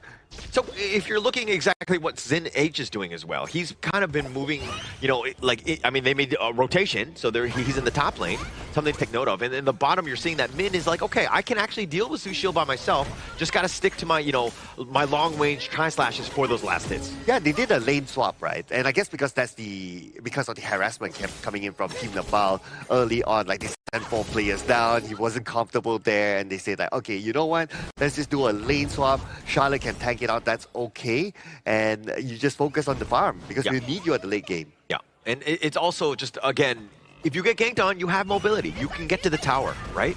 And I think it's just kind of like thinking long-term. Plus, we're trying to, again, get Zin H going. He has been the guy that's been able to close out games, and anytime he's got that farm, and he's going to have a huge range advantage against Sushank, so it's going to make his life difficult. Yeah, and now Sushank, he needs a bit of help there. But if his objective is just to hold the lane, it'll be okay. But if he wants to win the lane, he'll definitely need backup. And that's where they send their players up there. But let's remember, there's about 20 more seconds before the Tyrant comes up. So are they going to focus onto the Overlord? Try something different? I don't know. Yeah, but I mean, I don't mean to be a defeatist for Sushank, but it's a range versus melee, right, in the lane. Plus, Sai is there babysitting. Chances of winning the lane are very difficult for Sushank. It's about him just holding the fort. Again, now the 4-minute mark is happening. You're seeing the teleports as now they're going to start to move in towards this Tyrant here. Okay, both teams starting it off, and the Tyrant's now down to 50% of health. But then again, the moment Team Myanmar arrives, like Team Nepal, they all turn back. It's like they're giving away the Tyrant just like that. It didn't seem like Swastik really wanted to go for that fight. They were kind of playing defensive in that regard. They started it, which is very odd, and then they're like, actually, we don't want this. We're going to give it to them. Yeah, and they did them a favor by chunking down the health to 50%. Yeah. So, I don't know. But maybe they're just nice, huh? Did you ever think of it that way? Okay, that's nice and positive. Yeah, thank you. Yeah, we need to learn how to think positively. But Nepal, okay, they're still around this area, right? So this kind of worries me. Are they stuck here? Nepal? Yeah. I mean, I don't think that they should be. If anything, right now, it's about securing your own buffs. Okay. Making sure that you're not being, invaded. And Suyog is there. He's that sentry. He's watching things and making sure that, again, Sushil stays alive. The blue buff was in your favor, and now Swastik, he does have this buff, but now Skyfall going in. Oh, okay, from the back. Oh, but then again, he pulled back, but it's okay. That's good communication shown by Myanmar. They know that they don't have the minions that time, so it's not worth it. Yeah, definitely not worth it. That would have been very deep, especially since they didn't take the bottom T1. But now, again, the way that Myanmar, they know that they're up, and now they're trying to take over the map here. Okay. They see Swastik there. Swastik takes damage, and they pull back again. This is a very different playstyle from the first game from Team Myanmar. Very, very disciplined. But now they're grouping up all 5 together because they know that the difference this round is that there's no down phase, so they can move like a drone now. Yeah, I have not been. Oh, there you go, Swastik. It's going to be difficult for him to escape. There's one last hit left, but still able to get away. But Swastik, is he able to at least trade it back Looks like the answer is no, but somehow Swastik survived that one. How did he do it? I mean, his friends came, right? And the party members were all just like on top of him, and they're like, we got you, buddy. And they ended up making the save, which is key. Swastik going down would have been a disaster. I wish in my ranked games, when I get assaulted under the top T1 like that, somebody came to help me. Sad story. But if you're toxic, it's nobody's going to help you. What are you talking about? Just because I write in all caps?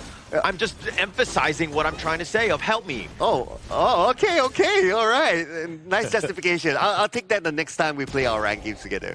But anyway, now focus is back onto the blue buff here, and Team Nepal. Okay, Team Nepal is starting to mirror what Team Myanmar is doing, right? They're moving as a 5, Team Myanmar moving as a 5. It's a matter of who will pull the trigger first. Yeah, it is about that, but you're behind. And if anytime you're mirroring somebody, you're going to be further and further behind because they're up, right? This is where you need to be aggressive. You need to change things up and get some sort of, aggressiveness. Look to invade the enemy jungle in some fashion. Right now, everything is very reactive. And again, just to your point of just mirroring them.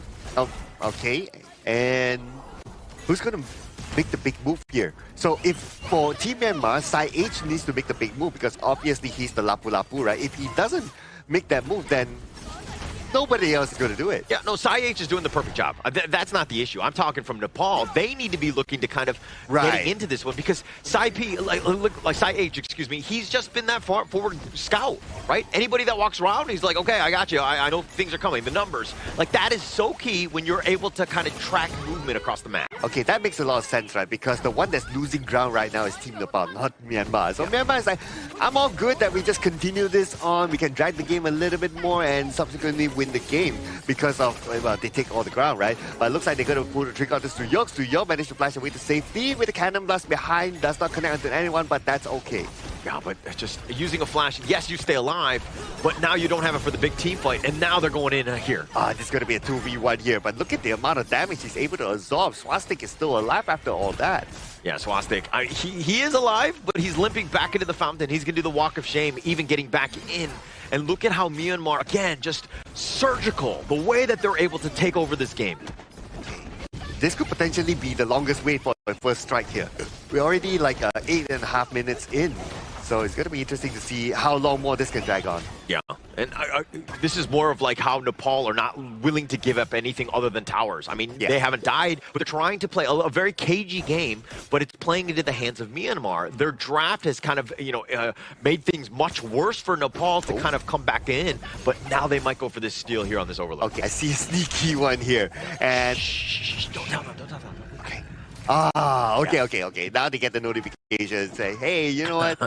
Check your message there. You missed this one. This email was a week ago. Then Team Myanmar, they got the overlord. But while they were doing that, Team Nepal got the overlord. While they were doing that, Team Myanmar actually kind of put pressure onto the bottom lane. Yeah, but these Vanguards, a little bit of space, a little bit of push. At the same time, Myanmar, I think that they're more than capable with this lead. They're going to be able to just burn them down as they're already all 3 lanes, taking them down and just kind of, again, just shepherding the minion waves forward. Okay, look at what Team Myanmar is doing right now. They are opening up Ient onto the bottom. Let him push. If he's needed, he can come to them to support further. But Sushank taking that damage, he's the one to try to bait out those skills for a potential engagement. But speaking of engagement, we're coming close to 10 minutes. No first strike yet. Yeah, no first strike, but the way that Myanmar are threatening, they did a lot of damage. How many common skills, how many flashes have we seen from Nepal where they're just trying to stay alive, right? They don't want to fight, but at the same time, they're forced to kind of play even more defensive because they don't have those common skills. So the poking from Myanmar has been on point in this one. Okay, now blue buff time. Is Team Nepal going to challenge for it? I doubt so. No. They have been protecting their blue buff decently well for the past few buffs, right? But this is that time where they lose that blue buff, they will lose the Tyrant as well. So once Team Myanmar gets this Tyrant, okay, I'm pretty sure they're thinking of like challenging Team Nepal right now. Yeah, and that's kind of what happened last time, right? Where they took the Tyrant, they quickly moved over to the Overlord, and Nepal had stuck around. They stuck around way too long for the Overlord, and they got paid with their lives. So Nepal right now, we're like, okay, let's retreat. We don't have enough time to really take it for now. Let's, again, just buy a little bit of time. Hopefully we can deal with these minions here. Yeah, and Team Myanmar, they had eyes on the Overlord side, right? So they kind of know, like, okay, is it worthwhile for you guys to rotate in? Is there still enough time and all that? And there was. So when they came, Team Nepal could not complete taking down the Overlord, and now the Overlord is still standing. Yeah, and look at how the numbers from Myanmar, top, mid, both of those lanes are pushing. Bottom is just going to be fine, equalizing, right? They're going to be happy with this, but the way that they've got the numbers so that Nepal has to respond to this. They're not able to split push because, again, they don't even have the bottom T2. Oh man, they're just eating space right now. Oh, but looks like an engagement. They're going in. Swastik now in trouble. He is all alone. His teammates all the way behind. It was almost like they were playing in two different games. It just didn't seem like everyone else got the memo that he was going in, right? Swastik was trying to force the play a little bit, got out of position. He just paid with his life because, again, Myanmar were like, okay, you want to fly into the back line? Let's go. And then they ended up just eating him up. And now it could probably be BJ though. BJ has to be careful there, but lucky enough he's able to roll back into his space. But now without Swastik, Myanmar, they had the man advantage. That means that they will go in and the Raging Sea catches two of them. Together with Side B coming and getting Suyok and mid with Sushil. And this is Team Myanmar having the man advantage. Swastik is back though, but what can he do about the situation? He tries in mind, but then the Crystal will be taken down. Another clean win for Myanmar. Clean win. I mean, Saeed, when he goes in with that flash, Raging Sea, that was perfect. That's the perfect initiation to start off the team fight. And we were talking about not very many kills. Well, boom, that's a team wipe. They'll take the game. One is all it takes. One mistake coming in from Swastik at the 11-minute mark, causing the first strike, allowing Team Myanmar to just brute force into the base of Team Nepal, claiming a clean 2-0 victory. And right now, with that win over to the side of this 2-0, Myanmar has directly qualified to the main event. Yeah, and it looks like there's a little bit of a cue in terms of the handshakes at the very end. I mean, Myanmar just completely in control of this one, just dominant. And we were going to question, like, hey, 2-0 teams going at it. Who would be able to take it off? And it looks like just too much Myanmar. They were on fire this game. Yeah, I guess well, that one moment that broke this game, right, was the Nakaruru going in alone, right? His other teammates were like left behind, and it's not only about like behind, right? Like there's a wall separating them. Like even if they want to go forward, it's like, dude, there's like a wall in front, and you're the Nakaruru. Obviously, you can chase, but we can't. So they were left behind there, and the moment that Nakaruru went out, it was a 4v5. Team Myanmar, they had the man advantage, and that's where they know that they can just press the W button. I think it's like what you mentioned, right? It's out of sync from what we expect. It's like Swastik going in while the tower is already down, and then the teammates are already backing off. Like even the side of Suyok, he already burned the flash, so it wasn't really a proper timing for him to actually look for the engage. Maybe he was panicking because the game is slowly slipping out of control. Out of that game, yes, it was 10 minutes of just Myanmar looking for the objective wins, but the way they do that is actually very, very nice, whereby they played Xin on the Direnjie to consistently push down those towers with the help of the Lapu Lapu and the Haino constantly guarding him, which to the side of Team Nepal, they had no answers to the infinite pushes coming in from this Direnjie. Yeah, no answers indeed. I mean, if you're looking at Nepal, it's like, okay, they're going to give up a tower, but that ended up being like 9 towers, right? Like in the very end, they were like, okay, we're not really willing to fight at some point. You got to take a stand at some moment. But what is that moment? When you get a certain item? Is it a milestone? Like what is that? What are you waiting for, right? You have to go in at some point to defend because they were completely playing passive. Even to the very, very end when the crystal was just like there, like they were not willing to initiate. They got jumped on. Yeah, they were moving further back and back and back, right? But I guess to be positive about the situation, right? That was what the Nakaruru was thinking of. It's like, okay, guys, if you don't want to engage, I will just do it, okay? Just follow me.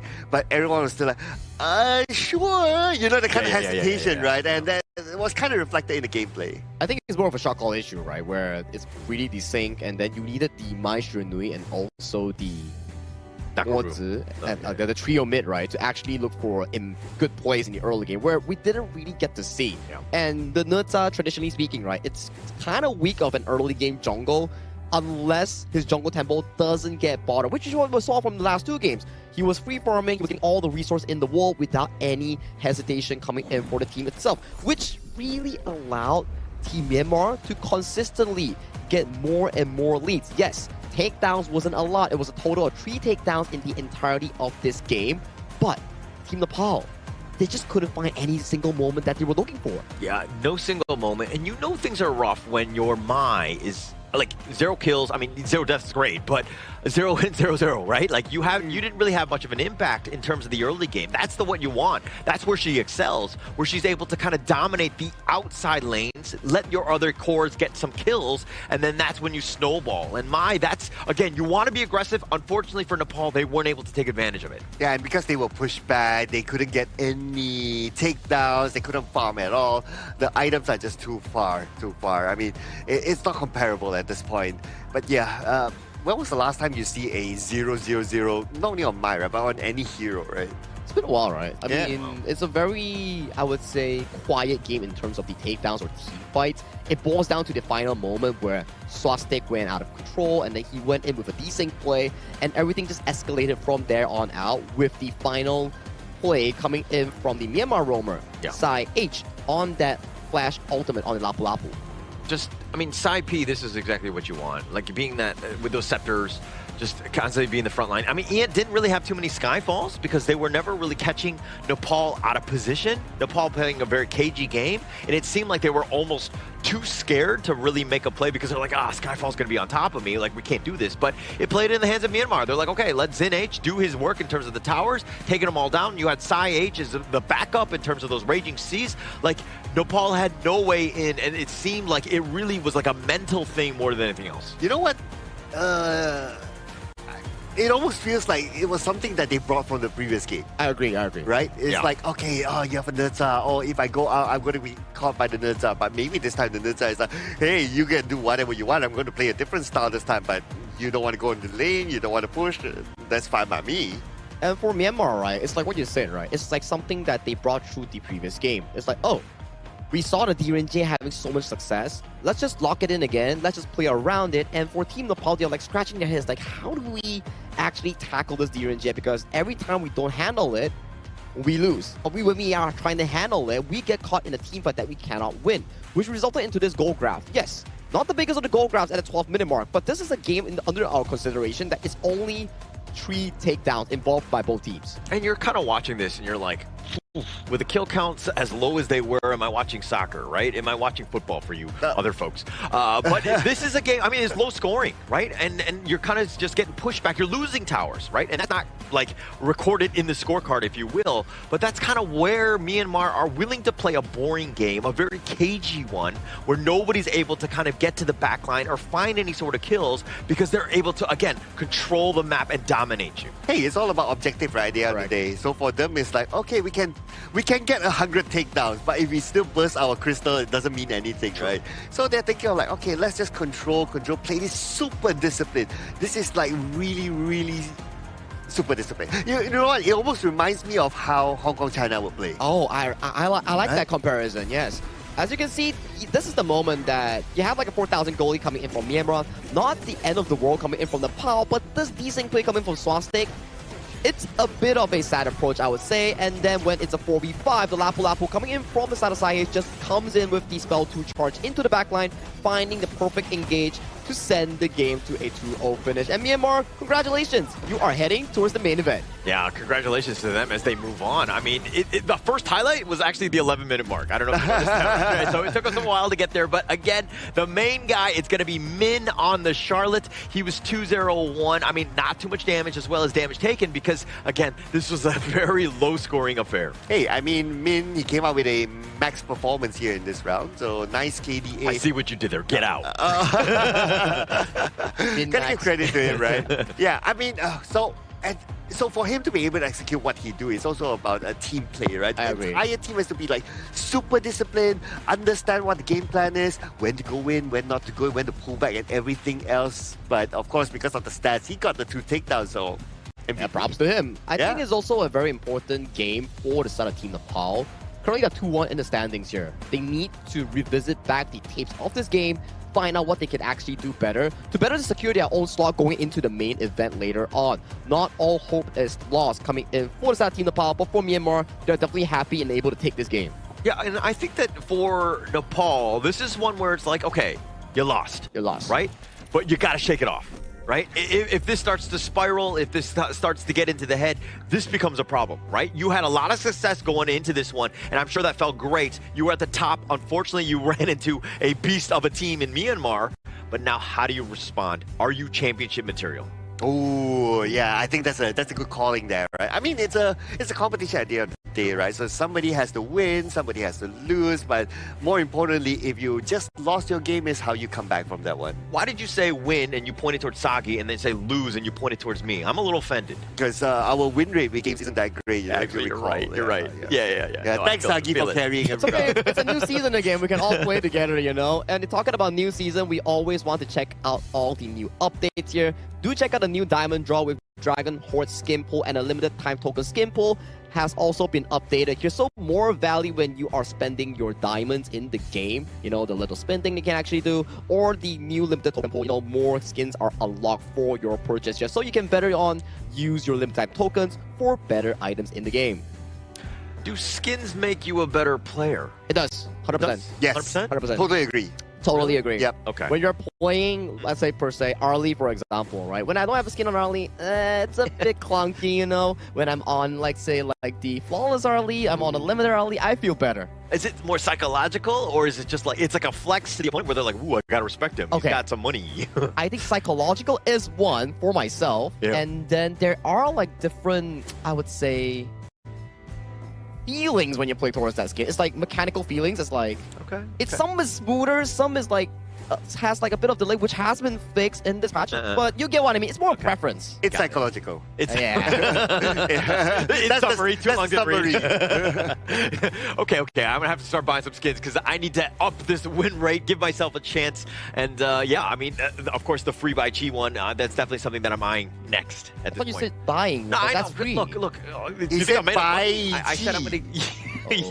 I got you, brother. I got you. Well, all jokes aside, I think we do have to congratulate Team Myanmar on their win. And let's do check out on the stage with Mara. Who does she have with her for the upcoming interview? Take it away, Mara. That's 3 match wins in a row for Team Myanmar. Ming, congratulations. Your MVP game 2 with your Charlotte. Wow, you were so impressive. You know what we noticed with Team Myanmar is that unlike the other teams who like to force their advantage, Team Myanmar is very comfortable walking away from a fight and coming back to it seconds later. Why is patience so important as part of your team's identity? It's because our coach instructed us to play like that. Like we have 2 coaches and they instructed us to play like more systematically and more patiently, to wait for the chance to strike and then like take the lead after you have comfortable farming, and that's kind of like that. So. Very disciplined, and for sure coach is proud of you. And I'm sure you're proud of yourself also, because Team Myanmar currently leads Group B. You're number 1 right now. No one has been able to defeat you. Do you think Team Myanmar has shown its full potential yet? So we could say like we haven't shown our full potential yet, because we recently just started training with our new coach and like the analysis of our coach. So we need to, there is also room for improvement. So I think we need to learn more and learn from the other countries how they play. Like some region, for example, in this tournament are like Indonesia and Philippines. Like we haven't reached their level yet, so we can improve more. You are so humble, and I think that's a huge part of Team Myanmar's success. Now, Myanmar is watching right now. What would you like to say to them and invite them to keep supporting you for your last match? မင်္ဂလာပါမြန်မာအဆင်ပြေတဲ့နေ့ရက်လေးကိုမိုင်းဆိုင်မယ်လို့မျှော်လင့်ပါတယ်ကြီးစုနေတဲ့ပြည်သက်တဲ့ဦးချင်းတွေကိုလည်းကျေးဇူးတင်ပါတယ်ကျွန်တော်တို့ဆက်ပြီးတော့အားပေးပါအောင်လို့ကျွန်တော်တို့အနေနဲ့အကောင်းဆုံးကြိုးစားတော့မှာပါကျွန်တော်တို့ခုချိန်မှာ Group B ရဲ့ number 1ကိုရပ်တည်ပြီးတော့ဂျပန်နိုင်ငံကိုတွားရောက်ရှင်ပြိုင်တော့မဲ့ Asian Game မှာကျွန်တော်တို့ performance ကောင်းကောင်းနဲ့အဆင်ပြေပြေရလဒ်ကောင်းကောင်းထွက်အောင်ကြိုးစားတော့ပါမယ်လို့ကြီးစုနေတဲ့ပြည်သက်တဲ့ဦးချင်းစီအကုန်လုံးကိုလည်းကျွန်တော်တို့ဒီကနေကျေးဇူးတင်ပါတယ်ဟုတ်ကဲ့ And what would you like to say so everybody understands what you're saying in English? What I said is like, hello Myanmar, I hope you have a wonderful day. We're currently at the Group B number 1, and we would like to want your support in the Japan also. And we thanks to one of our fans, like we thanks to every fan. We thanks to our fans, and we sincerely enjoy your support, and thank you. Once again, Ming, congratulations. Team Myanmar leading Group B, currently #1, still undefeated. Let's head back to our casters. Lead the gorge. Thank you, Myanmar. Ooh, Myanmar does sound like a pretty good, like a band name, Okay. Like, it's like a streamer name or it's like a cooking show. But all jokes aside, Min definitely has a very sweet heart. Like he knows for a fact that they're a team coming together, they're representing their country and region, and they are here to make their netizens, the people of their country or region, proud. Yeah. Actually, I was subscribed to that cooking show, if that's possible, Myanmar. I think that's something that's great. But again, the fact that Min is able to kind of do that interview and do it, with multiple languages and just kind of, again, just being as humble as he is, understanding that, hey, he's 3-0. They're moving on. Right? Like the amount of support that they can get, this is that moment where, again, if I was in his shoes, I would be letting everyone know and I would be trash talking, and there's probably a reason why I'm not able to. That's the comparison. here. Yeah, I mean, there's a lot of talk about like the other groups, like those teams like, Indonesia, Philippines, Hong Kong, China, and so on and so forth. Myanmar has come like undercover. Like suddenly they show up. It's like, hey, you know what, guys? Don't forget about us as well. This is the reason why we are one of the top contenders. And they've been clean, right? Yeah. 6-0 in terms of their groups, 3-0 in terms of their match scores. They have yet to be undefeated, and no one has able to crack their defense. And with one more win, they could be going for a flawless victory in Group B. Yeah, and at the same time, you're kind of like, okay, they're flying so high, and no team has really contested them, where you're kind of thinking, okay, let's make sure that our ego is still in check. And as you saw in that interview, Min is like very humble, right? He's like just willing to be like, okay, we're still going to continue to just grow and to improve. So I think that that's the perfect attitude as you continue to move on, because again, it only gets tougher from here. But you know what else is no contest? Is our official gaming phone for the 2026 Asian Games Esports event Honor of Kings qualifier. That is iQOO, the phone that is used by these players on stage. When you see them on camera, they hold it up and you see them doing those moves, those flicks on screens. Yeah, it's thanks to iQOO. Yeah, iQOO has been fantastic, right? Especially when it comes to a new patch, when you are trying new things. Definitely consider getting an iQOO to better enjoy the current patch, which is the Grand Venture. A lot of things coming, especially, mark the dates, 27 June. I'm waiting for it, right? The iQOO phone, as well as the patch. I guess both of those things. It would be great if actually Honor Kings was already installed on it, so that I wouldn't have to do that. But that's a whole thing because I'm lazy. But I do think that this is a great opportunity, right? I think that to see Myanmar rise the way they did again, and to kind of again to your point of just flying under that radar, to be at the top of the Group B. Like we didn't know who was going to be there, but it looks like Myanmar are here to stay. Yep, and they did it in style as well. And they showed us throughout this entire tournament so far that, of course, they still have one more match to play, that they can play different styles. They can play different kind of compositions. They can play different kind of strategies. Like you want to take it slow, you want to eat space, or you want to play aggressively. They show that they are adaptable. Really adaptable and flexible in that sense, where Ant can play tank jungles and Ant can also play carry junglers, which is really impressive for a young prodigy like him that has his first showcase in an international or regional tournament. So props to him as well. But that's all for the Myanmar versus Nepal matchup. Congratulations to Myanmar and good luck to Nepal for their upcoming games to further qualify for the main event. Our next one, as you can see, will be featuring India going up against Kingdom of Saudi Arabia. Although India has lost their chance in qualifying for the main event, but this is a fight for pride and fight for honor. Pride, honor, and experience. Correct. The lessons, all of the good things that you want from India. I think that it's been a little bit of a disappointing run. We've seen glimpses of the India squad doing well. They have a potential, but unfortunately for them, I mean, the journey will end at the end of this qualifier, but let's go out with guns blazing and let's, take down the Kingdom of Saudi Arabia here. Yeah, they came close a couple of times, right? It was just unfortunate that they didn't win at the end of the day. So whatever it is, this is an opportunity for them to do well for the fans. Definitely will want to see them perform later on in the upcoming matchup of our match of the day. But we will need a short break before we bring you the matchup coming in between India and Kingdom of Saudi Arabia. See you later.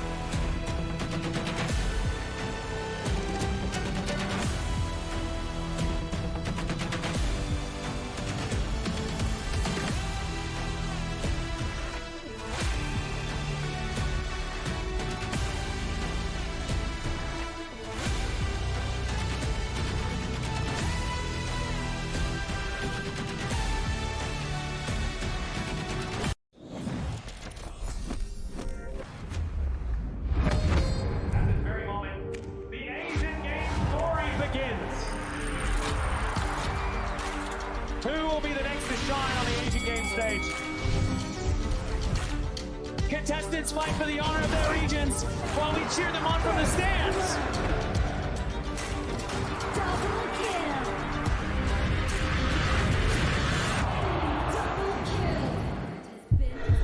This is a challenge, but it is also an opportunity.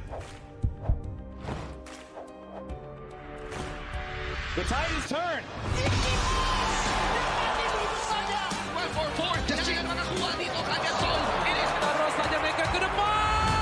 Fastest in front. They're going to use it. Golden tight. Slows out Tatsumi.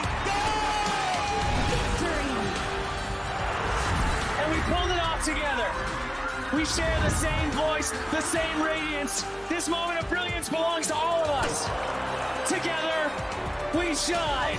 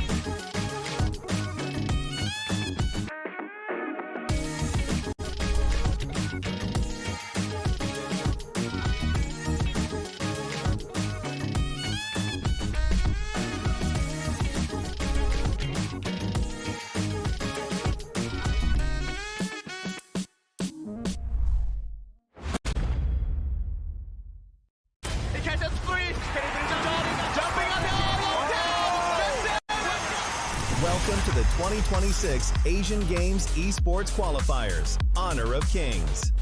20 regions, one stage, and only the strongest 9 teams will earn the right to shine above the rest. Taking place in Malaysia, June 13th to 21st, 2026. Coming to Malaysia, this is the battleground where teams fight for the right to qualify for the Asian Games. 20 teams enter, but only 9 teams will move on. Apart from the 20 regions, there are 3 regions that have direct qualification. Here is the 2026 Asian Games Esports Qualifiers Honor of Kings format. First, the 20 teams will split into 4 groups of 5. In each group, every team faces every other team once in a single round robin, with every match played in a best-of-3 format. That means every match matters. Every game matters. Every single point matters. The point system is simple. Win the match, earn 1 point. Lose the match, earn none. At the end of the group stage, teams are ranked by the total points they've collected. And from there, the road begins to shine. The top 2 teams from each group qualify directly to the Asian Games main event. That gives us 8 teams advancing straight out of groups. But for those not through yet, the light isn't out. The teams that finish 3rd in each group still have 1 more shot. They move move into the last chance stage. There, they battle through one final BO3 single elimination bracket until 2 teams remain. The 2 teams will then face off in a BO3 match to claim the one final qualification slot. So in total, 9 teams will make it through. 8 from the group stage and 1 through the last chance stage. That is the rule. Now it is time to see who can rise through it. From across the world, regions gather here in Malaysia. 20 teams, and only 9 will qualify. The path is set. The stakes are clear. Together, we shine. Stay tuned, and we'll see you at the stage.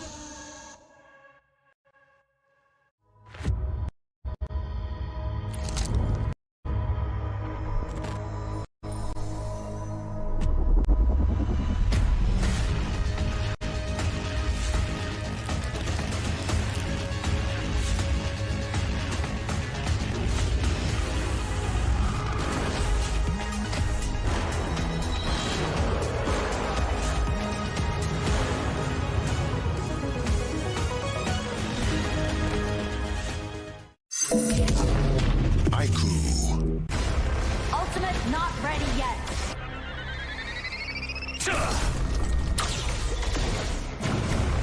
You have slain an enemy. My magic murmurs in ecstasy.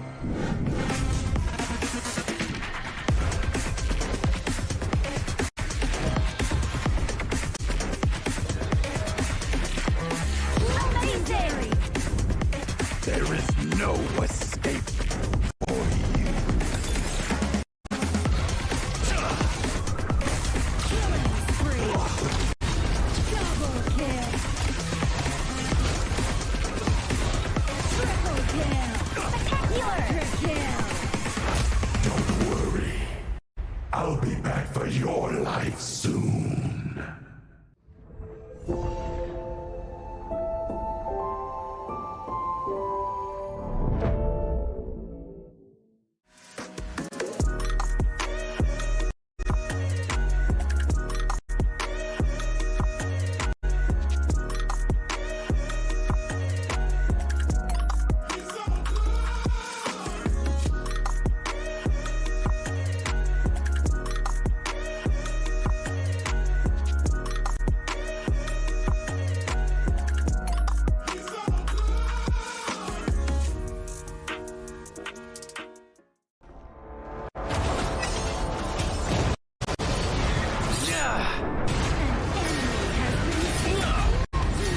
Double kill. Shall I compare thee to a summer's day? Slain. Don't engage. Don't crush us like insects. Slain an enemy. Defend our base. Our high ground tower is under attack. Amazing. Unbelievable. Triple kill. Ah, the fragrance of romance. Ally has been slain. Rampage. Double kill. Triple kill. Spectacular. Pentakill. Lady Fortune is on my side.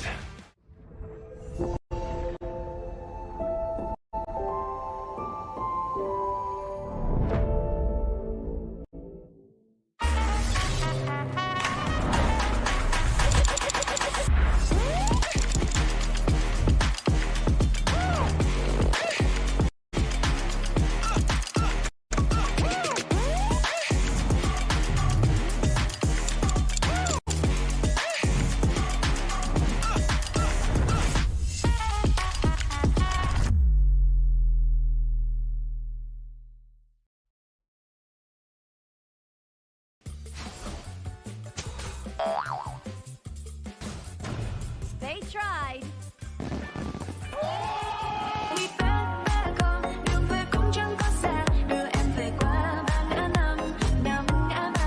The new sprightly skill, Dig It, is a passive skill which will automatically trigger at fixed times each match, up to a maximum of 10 times. The skill grants guaranteed standard rewards like gold, XP, shield, health recovery, and more. There's also a small chance to uncover mysterious grand prize effects during the match. Dig It may also produce tradable high-value treasures. Detailed information about acquired treasures will be shown after the match ends. Each treasure has its own rarity and storage size, and obtained treasures will be automatically stored in your warehouse. If you want more high-quality treasures, make good use of the Treasure Fusion feature. You can also copy and share your code so friends can help speed things up.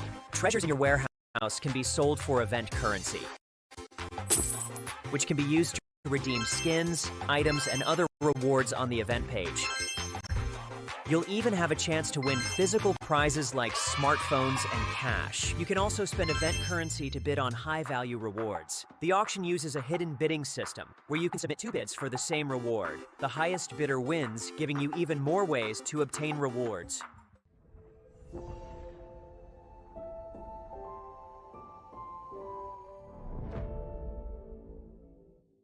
Itu kan track kita. Relax bro. Phone aku. Jom ke mara. Mountain View.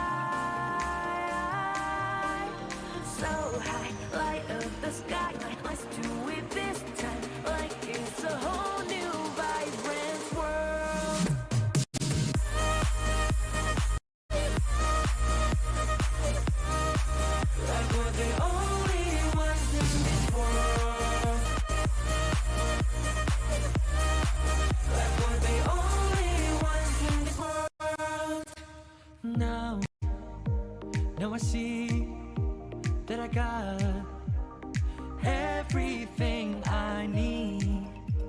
It's alright, I'm on fire, I'm alive, 'cause now I fly so high,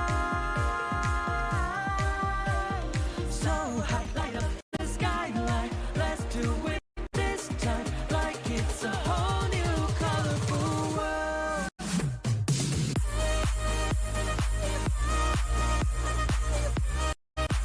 Like we're the only ones in this world. Like we're the only ones in this world. Never thought we'd get this far, burning like the stars. How we get this far, like we're the only ones in this world.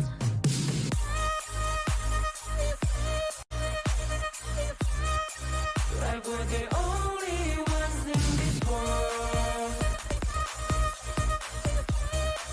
Like we're the only ones in this world.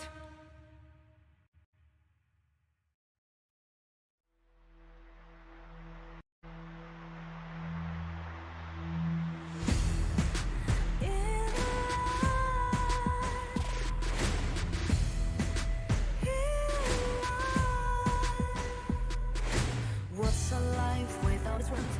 Compromising with what hurts inside. When you let fear decide your fate, you don't choose which path to take in life. In life, I'm finally letting go of everything that still holds me. I'm against all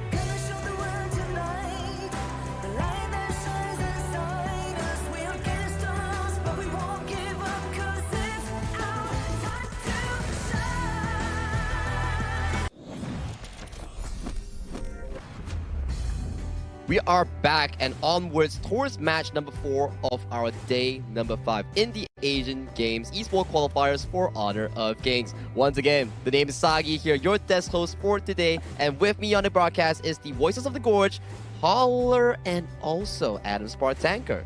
Yeah, happy to be here. It looks like we've shifted a little bit in terms of the roles, but you know, we've gotten Adam in instead of Sir Cloud. Dare I say upgrade, huh? Upgrade. The Wow. slander. Thank you. I'm so sorry about that, Cloud. I know you're listening in the talent room.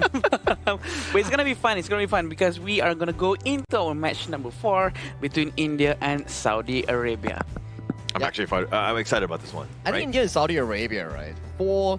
In terms of the importance of this win, okay, not to say I'm undermining anyone's effort, but if you think about it from India's side, it's about to prove that they are improving. But for Kingdom of Saudi Arabia, it's a bit tricky because if they lose this, they are also out of contention. Yeah, so it's about survival for one, you know, the Saudi Arabia side, and then India right now, again, just kind of making a name for themselves. You could play spoiler, and I think that this is the great opportunity. This is your last match. You have nothing after this, right? You might as well go all on. Talking about opportunity, the better opportunity for all of us is to actually try the new hero. Devara has been added into the classic and classic AOV heroes that is free to try out for a limited time. And this will be very fun for us all to try. It has been released today, so don't forget to update your game. I'm gonna head home later after the cast, and I'm gonna be spamming some Devara because that hero can go Clash lane and can also be flexed into the farm lane role, but that's on the official server for later on. But coming back into our topic here for India and also Kingdom of Saudi Arabia. For India, I like the fact that you put on, it's like, you have nothing to lose. So why not do your absolute best, convert this experience for their next international tournament as a team? Yeah, and they're going to be continuing on. Correct. I mean, they're the Revenant X Spark. They are the #1 team in India, and they will continue on into the KWC. So anything that they learn here is gravy, and having the opportunity to playing, you know, global teams, the teams that have been outside of your region, is a good opportunity for you to grow. I agree with that because they have nothing holding them back anymore, so they should be able to just release and let go of everything, of their anger, of their maybe disappointments whatsoever, so they can try their very best right now. Wait, hang on. You have, when you play this game, are you like, oh, I want to kind of unleash my anger onto my, you know, my opponent, so to speak, when you play Honor of Kings? If I didn't make it to the main event, I might have that feeling a little bit, you know? All right. I thought you were just doing it to your teammates in ranked games. I was like, well, sometimes that do happen when we have teammates like Cloud. That's where the dopamine hits, right? Like, that's how you actually become happy, because when you win games, when you have fun with your friends in the game itself, Honor of Kings, 5 stacks, 3 stacks, or duo solo, anything that makes you happy, it's gonna be happening in HOK itself. But for these two teams, I think it's pretty serious for Kingdom of Saudi Arabia. We talk about the Team India perspective, but for KSA, final shot. If they lose this, they're out.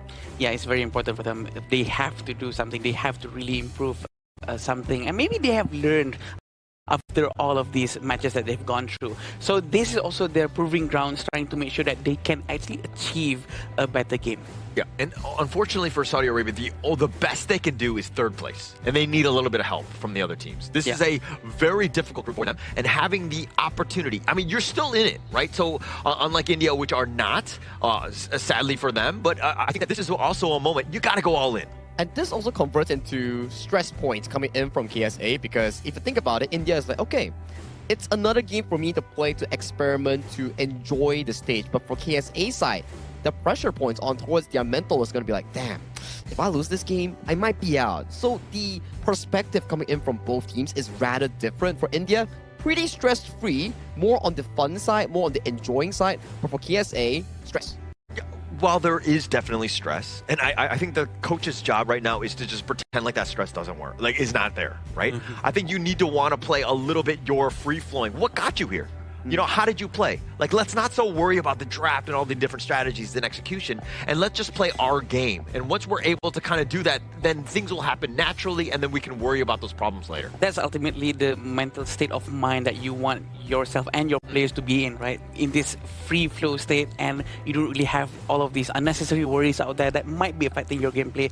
It's definitely very hard to achieve that as a coach. Definitely, it's a very heavy responsibility to try to manage the mentality of your players, but that's one of the hardest things to do as a coach. It's a good perspective that you brought up, right? Because the coach is not only known for making pick and ban pickoffs or the strategies or the in-game teachings. But out of the game, you need to coach your team into a strong mental zone where if you're in deficits, where you're in like a pinch, you should have that mentality to strive even further to look for that ultimate goal that you're looking for. Yeah, the coach is pretty much like the parent of the team, right? Yes. Not only in terms of like strategy, overall direction, and just like basically taking care of them, making sure that they're ready to go. And talking about ready to go, both of our teams are currently ready on the stage to come up with this upcoming final match for India and an important one for Kingdom of Saudi Arabia. So let's welcome them with this teaser video.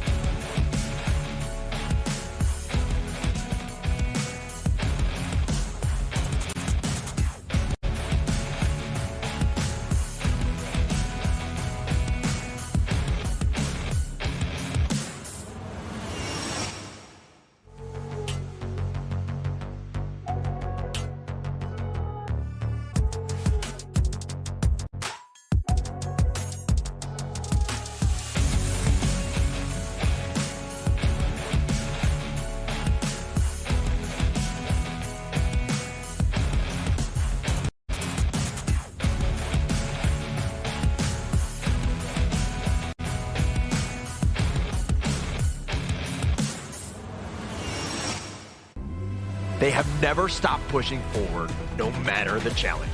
Though the road ahead has changed, their fighting spirit remains the same. They stand here with pride, ready to leave one final impression. Please welcome India!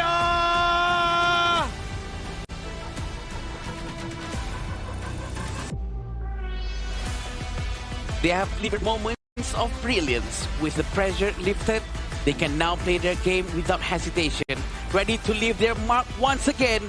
Give it up for Saudi Arabia!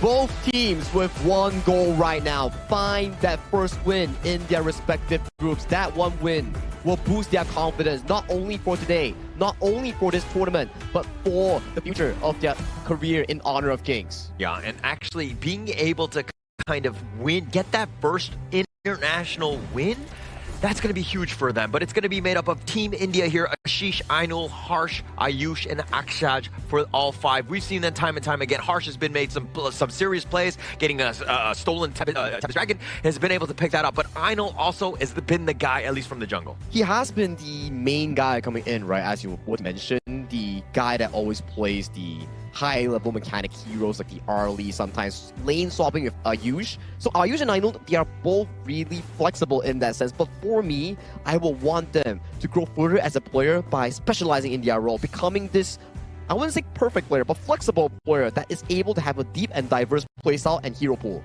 Yeah, definitely. And let's see the lineup coming in from Saudi Arabia. We have Faris, Anas, Muath, Ahmed, and Muhammad. And for this specific roster, right, coming in for the Kingdom of Saudi Arabia, Mohammed and also Faris, they often change their roles between each other. Sometimes Faris will go to the roamer role and Mohammed will go into the Clash Lane role. Yes, this is why they are very well prepared, and we do know that they always change around their roles because they want to see what's the best way to put it, what's the best way, what's the most effective way for their players. Yeah, but I mean, to your point, when you're pointing out with like Ainul, just like locking in a role, I think that, you know, it would help them long term if they were also able to lock it in Saudi Arabia here, where for us is Mohammed, so that we know exactly what you have, so that you're consistent. Changing things up can add a little bit of turmoil to a team. Yeah, this is the exact thing that I want to point out, right? Whereby if you're consistently swapping roles left and right, yes, it proves that you're flexible, but in terms of the overall specific role mastery against your opponent who day and night trains in the same role, it's slightly different because it may not match up to the same level here. Maybe you cannot see it now, but in the future, when the games are even tougher, when the games are even more high stake, that's where it starts slowly coming out to be a focal point for both teams. I agree. It's definitely gonna affect you a lot in the long run because you don't really collect that experience accumulatively enough to go against someone who is purely on that specific role. But again, probably maybe still very early on for them. They're still trying to see if, okay, this guy's attitude, this guy's gameplay, his character, is he the best to be playing at that specific role? Or maybe we should move him around. Maybe the coach have that kind of mindset. But do check out the screen though. These are our most banned heroes in the Asian Games Esports qualifiers for Honor of Kings. So far, Malaysia has been the top ban with a 34 count, and then it comes down to Guan Yu and also the Dahlia. Hence, we don't see much Dahlia nowadays. Yeah, it's completely being consistently banned out. The Dahlia one is definitely more about the general strategy. Mai is about tempo. Guan Yu is about that game-changing team fight abilities that he has. So again, very good in terms of having those 3 bans because they could literally change this game here. The pattern of these heroes that's being banned is always heroes that are annoying in general because it's very hard to deal with a fast Mai Sharnoy, a very fast Guan Yu players that have a high mechanical shielding. I think it makes sense why we would ban these kind of heroes. And Mai Sharnoy has been one of those mechanical heroes that you talked about that if you play it well, you can really showcase its effect. But when you don't play it well, it's more or less a negative point coming in for your team roster. Do you actually realize that both of the heroes, the first and second hero, Mai Sharnoy and Guan Yu, actually is a hero that doesn't need mana and also doesn't need any too much of energy consumption. All they have to do is just focus on the cooldown and all that. So they don't have that kind of a problem, probably contributing to why it is oftenly picked. It's that's their cost, right, Caller? And as we go into the pick and bans here for game number 1, this is India on towards the blue side, banning the Mai Sharnoy and also the Yu Huan, while KSA locks away the Diadia and the Early here. Maybe we might see a Guan Yu or a Channel first pick coming in from Team India. Definitely open, but they're going to go with the Zhang Fei. And one thing to take note of, India banning out the Yuan, this has basically traumatized the India squad. This hero has just completely dominated them when it's been on the opposing side. They're like, no, we're going to shut that one down. It's definitely a hero with a lot of capabilities, right? The unending sorrow, healing you a lot. So maybe sometimes instead of banning, maybe they can try playing heroes like Menuju to reduce the healing instead. I like the idea, right? The built-in healing healing reduction effect coming in from the Nursa really serves a role in cutting down these large healers like the Diadia, like the Byron, for example. So maybe that's a consideration that India can actually venture into. However, they do lock in the Xiao Qiao for the side of Harsh in that mid lane and pick up the channel coming in from Ayush or Ainul in that case. Yeah, and it looks like Saudi Arabia here going with the Byron and the Diadia. I think that these heroes have been criminally underplayed. They add quite a bit in terms of like the laning phase. They have a lot of control. Yeah, you want to jump to the back line, but how are you going to deal with both of them who have a ton of CC? This is a nice 1-2 combination. Plus now you got the Musashi on top. Yeah, that's the question, right? And also probably they will try to handle that amount of CC with their own version of crowd control coming in from Zhang Fei, hopefully. But having Musashi on the line, they're going to be able to stop any terms of health regeneration coming in from India for about a couple of seconds with the duel to death. And as of now, it's not going to be a good idea for India to take any assassins for the jungle, I think, Sagi. Well, we'll have to think, right? There's still limited options coming in for the side of Team India, but I like the Musashi pickup coming in for the side of KSA, where it gives direct access towards the backline on key targets like Ayush and also the side of Harsh on these 2 core carries here. And knowing for the fact it's Ainul, I don't think you'll put him on a jungle tank unless we see another lane swap shenanigan coming in from Ainul and also Ayush. Yeah, you're playing it wrong, I think, if you put Ainul on some sort of hero. Like, he likes the mechanical damage dealing style. You got to play to your strengths, right? And he's more than capable to do that. And I mean, not to say that it's easy to play like a jungle tank, but it is definitely, you're kind of taking a lot of the punches and you're doing a little bit less, so it is a little bit simpler in that regard. And it seems like India has already banned out Angela, knowing that that hero is just so painful to deal with, especially you as the Zhang Fei, as the front line, who's going to be dealing with a lot of blazing brilliance non-stop because the cooldown coming in from Angela is very, very short. And to add on towards that, right, the Angela has been one of a rather popular picks in the tournament where it's really effective in taking down tanky heroes, when you get taken on by the Angela full combo, it probably deletes like 70% to 100% of your health if you take the full combo coming from Angela. Yeah, that would be a problem, right? And I mean, it looks like KSA are going to go with this. Yeah, it's going to help. I mean, Musashi's probably a prime target to just get those extra levels and to just be that monster. But my problem with this hero is that, yes, it has that, you know, the universal law, that like the red carpet, if you will, of wave clear. But if you're falling behind, you're going to really struggle. Yeah, I agree. It's not really a good scaling hero, but only in the early game he can try to bully as much as possible. But let's take a look at India's draft real quick here. We are getting a Wukong debut coming in for the hands of Ainul here. I'm telling you, these are assassin picks that are really, really fun to watch, especially when it comes to Wukong. Luck is a big issue with Wukong. If you're lucky with those crits, you go big with the team fights. But you're unlucky in the early game, it kind of slows down your clear and your team fight strength in the early game. Yeah, the RNG coming in with Wukong is actually quite a lot. So sometimes people would go with full Calamity on the Arcana to maximize the critical chance. But sometimes I would love to try with Unparalleled to get a lot more of that critical damage instead. And we were talking about how letting the players just play what they want. This is the perfect time, right? The Wukong just showing up. This is the first pick in the Asian Games qualifier. Great for them. I'm loving the confidence coming in from the side of Team India, experimenting picks coming in towards a tournament ground here, playing to their strengths. And right now, this is the series match number 4 coming between Team India finding a win against Kingdom of Saudi Arabia. I think this is exactly what we were asking for, right? For India to actually just play as best as they can, do whatever they want and try their limits. And this is trying their limits. Look at the map. Look at the position of Wukong, which is very, very interesting. And he actually managed to get the Azure Golem with no problem whatsoever. Just to go. You want to steal, you want to be aggressive. We haven't seen India do this, right? So it seems like actually, they're kind of relieved, right? I mean, yeah, unfortunately for them, they're not going to be moving on, but at least it's to the point now where, again, let the players play the way that they want to play, and it is being aggressive, but they too right now are also being invaded. Yeah, they're going to be trying the same thing. I don't think they realize it, but look at the damage coming in from Ashish with the help of Harsh.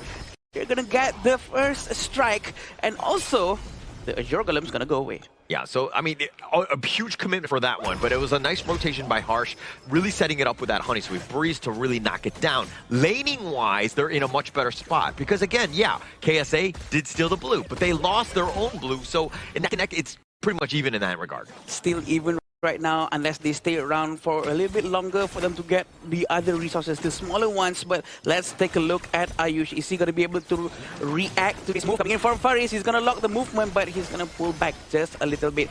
The Cavalry is coming from the side. Yeah, and this is why the Chano is always a prime pick, especially for the farm laner. You have that extra jump. You're able to kind of basically leapfrog away, get to safety. And the gank attempt was pretty formidable, right? Faris definitely has that little bit of control, but again, just not enough damage, especially early. Oh, very unfortunate for Muhammad to show up too early, and they see him. They're going to go all into Muhammad. Anas is going to be the next target. He's going to get pushed. Ashish is so relentless. He's going to find Faris. Faris is going to be strike down as well. Double strike for him. They're going to go for Ahmad, and Akshad is tanking all the damage from the tower to allow his teammates to go all in. That could not have been a better play by Ashish there, right? With the Guan Yu, and why he's the like top 3 most banned, because the way that he's able to get on, and you'll see it in the replay, he's lurking in the top, comes in, perfect Razor Cavalry, sets it up, Soaring Green Dragon onto 3. Again, just everybody else is just rushing it through, and literally it's a drive-by, finding Ferris as well, taking them all down. KSA had no chance, especially with the numbers. And again, just a very aggressive play by India. Let them go. No chance whatsoever. And Ashish actually just walked and galloped from top lane all the way down to the bottom lane. And let's see what he's going to do to Ayush. Ayush managed to survive that. But they did manage to get Zia in the mid lane. It's going to be a bit of a problem for Anas. Maybe when he got hit a bit too much. But look at Muhammad. He's going to try to get this damage quite a lot, but he's going to be able to survive that. Yeah, it was very close. The duel death was used a little bit early. I felt like he might have saved that because when he gets the honey sweep breeze off, and unfortunately he did get hit, he was able to kind of walk away, but you save your duel death to the very last moment, and then you're able to go and secure that kill. Unfortunately for him, again, Harsh with a little bit of an outplay, just staying alive. It's very interesting to see on how they literally just leave Ayush at bottom lane without any problem whatsoever, and they believe and are very confident with him to actually survive anything. But can he survive this? Mohammed's gonna go down in the hands of Ainul. Yeah, so this Wukong, this is a problem, right? Like the amount of crit and the way that he's able to find you. And finding Mohammed, best case scenario, he's the other jungler, right? You slow him down and it comes off of his expense. Umbrella outburst connects, Anas goes down. How many times does Anas has to go down? So many times. Very unfortunate for him. His Romo is actually quite far and they're gonna go directly to the Tyrant. Yeah, and Akshad just like, buddy, I need help. I don't have any damage. I mean, yeah, I can take this Tyrant here, but it just really, again, just setting it up for Ainul. India right now, finding that fourth gear, if you will. They're off to a racing start, and it's not even 5 minutes in. Yeah, within 5 minutes, they have 5,000 gold in front. This is very, very aggressive coming from them. It feels almost unfortunate that they didn't try something like this before, which is very aggressive with the Wukong going in, invading very early. I think it's a very good gameplay from them. Yeah, okay, I'm going to say, hey, let the past be in the past, my friend. All right, we moved on. Okay, all right, it is what it is, and I think that, no, India, this is where, again, you got to let them fly. Let the bird out of the cage, and they're playing well. They're up 9-0, finding all the right pickoffs. They're positioning, and they're looking to rotate in the top lane here, potentially going for another game. Akshad is still trying to see if this is the right move for him to go in, but we have to remember, Madness hasn't been used just yet. He's still not full. He has to collect it first. That's the downside of Zhangfei, and he's gonna pull it back just a little bit with 5,000 gold in front. Yeah, I have enough madness for Akshad and I to fill that bar, okay? I think that we're going to be able just fine. It's just a matter of time before they get it. But again, once they do, that's the team fight.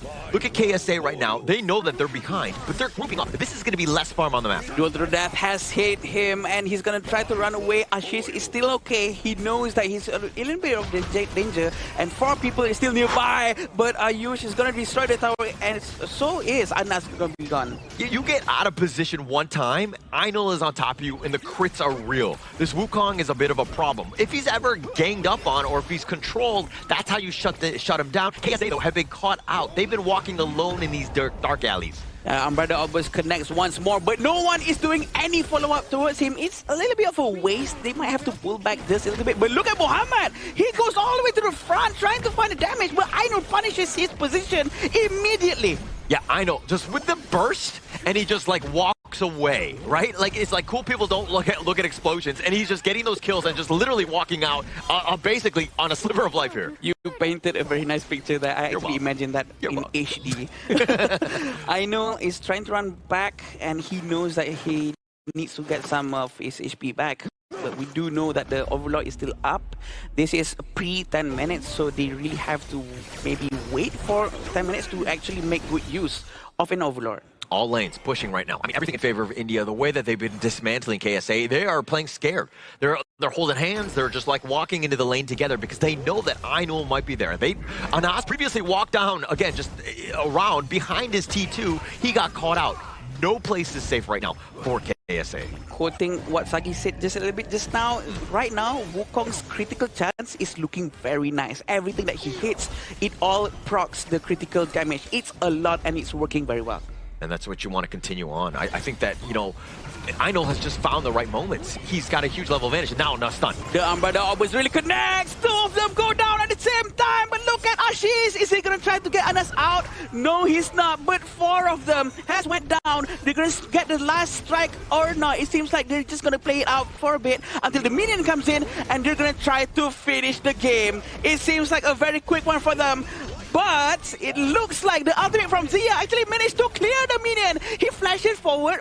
Even though there's no more minion, the Vanguard is here. His teammate is coming back alive. Will they be able to protect the crystal? The ultimate from Zia once more. And they're going to go in. Mohammed's trying to defend. Mohammed's still alive. And Ashish is running away. He got smite by Mohammed. And they're all still trying to scurry away. But they're still okay. They tried to force it out. It didn't happen, Holler.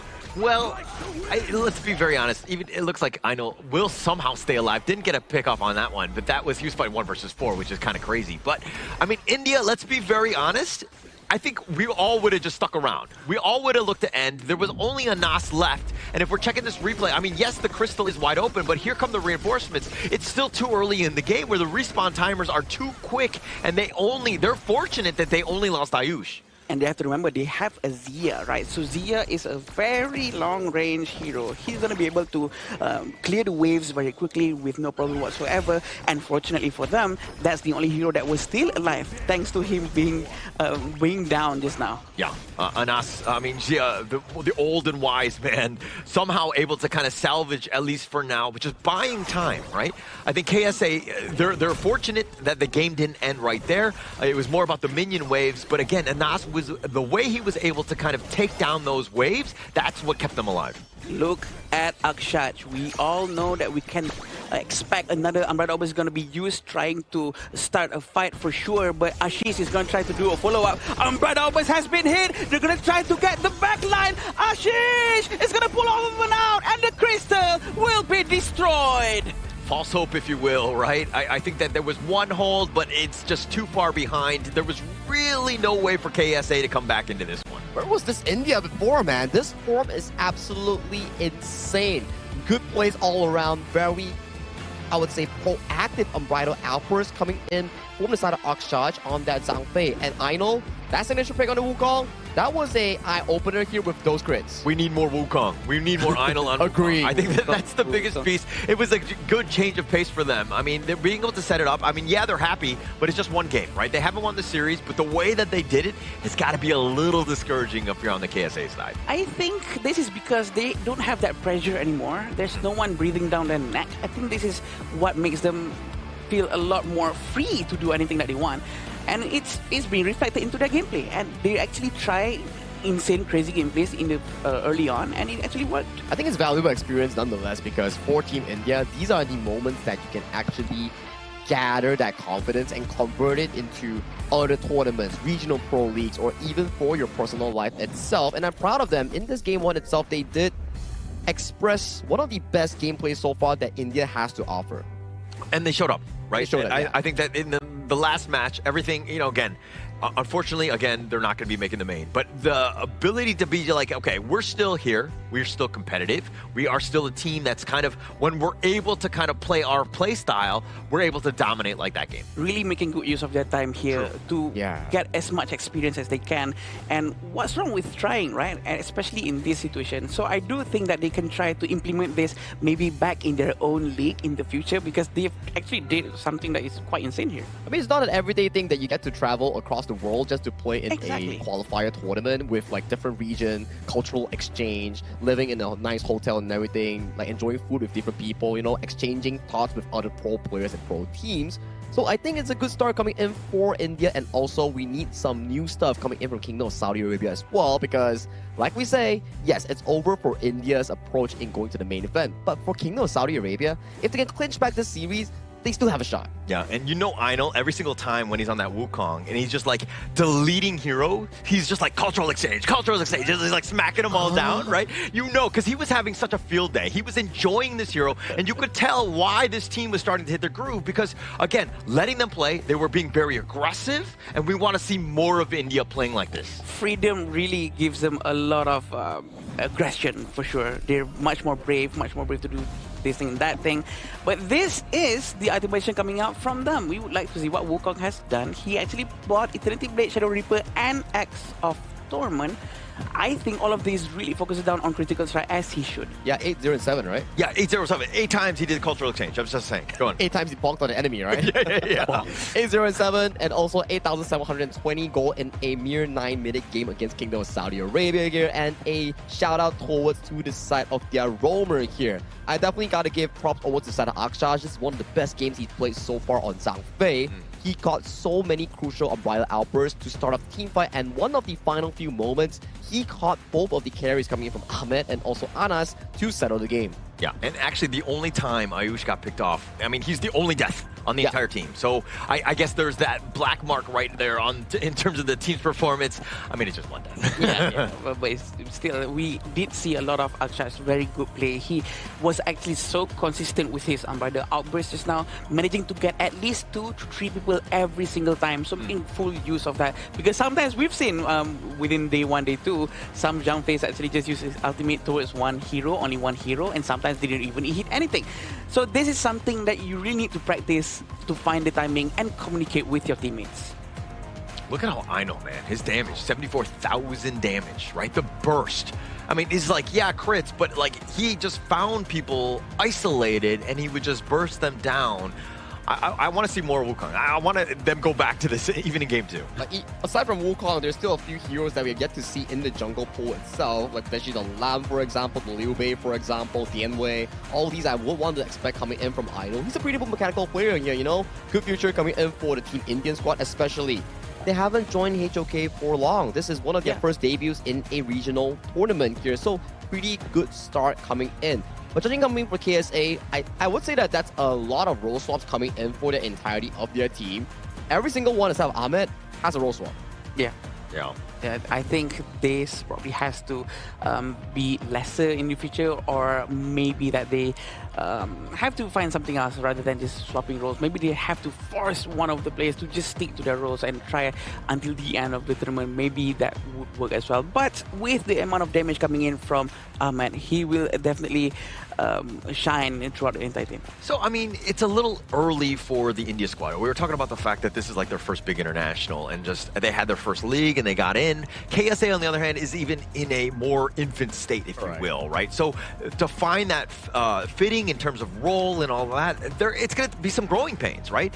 They haven't found exactly where they want to be, and I think that just trying things out, again, this is a team that has that potential to grow, though. Sometimes you have to get hurt a little to actually experience growth. So for both of these teams, India and KSA, the growth might not be the smoothest, but it will be expected if you always put in the pain and also the effort coming in towards it. Yeah, definitely. And the pain actually comes from Wukong a lot just now, which he managed to do a lot of cultural exchange. But the graph is looking very, very nice for India. They have proven that they are able to play at this level with high amount of pressure as well. And we do know that India is no longer going to go to the main event, but at the very least, they're giving us a very good showcase. Yeah, these are the few moments that they actually were really aggressive in the early game, with Ashish coming in with a very, very crucial assistance here, coming in all the way from Clash Lane at the bare 2 minutes here. They almost aced their opponents here, but due to the fact that the timer was just so fast coming from Mohammed, he came back up, and this is the bonks, the cultural exchanges that you guys were mentioning about. There were so many. I mean, he had 8. You would catch them out, but the way he was, like, again, finding another one, that's cultural exchange for you. Where you going, brother? That's not going to happen. So, again, being able to just find the right moments. It's like when KSA, no place is safe, right? And you're on the defensive side. And, like, that was a perfect umbrella. Perfect umbrella outburst, catching on towards to Ahmed and also Mohammed, and just sending them back to the fountain here. As of this point, you can definitely feel that Team India is starting to have more confidence in these team fights here. Yes, they probably didn't end right here, which caused Ayush to suffer that takedown coming in with the Musashi dive. But overall, it has been a pretty good game, especially with Aino just finding those bonks, finding those backline flanks on this Wukong pick. Just so good, just so good. I mean, the umbrella outburst, and then you have the Guan Yu as well from the top with the Razor Cavalry, but I mean, the MVP here, clearly him. It's gonna be Aino 807, 40% damage coming in from him. This is not surprising, right? We know that he has dealt a lot of damage for the entire team, and the damage taken is not small as well, 22.8% alongside with 25.3% of total gold. Aino showing up with his Wukong, very scary, very risky, and he's still able to pull it off very well.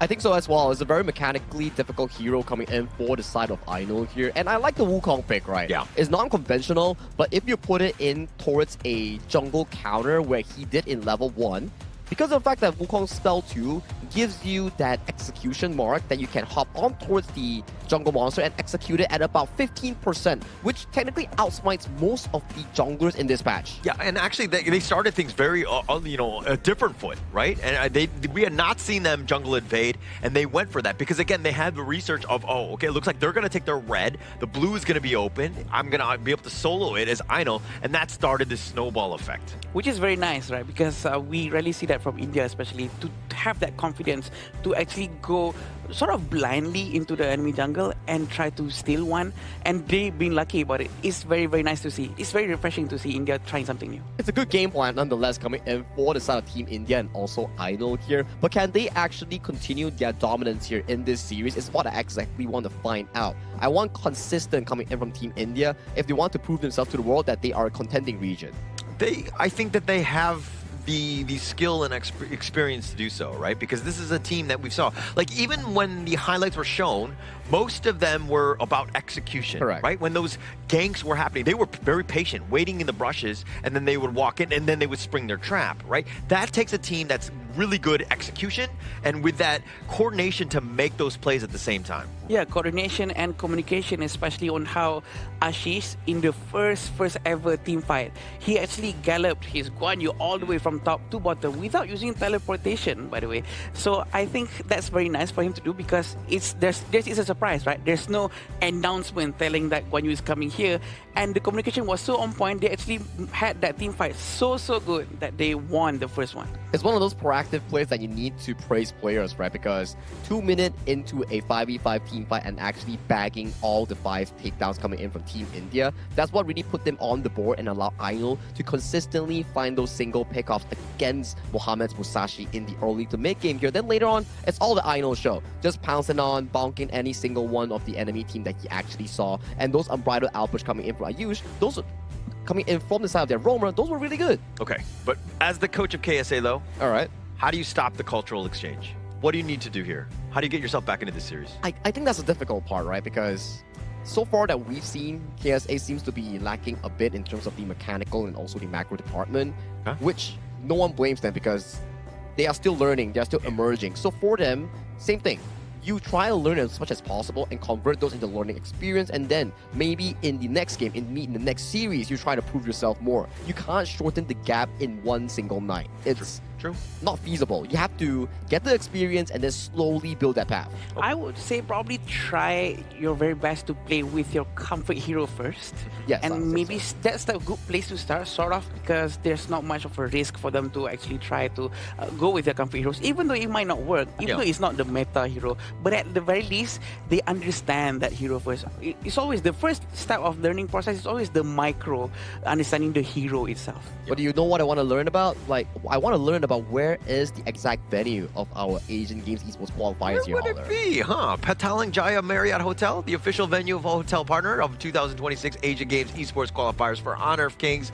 And as we go into this one, of course, it's the 4th series of the day, game number 2, finding ways to get back into this one. I mean, I know that there's a bit of a gap in terms of skill. It looks like that's a bit of a problem. You were talking about familiarity, makes a lot of sense. But I think for this one, it's just like, hey, let it all out there. Right? Everything is on the line. Yeah. Elimination, it is what it is. But play, again, something you're comfortable with. Yeah, I think it's a good start. Rather than trying to force something that you are not really comfortable with. And also, maybe probably try to rotate more with your friends from the mid lane jungle and the roamer to do a little bit of those gold sharing. Exactly, right? I think I like the fact that Holler brought up the thing that you cannot be playing scared. And just go all out. Like you can see on the screen itself, there is a player swap coming in for Muaf, swapping in for Youssef. So Youssef will be taken on the original role. We know for a fact that Youssef has had a lot of game time coming in with the Kingdom of Saudi Arabia squad. So maybe coming in, he will bring a different chemical reaction with the team itself against a specific matchup. Okay, what kind of chemical reaction is going to be? I need to be very careful. I don't know. I'm fire resistant, I would think, but I want to be very safe here and. I think a good chemical reaction was to set the confidence level to a higher one. We're not talking about the actual chemistry, we're talking about actual mental chemical reaction here. Maybe like a player of a certain team is like, maybe they're not the most mechanically best at something, but they have the leadership or they have the mentality of a captain that can bring the team atmosphere up when everyone is down. Yeah, there's definitely a lot of aspects to this, right? That's contributing to how the game is being played. Also, how well they know each other. Maybe this player might bring in terms of shot calling inside the game. Maybe he's much more of a leader that can try to oversee with a better vision throughout the entire map. So it's all going to be depending on how they're going to execute this, knowing that all of these factors are going to play a lot of effect into the gameplay. Yeah, and it looks like the teams are getting ready. We're going to be starting the draft here. But one thing to take note of, India right now, it seems like they're very jovial. They're in a great spot, right? Being 1-0, I think that they're going to be comfortable with that. But it looks like they're going to start things off with a Lapu Lapu pick. Well, we've seen a Lapu Lapu pick coming in from Akshaj. I would say that in the first few days, it wasn't as consistent. And coming off of a fresh game of that Zhang just now, I would say that he's more confident right now in finding better engages or more daring ones in towards the back line here. KSA picking up a rather safe 1-2 here. One of the tournament's most picked duo, the Chano and Zhang Fei here as their 1-2. I'm actually quite surprised that India did not take Zhang Fei as the first hero. I was expecting Zhang Fei to be picked because that seems to me like one of the best performing hero for them just now. But it seems like they're going with Xiao Xiao and Erin, two magical heroes, but of course Erin's basic attack is going to be focusing on physical attacks. This is going to be quite interesting. 2 damage has appeared. We might see maybe a couple more tanks coming in from India. If I'm being completely honest, I'm not 100% on the Aaron train, usually. Especially going up against a Chano, I definitely think that this is not a great laning phase for you. Yes, you obviously have a potential late game, assuming you're rolling, right? But it's not going to be easy. So it comes really back to like Ayush, how does he play with this one? Again, he's not the guy. It's mainly been Ainul to really setting up this team for success. So far, I think regarding the Aaron pick, right, I would rather have a Direnjie, which could really set the pacing for the team itself in dodging some of the unbridled outbursts with the legal immunity and also go 50-50 in the laning phase against the Chano here. But maybe it's a confident pick coming in from Ayush because we have seen him pick it multiple times in this tournament. He's comfortable on it, yeah. Yeah, coming a little back towards what Holly just said just now about Erin, I do agree with you because Laurel Bloom, if I'm not mistaken, can also shoot its target towards the Spirit Wolves, which might be a waste of the projectiles coming in from Erin's ultimate. So I agree with Sagi as well, because Direndi might be the better pick here. Oh yeah, then KSA comes in here, locking in the Nurza here as one of the... I would say Nurza has been skyrocketing in popularity recently, man. Like, out of the last 2 days, it has been increasing more and more appearance rates here. Yeah. And you can start to see the confidence oozing out of Team India here. Molan, second pick of the tournament here, and also Xuan Ce, our first one of this Asian Games qualifier. Oh, going with both. I mean, both of them, the first pick for both. I mean, why not at this point? We were saying, hey, let the birds out of the cage, and we're seeing it, right? Across all the different roles, and going with both of them to kind of go into game 2. Pretty interesting picks here. I think you're going to like this, Holler, because Xuan Ce is going to be very interesting on how the gameplay might be a little bit similar towards Wukong because the damage is going to be all focused on critical. So, you know what? More or less the same. I'm for it. I'm for it. Let's see it exactly. And as we go into this game, any final thoughts before we go in? Final thoughts, I want to see this Xuan Ce pick shine once again. Back-to-back first debut picks of the jungle with more assassin picks here coming in from Ainul. He is trying to go out with a bang. With a bang indeed, and this is going to be the second game between both of these teams. I'm pretty sure India is on fire right now, and they're going to try to prove to us once more how they can perform very well with Mulan and Xuan Ce and Xiao Xiao. It's going to be quite fun. Very fun indeed. Yeah, it definitely will be fun here, but the lineup, okay. When you're talking about the Neza, you've got the battlefield command from Manas. It's like the delivery system, right? 2 people right on top of you. That's the initiation that you're looking for. The problem, though, is that if you're looking kind of at Faris and Yusef, well, both kind of immobile, not as fast. So the synchronization of the team fight, when they do happen, when he does try to go for that launch, you got to be on point, right? You cannot be slow, you can't be early, you got to be right on time. Yeah, you can't go one by one. I totally agree with you. But again, exactly like what happened in the previous game, India and KSA, both of them actually traded their blue buff. Azure Golem is going to be swapped, but it seems like he's going to get caught here. Stun has been used by Zhang Fei. They're going to go in and try to get Faris. Faris is might go down right now. He might overextend just a little bit, not expecting there's going to be a cavalry arriving to back up India at the bottom lane. Oh, I know. Just styling on all the heroes that we haven't seen. Again, just letting the man play those, like, the heroes that we, again, haven't seen, right? That hook was perfect. And the fact that Faris was in a bad spot, I mean, it was just the perfect setup. And again, why India is doing, or they're in the driver's seat here. Ashish actually manages to survive that execute, and he will try to recall first. But again, Schwanche's skill set is really confusing sometimes to people who hasn't seen it before, for sure. He's going to be able to sort of hook and like throw them to his back and make sure that he hits them. But the damage actually comes from basic attack, which hurts a lot. And that's just another hook, right? Just setting it up, just out of control. Muhammad just in a bad spot, gets hooked again. Ainul just playing with his food. The damage is a lot. And we can see on Faris, he's not ready yet. He doesn't have his Umbrella Outburst. He's still at level 4. But look at Harsh. Harsh is so ready to steal this jungle, but he did not manage to do so. Ahmed managed to land the last hit. Actually, Faris is not level 4, so he's not able to use the ult, even with the madness that he has. So they're going to need it soon, but he doesn't even have it at this moment. They're all grouping up at the Azure Golem. Are they going to try to force it out? No, they're not. They're going to be much more safer than that. With the 2,000 gold lead, this is quite early for India. I mean, they just hit the 3-minute mark, up about 2.5k.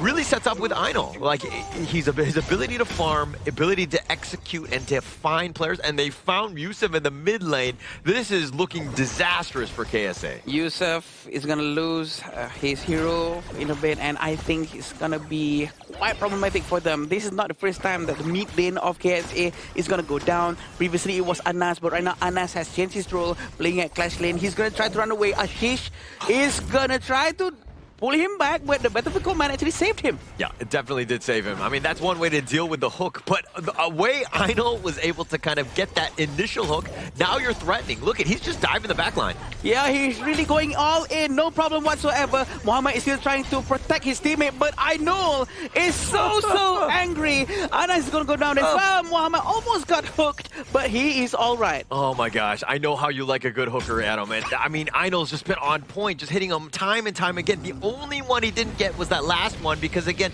the speed, that just barely out of range. I mean, but Ainul's completely styling here. Yeah, they're going to go to Titan right now. Titan's going to be started by Ainul, definitely. But Ainul's HP is actually quite low.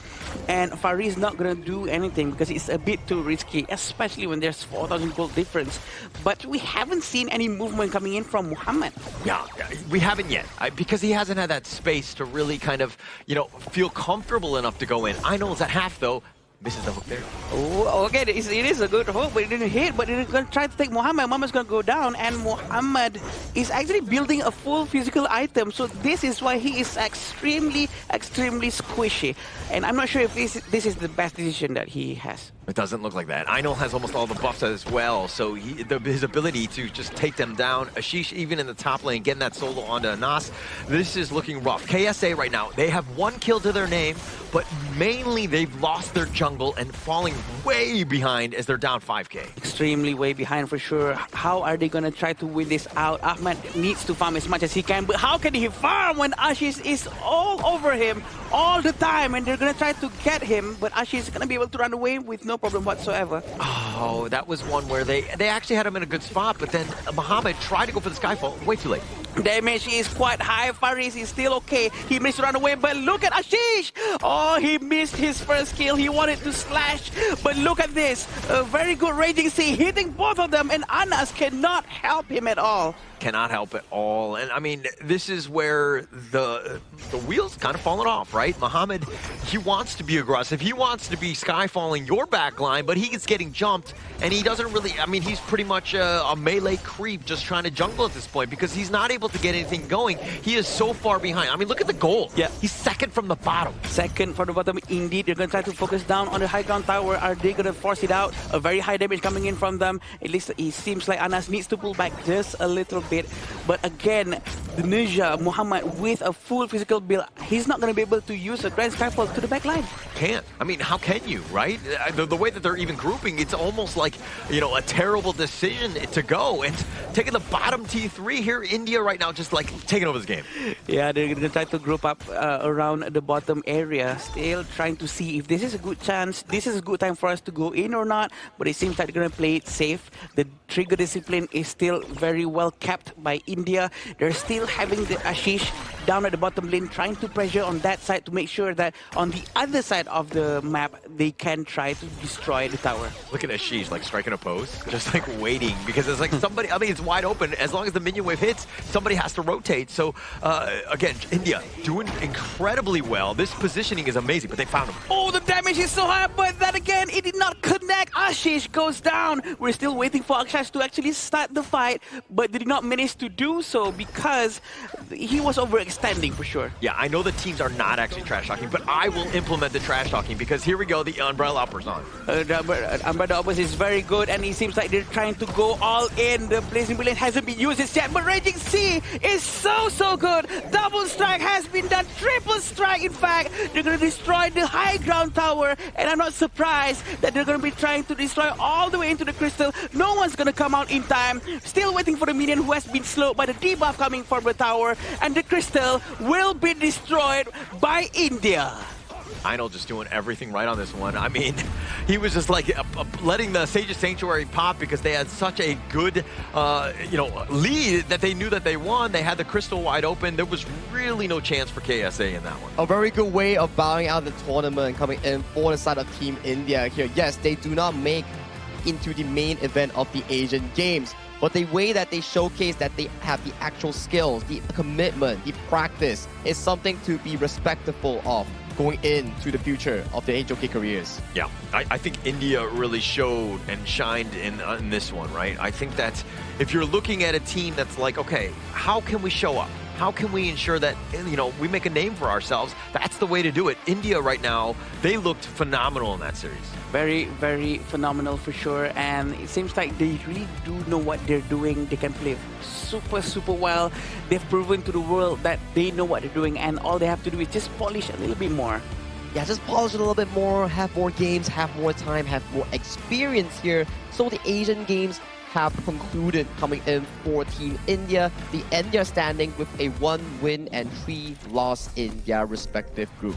Yeah, go out on a high. And I think that that's best case scenario for India here, especially after the first 3 series for them. But being able to do it against KSA and to do it in that way, I mean, it's got to be nothing but, a huge confidence boost for this team moving forward. For sure. And there's a lot of things that KSA needs to learn as well, such as maybe itemization that is much more suitable for certain heroes and such. I think they are on the right track as well. There's something wrong with what they're doing right now, but of course, don't be discouraged. There's a long way to go. We are all still fresh here as well. Yeah, no one knows how to fly on their first day, right? I mean, we can't fly as humans here, but you can't run on your first day here. So when you start off HOK, it's like you're starting off as a baby trying to walk or trying to run. These are just the baby steps that KSA and Team India will be having here. Unfortunately, both teams coming in for KSA and also India won't be making it to the main event. But this is not the only chance. There's more to come. Yeah. If it makes the KSA fans any better, I'm still a baby in this game as well. So I think that we're all kind of in that boat. Well, no, not you guys. You guys are actually pretty good at this game. But I do think that, there's always 1,000 things that you could do better, right? Let's be very honest. And I think as long as you're playing mistake-free, which is almost impossible, but everybody will strive for that. Trust me, even the best team in the world keep on saying that there's still a lot for them to learn. So what about us, right? So I'm pretty sure that everyone is learning at their own pace. And you know what? Just take your time and do it in your own way, because different people have different style of learning and catching up. As long as you're committing the practice, committing the learning curve, and you're using your time wisely into learning about anything, right? HOK, life itself, a new skill, you will always be rewarded at the end of the day, because that's just how life is. You have to commit something to gain something. Okay, but I'm afraid of commitment, so, I'm just going to ride it out. Yeah. Okay. No, we're not. But I mean, look, KSA, I think in terms of just like the growth, I think that they like more experience, more reps, definitely playing with one another, just like huddle in and, you know, for the next like 3 months, just lock yourself in a room, so to speak, and then just play this game because you're only going to improve from here on out. I agree. It's all about putting those hours in, and we call it practice. Long story short, it's practice. So they have to practice as much as they can, for sure, for anyone to actually improve on anything. Because the reaction, the timing, subconsciously memorizing the timing of every hero's skill and common skills as well, that's very important. Yeah, I think that's a very good point, right? As you play more and more and more, sometimes there's different learners. Some people will actually actively remember flash timers or like specific spell timers like the battlefield command coming from the Liu Bang or like the Holy's Burning Sun arrow. Those are important timers that could affect the game, or even to a more critical level coming in from, let's say, the other regions who has a pro league. They start memorizing the buff respawn timer after taking it down so they can better plan invasions or counter plays coming in for the team to build that goal league here. So you gotta learn these sort of things to better improve your experience in Honor of Kings. I agree. And the fact that some of those professional players, by the way, how do they know which buff the enemy jungle is taking is by opening up the scoreboard, checking their gold. If their gold is this much, oh, they're at the red buff. If their gold is this much, oh, they're at the blue buff. So that is just next level. I cannot catch to that level. Oh, yeah. But that's how deep the game is, right? Most teams, you'll hear them every 30 seconds, there'll be like a timer. Like somebody just making calls because the movements revolve around what time it is in the game, right? Especially in the early game when things are very fixed. You know when the minions are going out, you know when the tyrant is going to spawn. You have these things set up. So everything revolves around these timers. And timers such as the first objective in the game. How do you push the mid wave? Do you go for the invade? Do you go for the fire beak in the bot lane? Or do you go and help your Clash Lane counter out some camps from the enemy top side? River Sprite, respawn timers, all these are really important in Honor of Kings, and I believe it should be vastly picked up by not only pro players, but also regular players trying to go pro or just have fun in HO game. And honestly, the damage coming out from Ahmed is actually quite a lot. He was trying to defend himself all alone just now, but again, the chance for him to actually do a lot of damage output was there, and he actually managed to do so. Yeah, and I mean, this gold graph, full control, you kind of saw what was happening, right? Even when India was like winning, like Einol, with the way he was able to just ambush people, it seemed like he can play almost any hero and he would have had an impact because he was always in the back lines, setting it up. He had so many good plays because, again, he's just so aggressive and understands the hero. Maybe it's a mentality thing for this team India. It's like they are too locked by their pressure. It's like that. Maybe it's like a team pressure, a goal pressure that they actually have of themselves to actually perform good in their first tournament, which made them more, I wouldn't say scared. Scared is not the word. More limited or restricted in their own gameplay. Yeah, I understand. And sometimes maybe this also affects in the different places as well. You know, let's say an example. They were practicing other heroes. They were very comfortable with Chuancha, with Wukong from the India side. But when they arrive here in Malaysia and they realize, hey, wait a minute. Everyone else is using different sets of heroes, different metas. Maybe we shouldn't be using our hero. Maybe we should try something similar to them. So that kind of pressure also plays a huge role. Maybe it's affected them in a bad way. Yeah, and you can kind of tell that they didn't seem like they were too familiar with some of these heroes. It's one thing to play meta once, but you got to be 100% comfortable. I know that you rightly pointed that out, Adam, in the pregame to game 2. That is that thing where you can't just play meta heroes if you don't know how. You don't know the intricacies of that hero, and you get caught out because of it. And these replays coming in from Idol, just casually landing those hooks and flipping the enemy team going into his own team, is giving me PTSD from all the peak tournament Shense players I have been meeting here, and I don't like it. But he's definitely a master of this pick, and he is playing really, really well to bring his team to a comfortable lead from start to finish. There's always that one Chuancha that is just so painful. That plays very well, and usually we see a lot of them from Vietnam especially. I'm not sure why, but this is such a very good play coming in from India, and there's almost nothing KSA can do.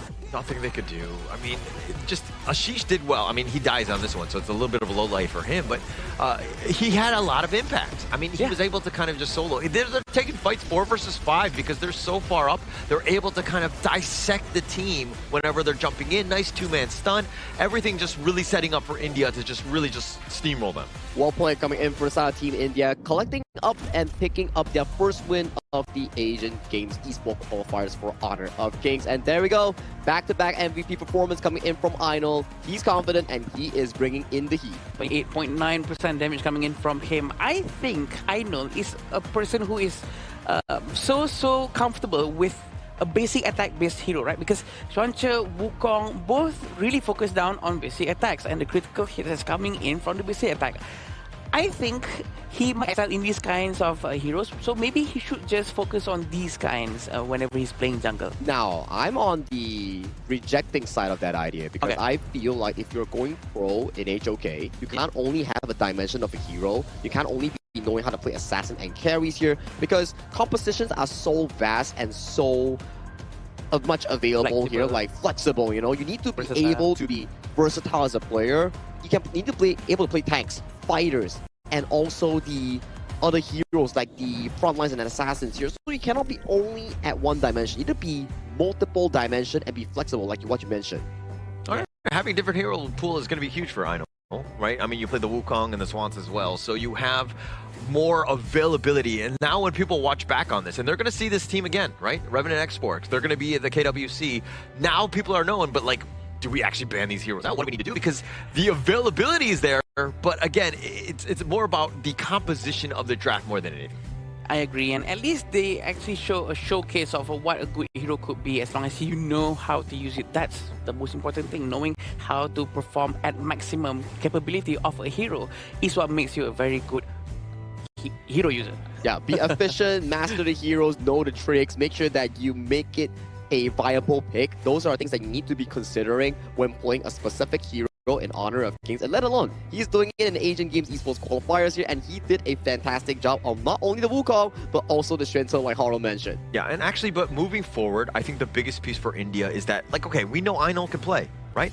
Other guys need to step up. Correct. Right? I think that this is going to be a team effort. We need to ensure that everybody is able to step up because Ainul's not going to have a great game all the time. So you need other people to kind of really just carry this team as well. It's a team effort when it comes to competitive and also ranked games. You need to make sure that everyone is on point and picking up the slack for one another. But let's check out the winner's interview coming in from India's representative with Mara on the stage. Take it away, Mara. We're here with Ainul from Team India. Congratulations on your first win and MVP for game number 1. What we noticed was something different from Team India. Normally, you guys play defensively, and today you were very aggressive. Yeah, because this is the first time we had a lead in the game. Like in the entire tournament, we had a lead. First time we had a lead in the early game, so we just tried to capitalize on that and try to snowball off that. And how does it feel to finish strong for your last match, getting that W for Team India? I think everyone's confidence got boosted after the first game, which we really needed. Everyone was a little bit depressed since we didn't win a single game in this entire tournament. So yeah, I hope we all grow from this and perform better in the future tournaments. And we hope to see you in the future tournaments as well. Yeah. What would you like to say to everybody watching at home and to all the regions that's looking at Team India? We are at a very early stage, so just don't count us out yet. We'll try to improve and hopefully be much better in the next tournament. And that's what counts. Yeah. We hope to see you again in the future tournaments. Yeah. Once again, what matters is that you finish strong to get this W. Thank you so much for participating in this tournament. And now we're going to head back to our casters. Lead the gorge. Thank you, Ainul, and also Mara for the interview that you definitely see. I would say that it's a bit bittersweet coming in from Ainul. He knows that he could have done better, but it's competition that counts, you know? You don't get many chances. When you get the chance, the opportunity, you gotta grasp it firm. So for them, it's back to the drawing board. It's back to the grind stage. Make sure that all 5 players are up and available, and they can get that win next time. Not this time, but next time. There's always next time. Definitely. And I think India are going to be very proud of the results that they had, being able to pull that victory out. I mean, they were able to do it on stage, in front of everyone, the international stage. And it's a great opportunity for them to kind of further grow from this. The experience, again, playing different metas. It's not easy, and again, just being thrust out there where you have to kind of, evolve on the spot, it's incredibly tough for a team. I agree. It's not the easiest thing to do. The pressure, knowing that a lot of people at home are watching for them and rooting for them and not knowing whether or not they're going to make it properly or not. But in the end, they did their best. They tried their best. And it seems like we're going to be looking at our standing first because that was India's last match. Correct. With that game down, India will be bowing out of the tournament here. After Philippines in Group A won their upcoming match, they are sent directly into the main event with a 3-0 overall win and loss, with their final opponents being Indonesia here. And Uzbekistan and Pakistan are currently tied up with Group B. We can see that Myanmar is sitting comfortably, and also same situation, Philippines directly sent into the main event. Nepal and also Kyrgyzstan might have to fight for that final slot. And looking in towards Group C, this is where India and Saudi Arabia resides. With their losses, with their wins coming in from 4th and 5th, they will be out of the contention going in for last chance stage, or even the upcoming top 1, top 2 that gets invited directly here. So for Group C, you can start to see the shape. Yeah. Laos, Vietnam, Kazakhstan, they are fighting for 1st and 2nd. Then the loser out of those 3 teams will be going in for that last chance stage later on. And finally in Group D, with the minimal games happening right now, Hong Kong, China, and also Republic of Korea is sitting comfortably with Syria in the middle zone. Singapore and Sri Lanka are currently at 4th and 5th, but only play 1 game. So more of the games will be shape-shifting Group D later on in towards today, with the final series looking over to Hong Kong, China, and Syria after this. Yeah, it's been so long since we've seen some of the teams from Group D. Correct. Seems like everything has been pushed towards the end, which, I mean, it's favorable for them because they get to see what the other groups are doing in terms of meta. I don't know if it's going to completely change the way that they're been picking because, Hong Kong, China, Republic of Korea, those 2 teams, I would say, are kind of set in. It comes back to Syria, Singapore, and Sri Lanka to kind of really to somehow defend against these 2 titans here. Yeah, definitely. And I think it might affect them in terms of what heroes they're going to be picking, how they're going to be playing, because definitely the entire team is going to be watching all the games from Group A, Group B, Group C. A lot of things to learn from everyone else for sure. So I'm not surprised if they would turn out different than the last time that we saw them. This is what we talk about, like the cultural exchange out of the game and meta exchange in the game between some of these teams. You learn, you lose, you win, you still learn. So coming in for all these entire groupings here, I do think that Group C looks the most mature thus far. You can definitely identify the first 3 teams that's going to be going to the main event or going to the last chance stage. Now, coming into the final series of the day, we will be having Syria going up against Hong Kong, China.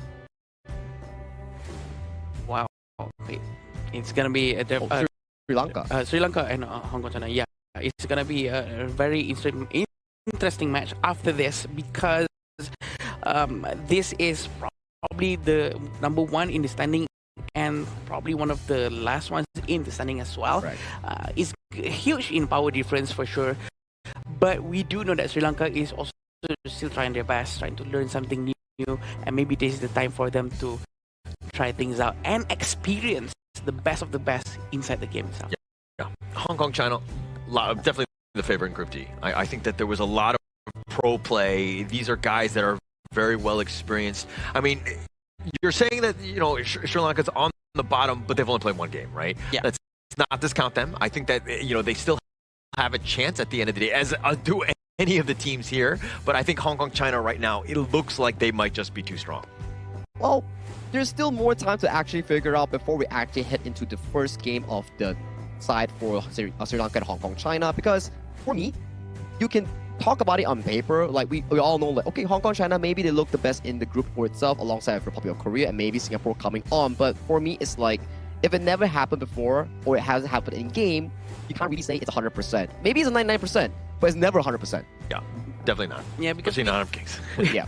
We did see on how Hong Kong China actually has some of the weaknesses as well exposed yesterday. Maybe Sri Lanka saw that as well and they can try to exploit that. So it all depends on how they're going to execute this. It's going to be hard, sure. Everyone's going to be quite difficult to go up against Hong Kong China, but I'm pretty sure they can try to figure something out. But you know what you can try out? You can try out the iQOO 15R, which is our tournament official phone coming in. Come for iQOO for this Asian Games eSport qualifiers for Honor of Kings. Thank you so much, iQOO, for sponsoring this phone, allowing our players to practice and play on the stage seamlessly and smoothly. On stage, and just again, being able to do it, we've had like very smooth 5 days already, right? And we're going into the 5th series of the day, and it seems like everything's kind of been in motion. But this is that moment, right? If Sri Lanka are going to make any sort of upset, to go in to take down Hong Kong China, I think that would be amazing for them in terms of confidence and being able to make it to the main event. Even if it doesn't work out later on, right? They can still learn a lot from Hong Kong China because they have, like you said, only played one match. So they still have another 2 more matches after this for them to actually try to prove something or actually try to save themselves from being at the bottom too. I want them to stop learning and I want them to start winning. That's winning my is pump the up game, right? You can talk all you want, you can say power of friendship, but we like to win in honor of Kings, just like the players here. But we need a short break before we bring you the final match of Day 5 featuring Sri Lanka and Hong Kong China. See you later.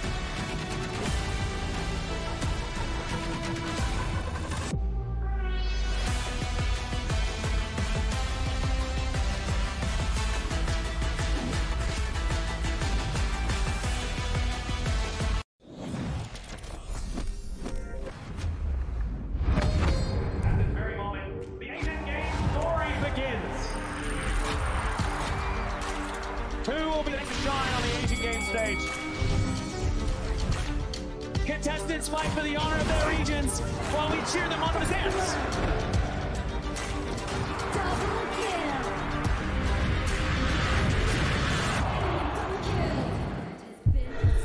This is a challenge, but it is also an opportunity. It's his turn.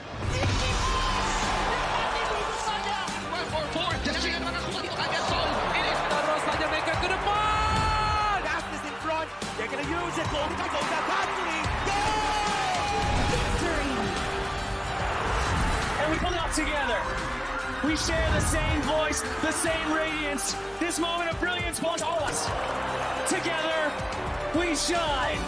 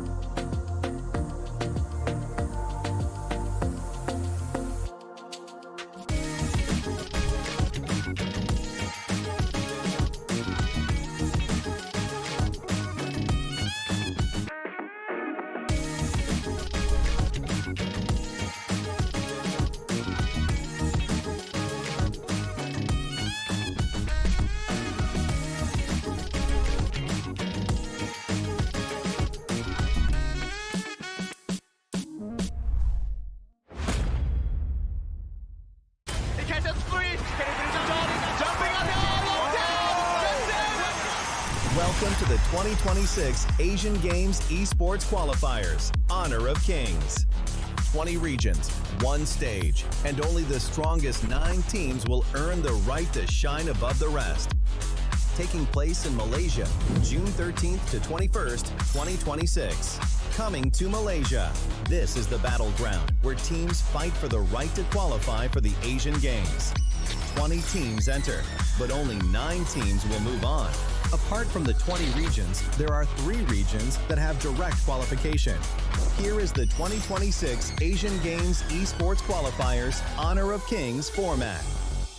First, the 20 teams will split into 4 groups of 5. In each group, every team faces every other team once in a single round robin, with every match played in a best-of-3 format. That means every match matters. Every game matters. Every single point matters. The point system is simple. Win the match, earn 1 point. Lose the match, earn none. At the end of the group stage, teams are ranked by the total points they've collected. And from there, the road begins to shine. The top 2 teams from each group qualify directly to the Asian Games main event. That gives us 8 teams advancing straight out of groups. But for those not through yet, the light isn't out. The teams that finish 3rd in each group still have 1 more shot. They move into the last chance stage. There, they battle through one final BO3 single elimination bracket until 2 teams remain. The 2 teams will then face off in a BO3 match to claim the one final qualification slot. So in total, 9 teams will make it through, 8 from the group stage and 1 through the last chance stage. That is the rule. Now it is time to see who can rise through it. From across the world, regions gather here in Malaysia. 20 teams, and only 9 will qualify. The path is set. The stakes are clear. Together, we shine. Stay tuned, and we'll see you at the stage.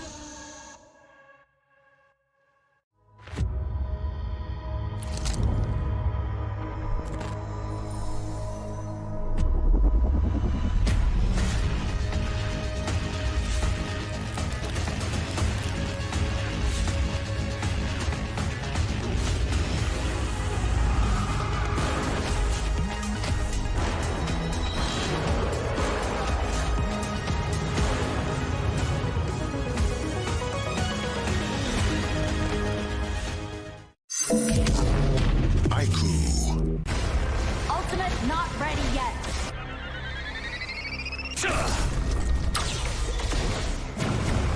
You have slain an enemy.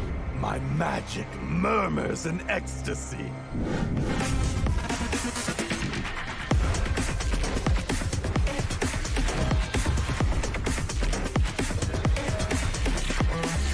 Legendary. There is no escape for you. Killing spree. Double kill. Triple kill. Spectacular. Kill. Don't worry. I'll be back for your life soon.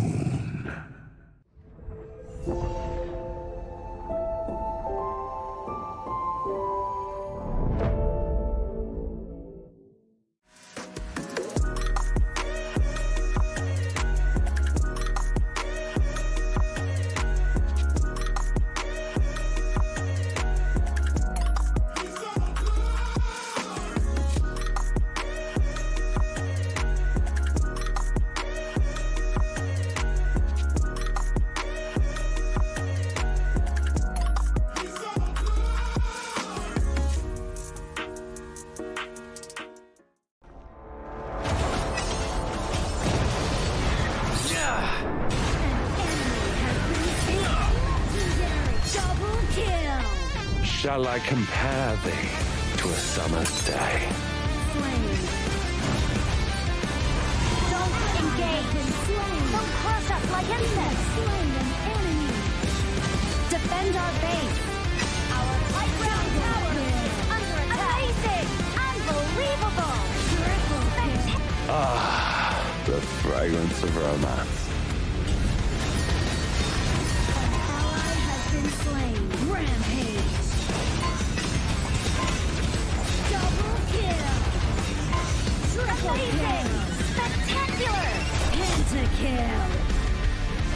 Lady Fortune is on my side.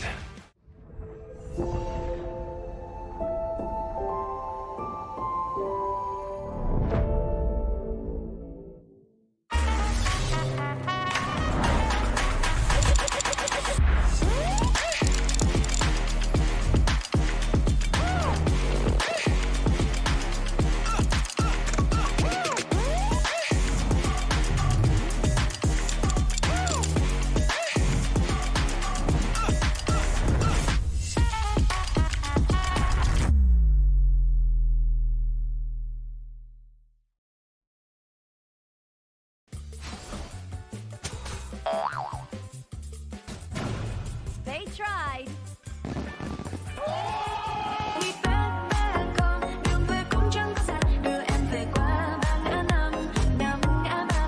The new Spritling skill, Dig It, is a passive skill which will automatically trigger at fixed times each match, up to a maximum of 10 times. The skill grants guaranteed standard rewards like gold, XP, shield, health recovery, and more. There's also a small chance to uncover mysterious grand prize effects during the match. Dig It may also produce tradable high-value treasures. Detailed information about acquired treasures will be shown after the match ends. Each treasure has its own rarity and storage size, and obtained treasures will be automatically stored in your warehouse. If you want more high-quality treasures, make good use of the Treasure Fusion feature. You can also copy and share your code so friends can help speed things up. Treasures in your warehouse can be sold for event currency, which can be used to redeem skins, items, and other rewards on the event page. You'll even have a chance to win physical prizes like smartphones and cash. You can also spend event currency to bid on high-value rewards. The auction uses a hidden bidding system, where you can submit 2 bids for the same reward. The highest bidder wins, giving you even more ways to obtain rewards.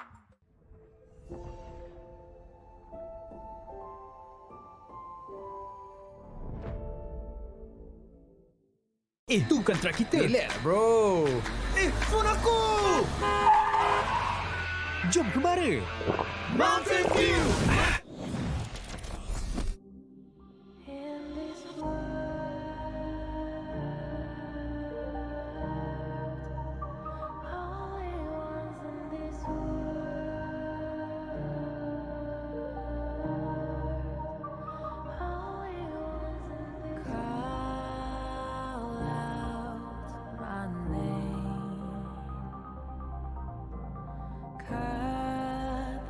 Sound of the rain.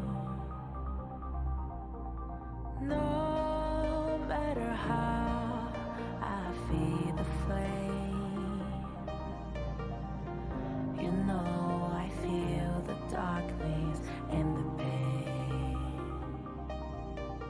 All of the ways we tried to break free from the night. You know we made it out, we found the light. I fly so high, light up the skyline. Let's do it this time, like it's a whole new vibrant world.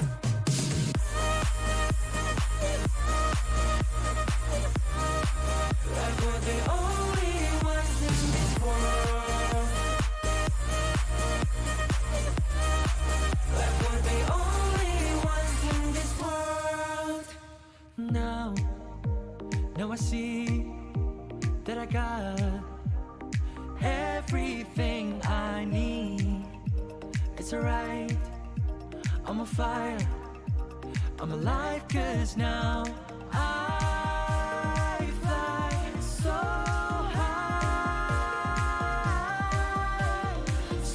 high, light up the skyline. Let's do it this time, like it's a whole new colorful world.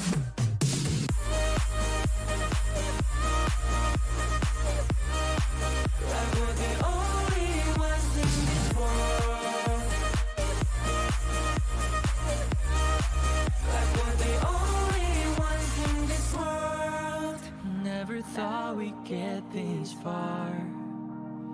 burning like the stars.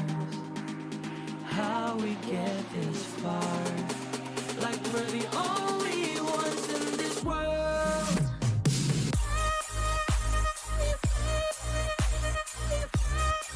Like we're the only ones in this world. Like we're the only ones in this world.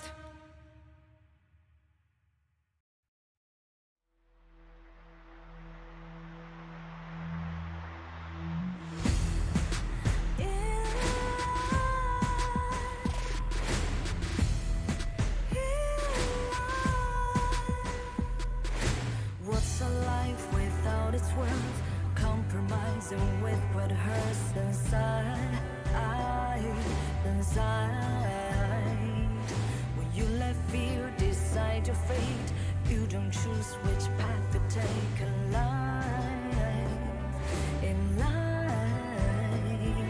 I'm finally letting go of everything that still holds me. I'm against all odds, but I won't give up, 'cause it's my time to shine. Standing in the spotlight, can no one let me down. Destiny is calling high. I'm not afraid to fight for everything I love. Victory's on my side.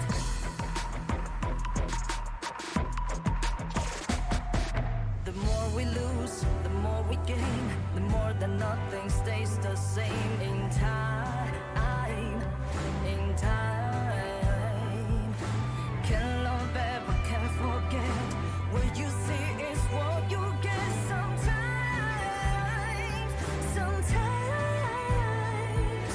Gonna show the world tonight the light that shines inside us. We're against the odds, but we won't give up, 'cause it's our time to shine.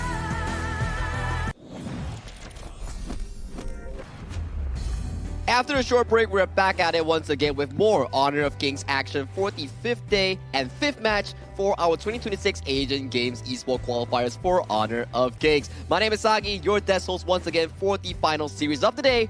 And in the casting side, we have Holler and Adam Spartanka back at it once again. Yeah, again, continuing on with the momentum, right? We made it to day 5, the 5th series, and we're past the official halfway point, and now we're getting to the point where, hey, some of these teams might not be surviving for too much longer. So a little bit of drama. Yeah, we've already seen a couple of teams that, sort of eliminated out of this. And I think there's going to be more of this for sure. But the pressure is high. It's very, very high. Talking about high pressure, right? I think the moments that you can actually imagine is that if you're 1-0 or 0-1, you gotta be careful of the upcoming that you're playing, because if you're at 1-1, you're pretty okay. You still have chances. You're at 2-0, you're pretty happy because one more win and you're like, poof, you're in the tournament for the main event. But you're 0-1 or 0-2, that's where you are like so backed out into a pinch that you desperately need a win to prove for yourself. And I believe this is the exact scenario that both Hong Kong, China, and their opponent Sri Lanka is currently facing right now. Yeah, they're looking to this one. This one in particular is definitely very important because, as you're rightly saying, 0-2 or 2-0, very different stories, and nobody really wants to be in that. They want to be 1-1, right? If you're on the bottom, right, as Sri Lanka. So you're kind of trying to overcome. You want to put yourself in a good spot because there's so much that goes with it. It's like the positive mental head state, the momentum. You're going to feel much better in the morning when you're, not 0-2. Yeah, I'm trying to make sure that you're going to have a very good game against Hong Kong, China. It's going to be quite difficult. But you know what? We're not. Let's give them the benefit of the doubt. We don't know that maybe they have some trump cards or secret picks that they're going to be doing, or maybe the coaches are just going to do some crazy things up on the stage. But in Honor of Kings, if you're tired of ranked games, you can always experience the new mode called Super Flow Brawl mode with amazing new talents and random events. More ways to play and more ways to be discovered here. So I think the new Super Flow Brawl mode comes in during June 27th, so do mark down your calendars for it. But if you're into immediate stuff, new stuff already happening on the Gorge, definitely check out the new update, which is the Davara, Lorian, Florentino, and all these new heroes that are currently available live in the official server. Yeah, just downloaded it today. Unfortunately, I haven't been able to play a game yet, but I I'm super excited to see some of these heroes. I mean, all at once, seeing this number of heroes this quickly, I think it's uncharted time, dare I say, where, you know, again, we're kind of overwhelmed with the spoil of choice. Yeah, I agree, and I think definitely a very fun mode for Super Flow Brawl mode. And going back to our tournament for sure, Sri Lanka and Hong Kong, China for the last match. We would love to see what's gonna happen after this. What would you do, Sagi? I think I would personally just go as crazy as possible, just exactly like what India did just now. I mean, for Sri Lanka, is not towards that level yet. They're still only 0-1 in their respective groupings here. I would say that it's a really difficult matchup that they're facing right now. We saw how Hong Kong China played yesterday, and they played the most textbook style that we've ever seen. That's similar to Indonesia, that has yet to suffer a single death or elimination on their own side. So for Sri Lanka, when you're facing such an opponent here, just try your best. Just try your best. I have nothing much to say. Just try your best. Really? Okay. I would, because for myself, I'm kind of like on the Adam camp, where I would be like, hey, let's go all in, right? Okay. Not just, I mean, obviously the positive coach speak is to be like, hey, try your best. Let's just, you know, continue on. We know what a Titan Hong Kong China are, but I do think that, like, let's not hold anything back. Let's go all in. Let's just, what do we have to lose at this stage, right? I mean, if they're already so much better, they're going to beat us regardless, but let's go out, you know, again, with everything in mind.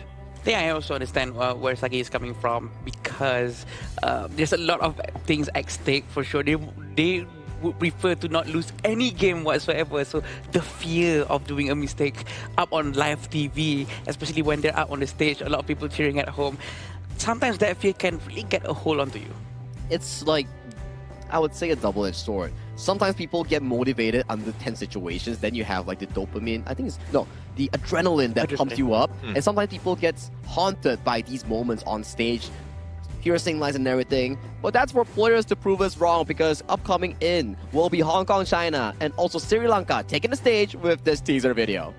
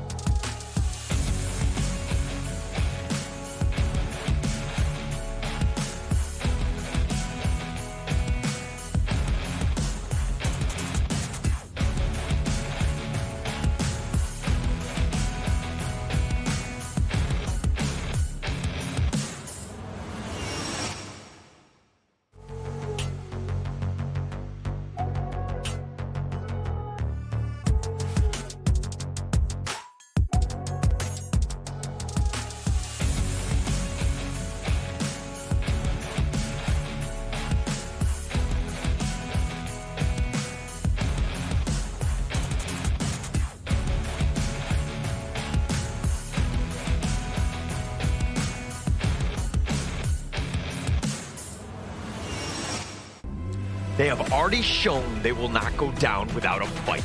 Every moment in the gorge must be earned against them. Now they step forward, ready to push their opponents to the limit. Entering the arena, Sri Lanka!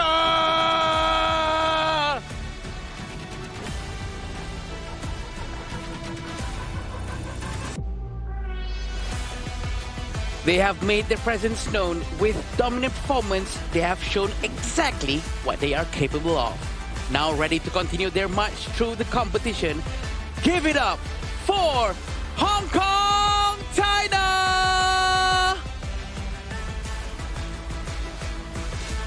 A battle between a young squad from Sri Lanka and an experienced bunch coming in from Hong Kong, China. This matchup will stir up the grouping coming in for Group D. And as we go into this one, I think that a lot of expectations, right? Sri Lanka, how do they bounce back? How do they get back themselves into this, not only the series, but also the group here? But it's going to be Sri Lanka, Nisada, Parusa, Janith, Anjana, and Malka here, just rounding off the Sri Lanka squad, where, again, we have seen glimpses of hope and positivity, and I think that the team has that potential, but can they take on the Titan that is Hong Kong, China? Yeah, that is the question, right? After seeing a lot of different matches, pretty sure they will be able to pick up a thing or two from all of those amazing matches that we've seen so far.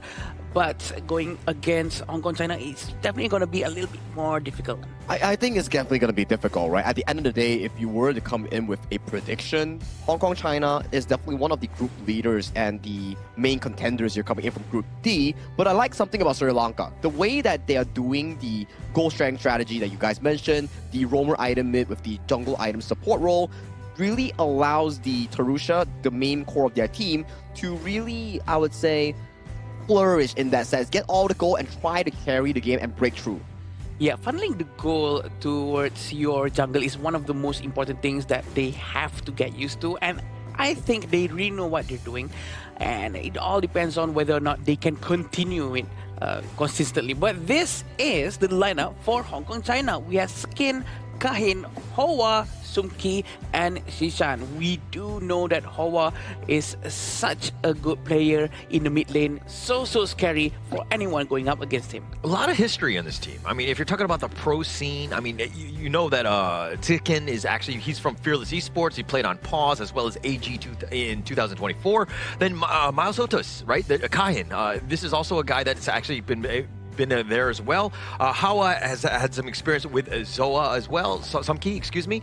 Both of them had been playing on AG. So a lot of that pro experience, but now they're bringing it again to the Asian Game Qualifier stage. Like I mentioned, right, a very experienced squad, and we do see that there is a substitution coming in for the side of the roamer role here. Yesterday, we saw the player called Kahing play the roamer role for the side of Hong Kong, China, and today they're bringing in Sintan for their roamer role instead. So it's going to be interesting how this new upcoming roamer player will affect the team from a fundamental-wise, or how it will create a chemical reaction in bringing them forward in this Group D. Yeah, that's definitely true. They actually swapped it out. Probably we want to try to garner as much as experience as possible, but from Sri Lanka's side as well, they would want to be learning in this game a lot and not try to hold back. Again, holding back might be too much of a bad thing. I don't think you ever want to hold back. I think we're always kind of talking about like, oh, how much are they going to bring? Or do they want to be reserved? No. You saw that in the last series, right? When India, I know, let the man fly. Let him pick whatever heroes he wants because he's going to be comfortable. He's on his comfort heroes. He's able to excel. I expect both of these teams, if they want to play, you can't just be boxed in. You got to do what you want. You got to play your heroes. Comfort is the name of the game here. If you are playing scrims and you can't be accustomed to the meta heroes and get comfortable with them, then maybe going back to the basics here, like Uzbekistan. They weren't comfortable with the meta picks, but when they came in with the Kaiser Dolia in their day 2 or their day 3 of their debut, they got back into a reverse sweep series, the first one that we had in the BO3 setting. So maybe that's a formula coming in for some of these emerging regions playing in a international or regional tournament. So it seems like the pattern that we're seeing in the Asian Games qualifier is that maybe if you're stuck, maybe it's just so hard to progress. Going back to what you're comfortable with might be one of the best choices that you have, because it takes a lot of pressure out of your shoulder trying to second guess whether or not is this the right move that I'm making, is this the right brush that I'm hiding at, because you already have all of these muscle memories because you're comfortable with that hero and role.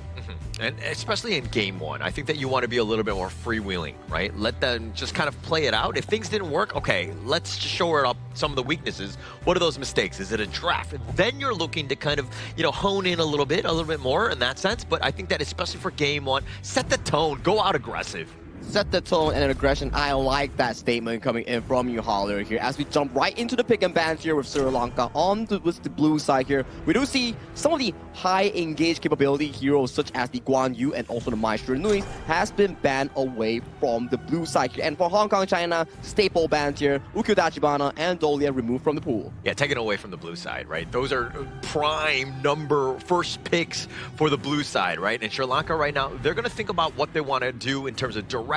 They're going to go a little bit, not show all of their cards, and they're going to just pick up the tried and true Lapu Lapu. Yeah, Lapu Lapu is such a good pick for sure. Looking at the bans coming in from Hong Kong, China as well, they actually take out Ukyo and Dolia, which is very, very annoying, very efficient in being used by Sri Lanka before. So that shows that they did their research for sure. The first 2 picks coming in from Hong Kong, China is going to be a lot of crowd control. Very aggressive, right? The Xiao Qiao, the Dharma, a lot of damage as well, and the knockups that you've mentioned just now. And Xiao Qiao has been one of the underrated picks thus far in this tournament. It's not really about 103 Breeze, it's more on how you can apply damage. One good spell one coming in from the Xiao Xiao Boomerang, and you are essentially out of the laning phase if you do get hit from mid to late game. Yeah, one thing that we've noticed from Hong Kong China generally, I mean, we've only had one other series, is that they are not looking to, you know, like tailor their draft to something that's like one-dimensional, like a glass cannon style and looking to end the game. They are very balanced. They're looking to just play what's given, and again, a more traditional style of draft. I think it's more fair to call it a default mode, maybe, correct. because it's very balanced, so that maybe they can react more within the game itself. So, oh, you know what, if we need to funnel more gold towards the Dharma, we can just leave the Dharma alone, let him farm. Or maybe if we want to play in a bit more passive way, we can try to make it in a way that the Roamer plays much more aggressive to the front and try to open more so that we can farm much more passively at the back. So I think default maybe one of the most balanced and okay thing to do. Yeah, it's like their muscle memory, right? Like they're already accustomed to a specific playstyle. Slow and steady wins the race. If you can be accomplished, you can like successfully repeat the fundamentals, the laning phase. Make sure that this exact matchup, you play it 100 times, you can master it 90 times. This jungle pathing, clear it up fast, make sure that you save those seconds on the jungle camps, and then you come out for the early ganks. Those are all the things that fundamentals can improve your gameplay in the long run. Personally, jungle path is one of the most hardest thing for me to understand, because there's the shortest path and there's also the fastest and most richest path, which is two different things, right? So it's very hard to understand. Yeah, and you're talking about slow and steady winning the race. It's like traditional tortoise and hare style. But for me, I want things fast. I want the Lamborghini. I want the Ferrari. I want to go, 120 miles an hour, just going reckless. Because those, to me, are the most fun games to watch. And being able to kind of just, where there's absolute chaos, that's kind of what I want to see. But it looks like the draft from Hong Kong, China, they're not going to be doing any of that. Yeah, it's looking really slow and steady coming in from Hong Kong, China. It's like their bread and butter here, the way they are trained to actually play the game. China will be locking on the 4th pick here, checking out the pick and bans thus far. The second phase introduces bans like the Byron and Thiren Jie. And coming from Sri Lanka itself, we do see the Arlie and also the Zhang Fei being locked away.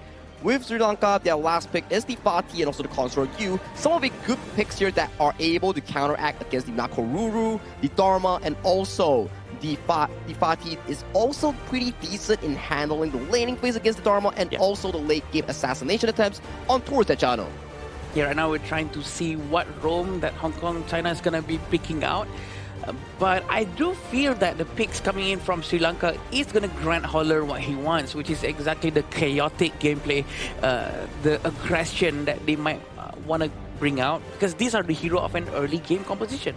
Definitely, and you have the Nakoruru, the Chano, a lot of damage, burst potential, plus everybody else is literally there to set you up, right? And it comes back to those two. If they get isolated in any way, they're going to have a tough time. And this time around, coming in from the draft from Hong Kong, China, is looking really aggressive, I would say. Everything has a crowd control, everything has a trigger discipline, where the moment that they feel like they want to fight you, it's go time coming in from the red side draft. But let's do take a look on the Sri Lanka draft for a while now. It's really slow and steady. It's really back and forth. They are playing with front lines coming in from Tarush and Malka, making sure that there is room to farm for Anjana and also Nasanda in the clash and farm role here. It's a different approach coming in from the Sri Lanka draft, but this is game one between Sri Lanka and also Hong Kong, China, duking it out in Group D. Thank you so much, Sagi, as we start this one. Game number one of the 5th and final series of the day.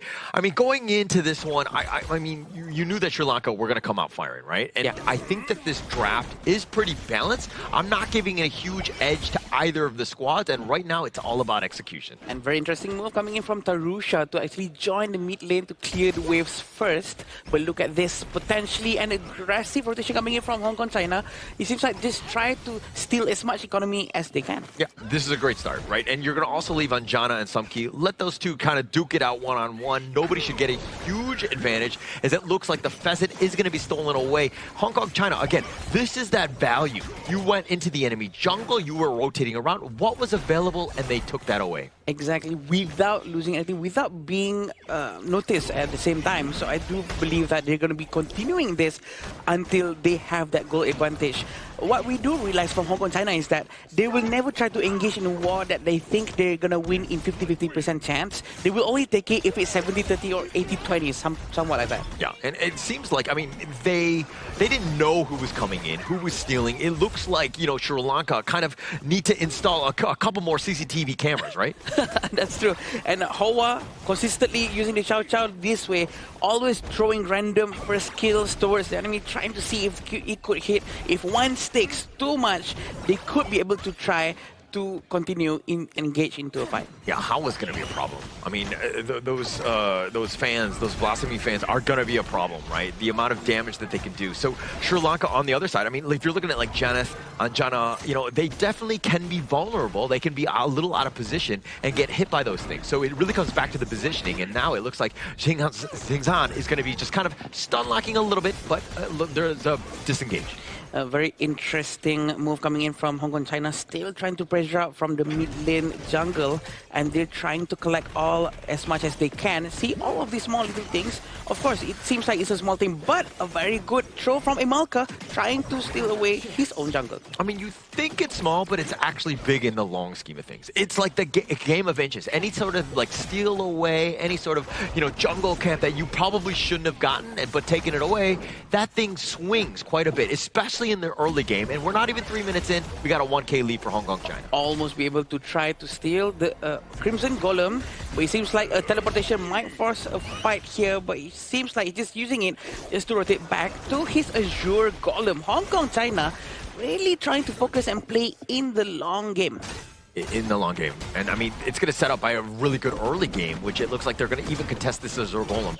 They actually found out Shinhan, who's going to just get a two-man stun. The Tremor Smash is going to be used. They got a nice little play, but the Raging Sea in return. And it looks like Hawa getting a little bit low, gets the plan out, but he's going to be picked off. It's going to go first strike going the way of Sri Lanka as they make them pay. 3 members down from Hong Kong, China. A great Sacred Tree Blessing coming from them. It's a very good fight coming from Sri Lanka. He can go back to the top lane and try to get any objective that's left over there.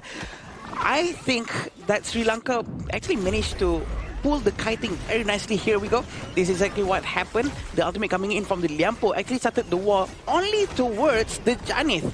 But then the rest of the team from Sri Lanka side did not receive any crowd control whatsoever, giving them the freedom to take down Hong Kong, China. That was a great team fight by Sri Lanka. And also Tharusha, let's talk about that ghost ship. Locking Hawa down, getting him stuck into you where he's not able to run away. That is the perfect team fight to start off this game. And now the net worth lead has shifted in their favor.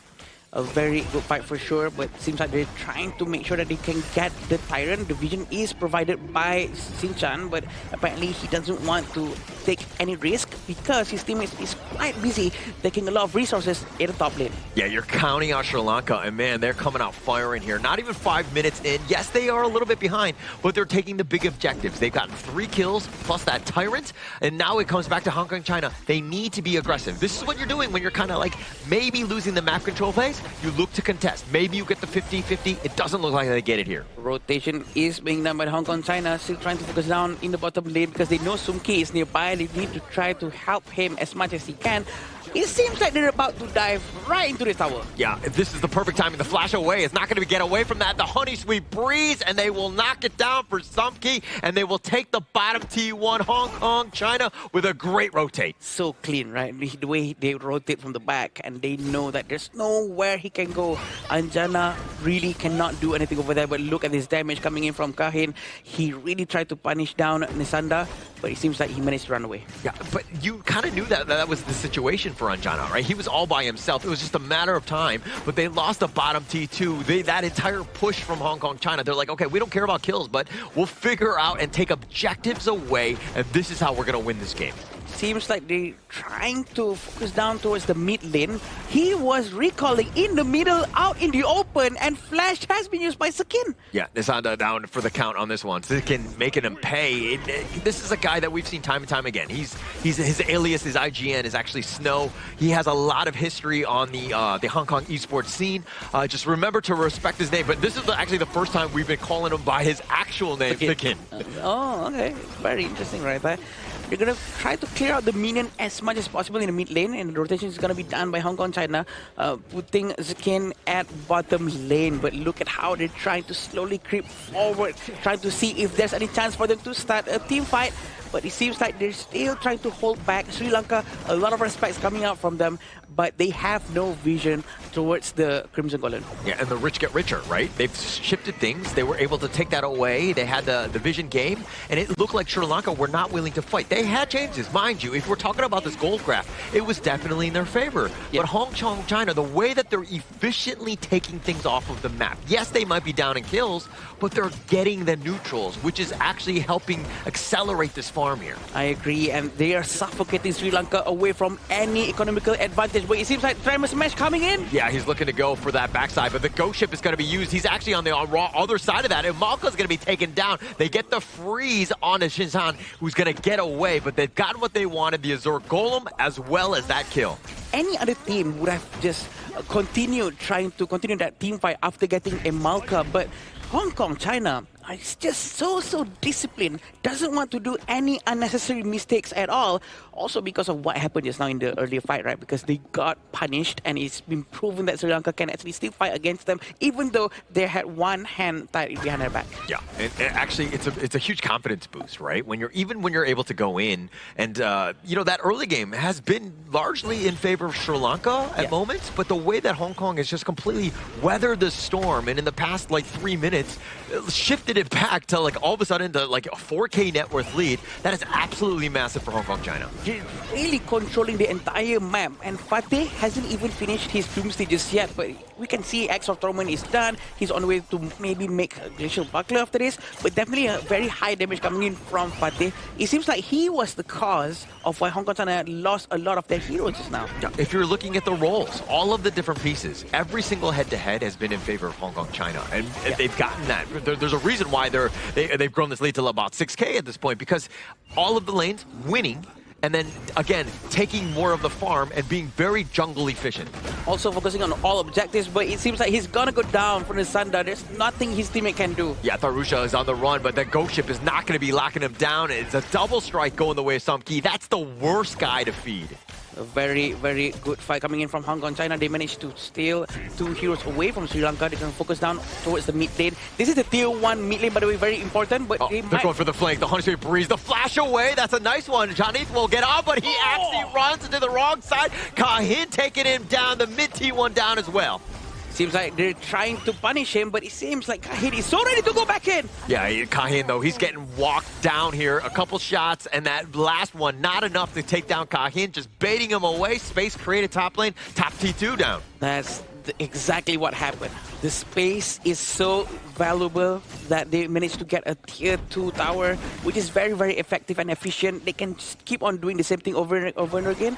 Having Sekat pushing the side lane, or maybe just sending Kahin like right now, and putting away their attention. Yeah, and actually it's one of those things. It's like, look at my left hand, look at my left hand. But it's like the right hand that's doing all the damage. And you kind of saw that in the top lane. And the Rage you see will connect on the 2, but there's really no follow-up. He does get the charge, but Amalka is going to be left for all alone as he gets picked off. They find Janet as well. No one can save him at that point, but at the same time, they're sending the Sanda towards the top lane. This might be quite smart in my opinion, because they have to send someone to the back to try to defend the tower to make sure that they don't lose any towers. Yeah, so you're going to look to trade the top T1 away for this mid T2. Hong Kong China not able to find Tharusha, but this bottom lane is pushing. Sri Lanka, they probably need to figure out some way to hold. They're not going to be able to in this bottom lane. You know, Liampo is going to be ready with the Tremor Smash anytime soon. He is very trigger disciplined, but we can also see Nasanda is going to go down in the hands of the Nakororo. Kahin is really unforgiving. He will go and punish you if you go into his side of the map. Yeah, Nasanda was in the top lane just happily pushing, and then Kahin's just like, yeah, hold my beer. I'm going to get this one. He goes all the way up top. He's like an assassin style, just completely burst him, and then that just completely limits or takes away that top lane push. Yeah, we all know. At this point, Kahin's damage is quite high. So yeah. Anyone's going to get burst now, even though Nasanda actually has Secretary Blessing or maybe even a Sky, but there's nothing he can do at this point. Sumki is going to be able to get the Tyrant, even though they had Primal Bond for a bit, but he is fine. Sekat is going to be focusing down at the bottom lane. They're all trying to prepare for what's potentially going to come afterwards. They sent the Shadow Vanguard towards the top lane. They're so far up right now. Kahin right now with a 3-level differential, 2 now with against Darusha, and now they've all joined up, and it looks like they want to siege this mid T3. Shadow Vanguard at the top lane, so they've got even more push coming, but the Raging Sea only on the 1, not too much value. Shinshan will just happily take that. Yeah, they will not try to force this one out too much, still trying to be disciplined, and this is what really matters for them, right? Not trying to force unnecessarily, because they don't really have to. They can just try to let it all play out until one mistake comes out from Sri Lanka. It's so patient, right? They'll push with the Shadow Vanguard as well, and now they're looking to go, this is that space, and they instantly delete Jonathan. He's going to be taken out. Darusha's getting a little bit low himself, but Sumki with just enough taking him down as well. They're diving the Crystal. They had just barely taken the top T3, and now Hong Kong, China looking to just end this. They find Asanda. They're going to get the ace, and they will take game number 1. It's all with how they managed that comeback after that 3 takedown given over to the side of Sri Lanka in the early game. Hong Kong China's resistance towards these things and how they pace themselves patiently is just really worth it for other teams to learn. I agree. That definitely very, very hard. The patience, the trigger discipline. Actually, the moves and the skill set that they were throwing out just now, it's not really that complicated to do, but the macro gameplay coming in from Hong Kong, China is just so complex and so high that it's very hard for us to have that perfect kind of macro to be done like that. Macro, the exact thing that is allowing Hong Kong, China to claw back into that game. You'll be thinking like, okay, 3 takedowns going over to the side of Sri Lanka, and you'll be thinking like, oh, is this a potential like smooth mid-game coming in for the blue team? The Hong Kong, China, they start taking down towers, left, right, countering camps, building the goalie into a 5,000 comfort, and then bringing the game back with pickoffs and team fighting. Slow and steady, but they did win this Game 1 race. Slow and steady, and I mean, emotionally just very neutral in that sense. Like, because again, in the beginning, there are moments where you're like, hey, we're losing. We're down 3 kills. Things are not looking great for us. And then some people can kind of, you know, they get a little enraged, but they've been there. They understand. They're like, hey, this game is far from over. We're going to continue to use our jungle efficiency. Yeah, definitely. And I think they really know how to pull it off very well without losing anything at all. I think there's a term for this, min-maxing. That's what they were doing the entire time, and which is also how they managed to get a 10,000 goal lead within a couple of minutes, which is very, very effective. I think it comes by experience as well, right? Where you utilize the least amount of mistakes after that specific play. It's like how you stop bleeding. It's like they immediately found that little patch and patched it up, and then they start playing back to basics. It's like, okay guys, a little blunder in the early game, not the end of the world. Let's make a comeback, let's reset our mental, and then let's claw it back slowly into an even and start overtaking their opponents by doing what they have to do. Which is also why I think they were trying to stop the bleeding, but at the same time, they weren't bleeding in the first place. So what were they trying to stop if they're still trying to really playing very, very much safe, right? So that is literally trying to max out everything that they have. I mean, they had such a great game, right? I mean, in that beginning, yeah, it's bleeding, but they're just like flash wounds, right? They're very early. They're superficial, not really deep in terms of the cut. And the Hong Kong, China, the way that they're, again, able to just overcome. Hey, 3 members down, don't care. But if you're looking at other squads, if they were down 3, they lost that buff, things would have gone terribly for them. But Hong Kong, China, again, the ability to rebound, key for this team. Patience is a virtue, and it is shown through the Hong Kong China gameplay here. But you gotta give props to Sri Lanka. They did try, and the early game where they fought back and immediately reacted towards that play, that was pretty fast, I would say. And they actually capitalized on Hong Kong China's over aggression, which we don't really see from yesterday, where they wanted to invade, brought 3 men in towards the Sri Lanka jungle, but then you're wondering, like, why are you fighting the enemy jungle 3-4 minutes? As we talk about, if you're in the enemy jungle, you do 15% lesser damage 3-4 minutes.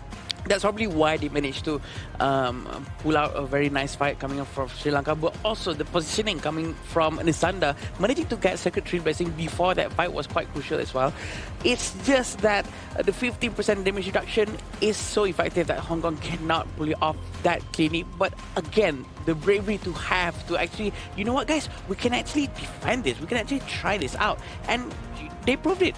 Yeah, they defended. I mean, especially in that initial push with that jungle invade, they got those 3 kills, but and you're going to feel great at that point, right? You're like, we're up 3-0, we're in a great spot. And then, unfortunately for them, those are the last kills they got in the entire game. That has got to feel kind of bad. Clearly, right? I mean, you were thinking like, oh, this is a pretty good early game here. How do I convert it into a win? Now Hong Kong China's like, nope, that's all you get. You can't be greedy. It's our turn now. And they just went all in, and all of a sudden, it's an easy and smooth game coming from Hong Kong China. The damage coming in from Hong Kong China, most of them is definitely from Sum K, thanks to all the space that he has coming in with having the roamer and the jungle always rotating for him to have a immense amount of space to be able to do a lot of damage during the team fights. Also because of the channel pick. I mean, how many times was he able to get like the perfect soaring signals to just kind of ensure that that damage continues? Like the channel pick has been incredibly strong here. Especially on this hands of this farm lane player, right? But let's check out a goal graph on what exactly went down. So you can see that small little up at the 4th minute mark, where Sri Lanka got the little tyrant that on towards the bottom side, where they were like off a fresh start, right? Because in the early game, in the laning phase, before that 3 kills happened for the side of Sri Lanka in their own blue buff, things were looking pretty good for Hong Kong China. They got every single little objective, the Fire Beak, the Spike-tail Beast, and then the map resource. All the laning phase, it went smoothly for Hong Kong China. But they capitalized. Sri Lanka, they did. And they pulled it go back to even at 4th minute. This gold graph is basically the same thing as the happiness level of the Sri Lanka team, right? Like, it's like, it's not so great. But then, they invaded. Okay, we were up 3-0. And then everything else straight to there, down, unfortunately. That means it's a stressful situation, right? I feel like if like anyone else were to play the Hong Kong China team, they will definitely have to be able to handle the pressure, because if you do a small miss up, things will go really bad. And this is the upcoming highlights here for the early games fights. We see the immediate engage coming from Sinzan and also the side of Hoa, but they overestimated their early game damage because there is the Spike-link debuff in the jungle here. You can't do too much damage. You overdove yourself and you sacrifice 3 kills. But it's the subsequent plays coming in from the red team Hong Kong China that actually brought them back in towards these games. Plays from bot side, plays on towards the top side. And when this moment actually came around, it was the deal that actually snowballed all of them towards that late game. Yeah, again, the movements, every movements were all calculated, were all, no time wasted. There's no wasted movements, that's the thing. There's always something that Hong Kong China was doing just now, and everything is just so effective coming in from them. I think there's almost no stopping them, except if the other team, as if Sri Lanka, also do not do any mistakes whatsoever, and at least try not to lose their own side of the jungle, small little resources, before any big invasion happens. It's one thing to kind of get that start in terms of those kills, but then it's a way to, again, you got to turn it into objectives. You got to like push out the lanes a little bit more. You got to be a little bit more efficient with that. And Samki here literally putting the other team to sleep here, as they was 5-0-5, didn't die a single time. 32% of the team's damage, pretty insane here. In a rather, I would say, chaotic game, he was the most consistent factor out of the Hong Kong China team that brought the team's victory with no worries, right? This is why Chano is such a destructive pick on the proper hands. Strong early game laning phase and a good late game damage output on the single pick. Yeah, definitely. We do know Sum K is a very good player, and Hong Kong China is going to be trying their very best again one more time after this. Sri Lanka, is there anything that they can change about their gameplay? I am not too sure if there is enough time for them to adapt. But maybe if they pick heroes that are more leaning towards early game, maybe they can try something much more aggressive. I think that the Sri Lanka, I mean, this is something that I was actually shocked when those moments were happening, right? Yeah. To really take the fight to Hong Kong China and to have that lead. If they're able to continue on, but they able to compound off of that success into more success to turn it into, again, map control, that could have been a very different game. So I still have hope for Sri Lanka. I do think that the potential is there, especially after what we just saw in Game 1. It's the movement that counts, right? Where if you can move as efficient coming in against Hong Kong China and combat them at the objective points, because objective doesn't mean Tyrant or Overlord only. It comes into towers and how you defend the waves, because sometimes when you lose the laning phase, you lose the minions, and minions gold is higher than it kills gold. Like minions is about like 230 gold total. Elimination is about like 150. So if you really lose the lane, the after effect comes in much deeper, right? So let's say you come for the objective. It also counts as buffs, towers, minions, or things like the jungle monsters. All these are objectives. And if it gets traded and stolen away coming in by Hong Kong China, if you're on Sri Lanka side, the goal lead will always be wide open between you and the opponent. I agree. That's what they want. They want that advantage early on. But do you know what our advantage is? We are at Petaling Jaya Marriott Hotel, our venue sponsor. Thank you so much. Official venue and hotel partner of 2026 Asian Games Esports Qualifiers for Honor of Kings. And as we go into this one, of course, day 5, we've been here at the Marriott Petaling Jaya. We've had a great time in terms of the games that we've seen and been able to kind of, get into this one. But again, let's talk a little bit more about this one. Sri Lanka have moments, have opportunities. But Sagi, again, your coach of Sri Lanka, what are you telling them? Play as 5. Play as 5? Okay. Play as 5, move as 1, try to react to plays Hong Kong, China is trying to propose. Because so far in this tournament, you can see emerging regions, they have this issue where when you don't have enough numbers, you're still trying to force a play. Where you're seeing like more mature teams coming in from Philippines, Indonesia, Vietnam, Myanmar, or even Hong Kong, China. The way that they play is that numbers advantage always give them the edge in team fights or skirmishes. That's the first thing that Sri Lanka needs to be checking on. Numbers advantage. Do we meet it 50-50 or is it a 5-5? Yeah, that's the question, right? We probably would prefer to meet by as 50-50, and correct.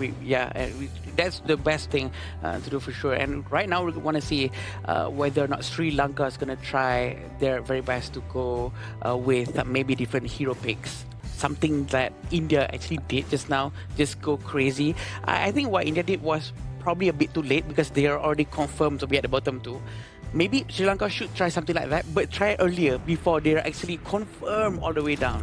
I don't really mind Sri Lanka's picks. I felt like they were comfortable on it. They were definitely proficient on them. It was, again, more about the team play and the execution and how Hong Kong, China were extracting resources across the map and taking things away from you.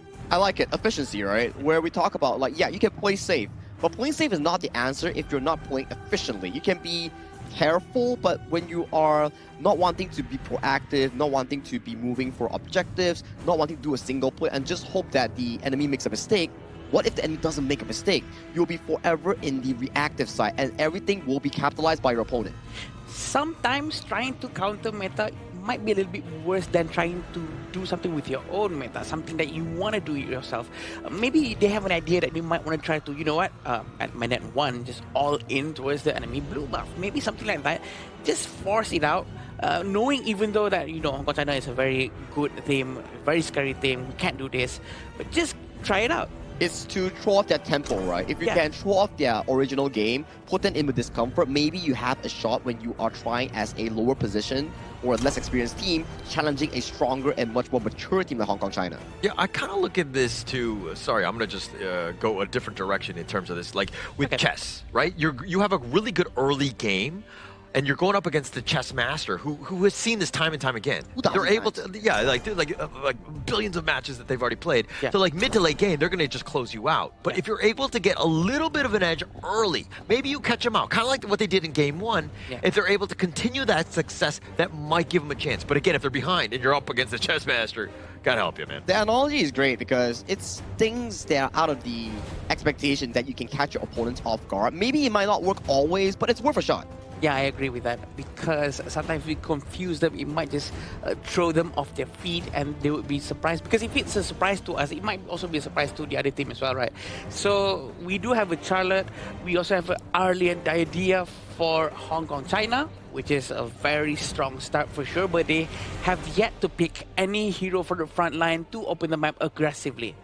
I want to say that we're also chess master casters. Nothing will surprise us at them, okay? No, I'm just kidding. We're going to have to find out. I mean, they still can at the end of the day. We've seen a lot of interesting picks today in and of itself, especially with like the Schwantz, the Wukong. So they've definitely kind of kept us on our toes, so to speak. Yep, and coming into the second phase of the draft right now, we do see Lady Zen being picked up. And you were wondering, like, hey, where's the front line coming in from Hong Kong, China? There you have it. It's a Bai Qi going in towards the jungle role for the jungle of Ka Hin's hand. So that's going to be an interesting one. And then the Angel Lot is used to directly counter out against some of these frontline picks coming in from Sri Lanka. One good Chaos Cinder and you are gone. But there is a possibility that the Charlotte might be the one that goes to the jungle, right? So this is going to be quite interesting if that actually happens as well. We do have the Lady Zhen that's going to be picked out as the 4th hero from Sri Lanka. They're still trying to look for their best jungle at this situation. They need an assassin because they already have a Lianpo, and they're going with Zilong. Actually, I prefer a Charlotte jungle over a Baichi one, but that's just my preference. What do you think? Same. For me, in the usual case, maybe yes, but since you're playing a Diadia, usually you want to pair Diadia up with a strong front line, like a Dun or like a tank in general, right? But now you have the Diadia. I think Baichi jungle has decent clear, can pair up the Diadia to pump in more heals after level 4. I think it makes much more sense having the Baichi in the jungle. Well, there you go. I think he's doing it just for the fact that he's got the skin, maybe, you know? The Playground Hunter, right? Playground Hunter. Yeah. Boom, sponsor post. Boom, count it. So smooth handling. But yeah, that is the one. They're gonna go with Baichi at the jungle from Hong Kong, China. Can Sri Lanka handle this aggression coming in from Hong Kong, China? This is what we're gonna be seeing, because we can assume there's gonna be a lot more other jungle evasions. Yeah, gotta believe right now. Yeah, I mean, if you're a Sri Lanka fan, this is that moment to really bounce back. I mean, yeah, I think you had opportunities in the first game. It's again about surviving the early to mid. Get yourself a great chance, a little bit of a head start, if you will, and again, turn this game on its head. To be honest, in the previous game, actually Sri Lanka survived the early game before they won that eliminations, right? They actually managed to survive, but here we go. They really get their first kill very early on, and Anjana is the first victim. Okay, you were just talking about surviving the early game, and then that happened, right? Yeah. Come on, Adam. Like, I feel like you're not giving him much of a chance. I'm trying my best here. Somehow they just want to prove me wrong. You got to say it the other way for Hong Kong, China. You got to make it seem like bad for them. You know what I mean? So that you kind of, jinx both sides. Oh, okay, I'll try that one out. Let's see how it goes. Charlotte is still up top, facing Dharma for now, and it seems like Arlie is gonna have quite a comfortable time farming as well. Are they going to give it to Arlie at this early of the stage? Okay, no. No. Just to speed things up. I mean, the lane wasn't, the minions were nowhere there. So he's, again, providing value by making things a little bit more efficient for Kahin. He's, of course, your win condition. And letting that man farm as the way he's doing, that's the one where you're kind of like accelerating, because you're getting everything in terms of the gold sharing as well. Actually, yeah, it's very interesting on how 4 people can actually do gold sharing as well and actually benefit quite a lot from it. Very aggressive and brave coming from him, while Kahin was actually busy trying to rotate through top. This is what Hong Kong China keeps on doing. Every time they have an advantage, they try to go and invade the jungle. He lost nothing. That's the perfect way. Right now, they're like, oh, wow, they are not afraid to play. Shinchan jumping on that guy. Like Sri Lanka right now, again, playing a little bit scared. They're like, oh, wow, like how aggressive they can be. Now, how do we kind of maneuver around that so that we don't get jumped again? Within 1 minute, 4,500 gold is already in front for Hong Kong China, which is extremely insane. And Sekat is going to be quite ready to prepare for maybe potentially a red buff invasion. And now it looks like they're going to look to go for this Crimson. They get the mini stun as well. Oh, look at the blazing brilliance going out and all the damage coming out from them. Nisanda managed to actually run away. The first death going to Shinchan. That is a quick punishment. Yeah, nobody cares about roamers. Roamer lines don't matter. So that I think they're going to be happy with that. Plus, they've got the Crimson Golem. So I think overall the team is going to be fine. Obviously, Shinchan is like, yo, this kind of, roam life does suck at times when we're getting jumped, right? Is that why you moved to the clash? Yeah. That used to be me, right? I felt that guy's pain, and I was like, why am I putting myself in this situation, right? I don't want to get punched in the face anymore. The unsung hero, no problem. Well, I'll make a song about you one day. It seems like Malka is actually quite nearby, and he's gonna play quite safely. He's not gonna go to the front and open the vision for the entire team. And it also seems that, oh, interesting. Lady Shen is actually buying roaming item, and we can see Malka is also buying jungle item tank. Yeah. Which is very different. It is very different. But I think that you're also looking at the priority of how the net worth will be looking to go. Jonathan will literally sacrifice all of his farm for Tharusha, who is your win condition. Anjana is going to be the late game to get them over the hump. But Amalka, again, he doesn't need to go for that roam, because if Jonathan is sacrificing, he doesn't need it. I'm quite worried for Anjana, actually, because he's sharing gold with the Lianpo, but he does have the jungle item, right? So he's not going to really actually share that much. Again, they're going to be able to get the Tyrant pretty quickly. But Sri Lanka is going to be focusing on the Overlord without no problem whatsoever. It seems like they're going to try to force it out. Sekat is quite nearby, trying to find Tharusha. Tharusha is going to run away to safety, because the Hong Kong China is still focusing down on the Crimson Golem without no problem whatsoever. wow, what just happened? Yeah, well, Janath was rotating. I mean, as that support was looking to help support, I mean, the overload was happening. There was no way they steal it away from Tharusha, who had the smite up, right? Kahin was actually making the rotation there, but they did make Janath pay, and then because of the fact that they know the timers, they were able to take the Crimson Golem. So again, a lot of value and more gold in the coffers of Hong Kong, China. Talking about timers, they are aware that the blue buff timer is already up and they can try to make an regression here, but he just got the blue buff just in the nick of time, and the rotation is going to be done by Sumki back towards the bottom lane where he just lost the tower. Yeah, and so we've been talking about all day today, right? In terms of just like how teams play around timers. And you also have the timer of the jungle camps, the buffs when they're available. So you revolve around that. You look to rotate, you look clear the wave, then you're looking to go in. Look at how high the damage coming in towards the Sandra. That's a very efficient move coming in. Kahin wasted no time using lane waste. Yeah, so the way that they did it is that they cleared the wave, then they made their way up, they got the kill, and they're continuing to push. So now this is that value. What sort of objective are they getting? It looks like they're going to take the bottom T1 off of that kill. Getting that tower, because they have an advantage of 1+ hero at this area, is a very effective situation apparently. And also having Sekin always checking the side lanes, making sure there's no split pushing opportunities going to be given to Tharusha is quite interesting. Cutting the wave, I mean, this is going to be even tougher for Nisanda, especially in that top lane. They're looking to contest this Crimson Golem. They're going to give it up for free. Sri Lanka just caught left wanting and just watching them. I'm just excited to see if Emalka is going to try something aggressive moving towards the front. Maybe use the ultimate coming in from Liampo, trying to maybe open a war before someone else does it first. Because right now, he's trying to play defensively. Yeah, so I don't like it as an initial starter because when you do the Tremor Smash, generally speaking, you springboard so far, the mobility of the rest of the guys aren't there, right? Yep. So I look at him as like that counter initiator, right? Yeah. So Tharusha can be the guy. Maybe he just attracts them. Then Asanda coming in with Emalka on that Tremor Smash. So that's the Wombo combo, but they got to set it up. It's not going to be easy to do. Theoretically, it sounds easy, but it is definitely not. Nisanda is all the way up top. He is alone. He's trying to do a split push. It seems like it's quite effective right now. Throwing Hong Kong, China off guard. Right now, their tempo has changed a little bit because Charlotte has been sent towards the top, forced to defend. Forced to defend, but still has that advantage. I think Ziskin will be very happy with that because he, you know, the Charlotte will start to scale, will be a problem mid to late game. And whenever you're getting some sort of value, you don't want to go too far. I mean, it's not about the team fight right now. They're pushing on all three ends and literally like taking off all of the jungle resources. So he's going to be happy because he wants to carry as well. Xinjiang forever ready, trying to help Hawa out of any bad situation. At the bottom lane, we still have Somki trying to take down the tier 2 tower without no problem whatsoever. Sekin is also quite nearby, trying to see what's the position of Nisanda. They know Nisanda is nearby, but they don't want to make a wrong move. Yeah, look at how Kahin is just rotating around the map. I mean, he was making his way to the south one because they thought that they would defend the bottom T2, but he cut it off and he was incredibly scary. Put your attention towards this one. A very good ultimate blazing brilliance coming in from the Angela. Double strike has been given to Sumki. Behind them, they still Sekin trying to chase Anjana. And they managed to get all of them. All 5 of them has been put down.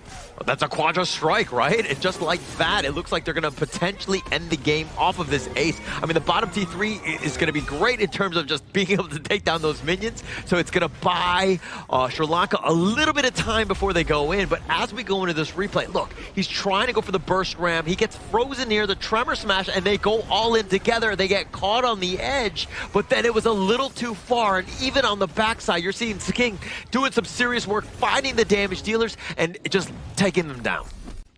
Eventually, all the finishers actually goes to Sumki. That's the most important thing. He actually got quadra strike, which is super effective. And I think that this is going to be very good for him because a lot of goals going to be funneled down towards him. He also is using Frenzy, so he's going to be able to really benefit from the extra lifesteal and physical attack coming in from Frenzy.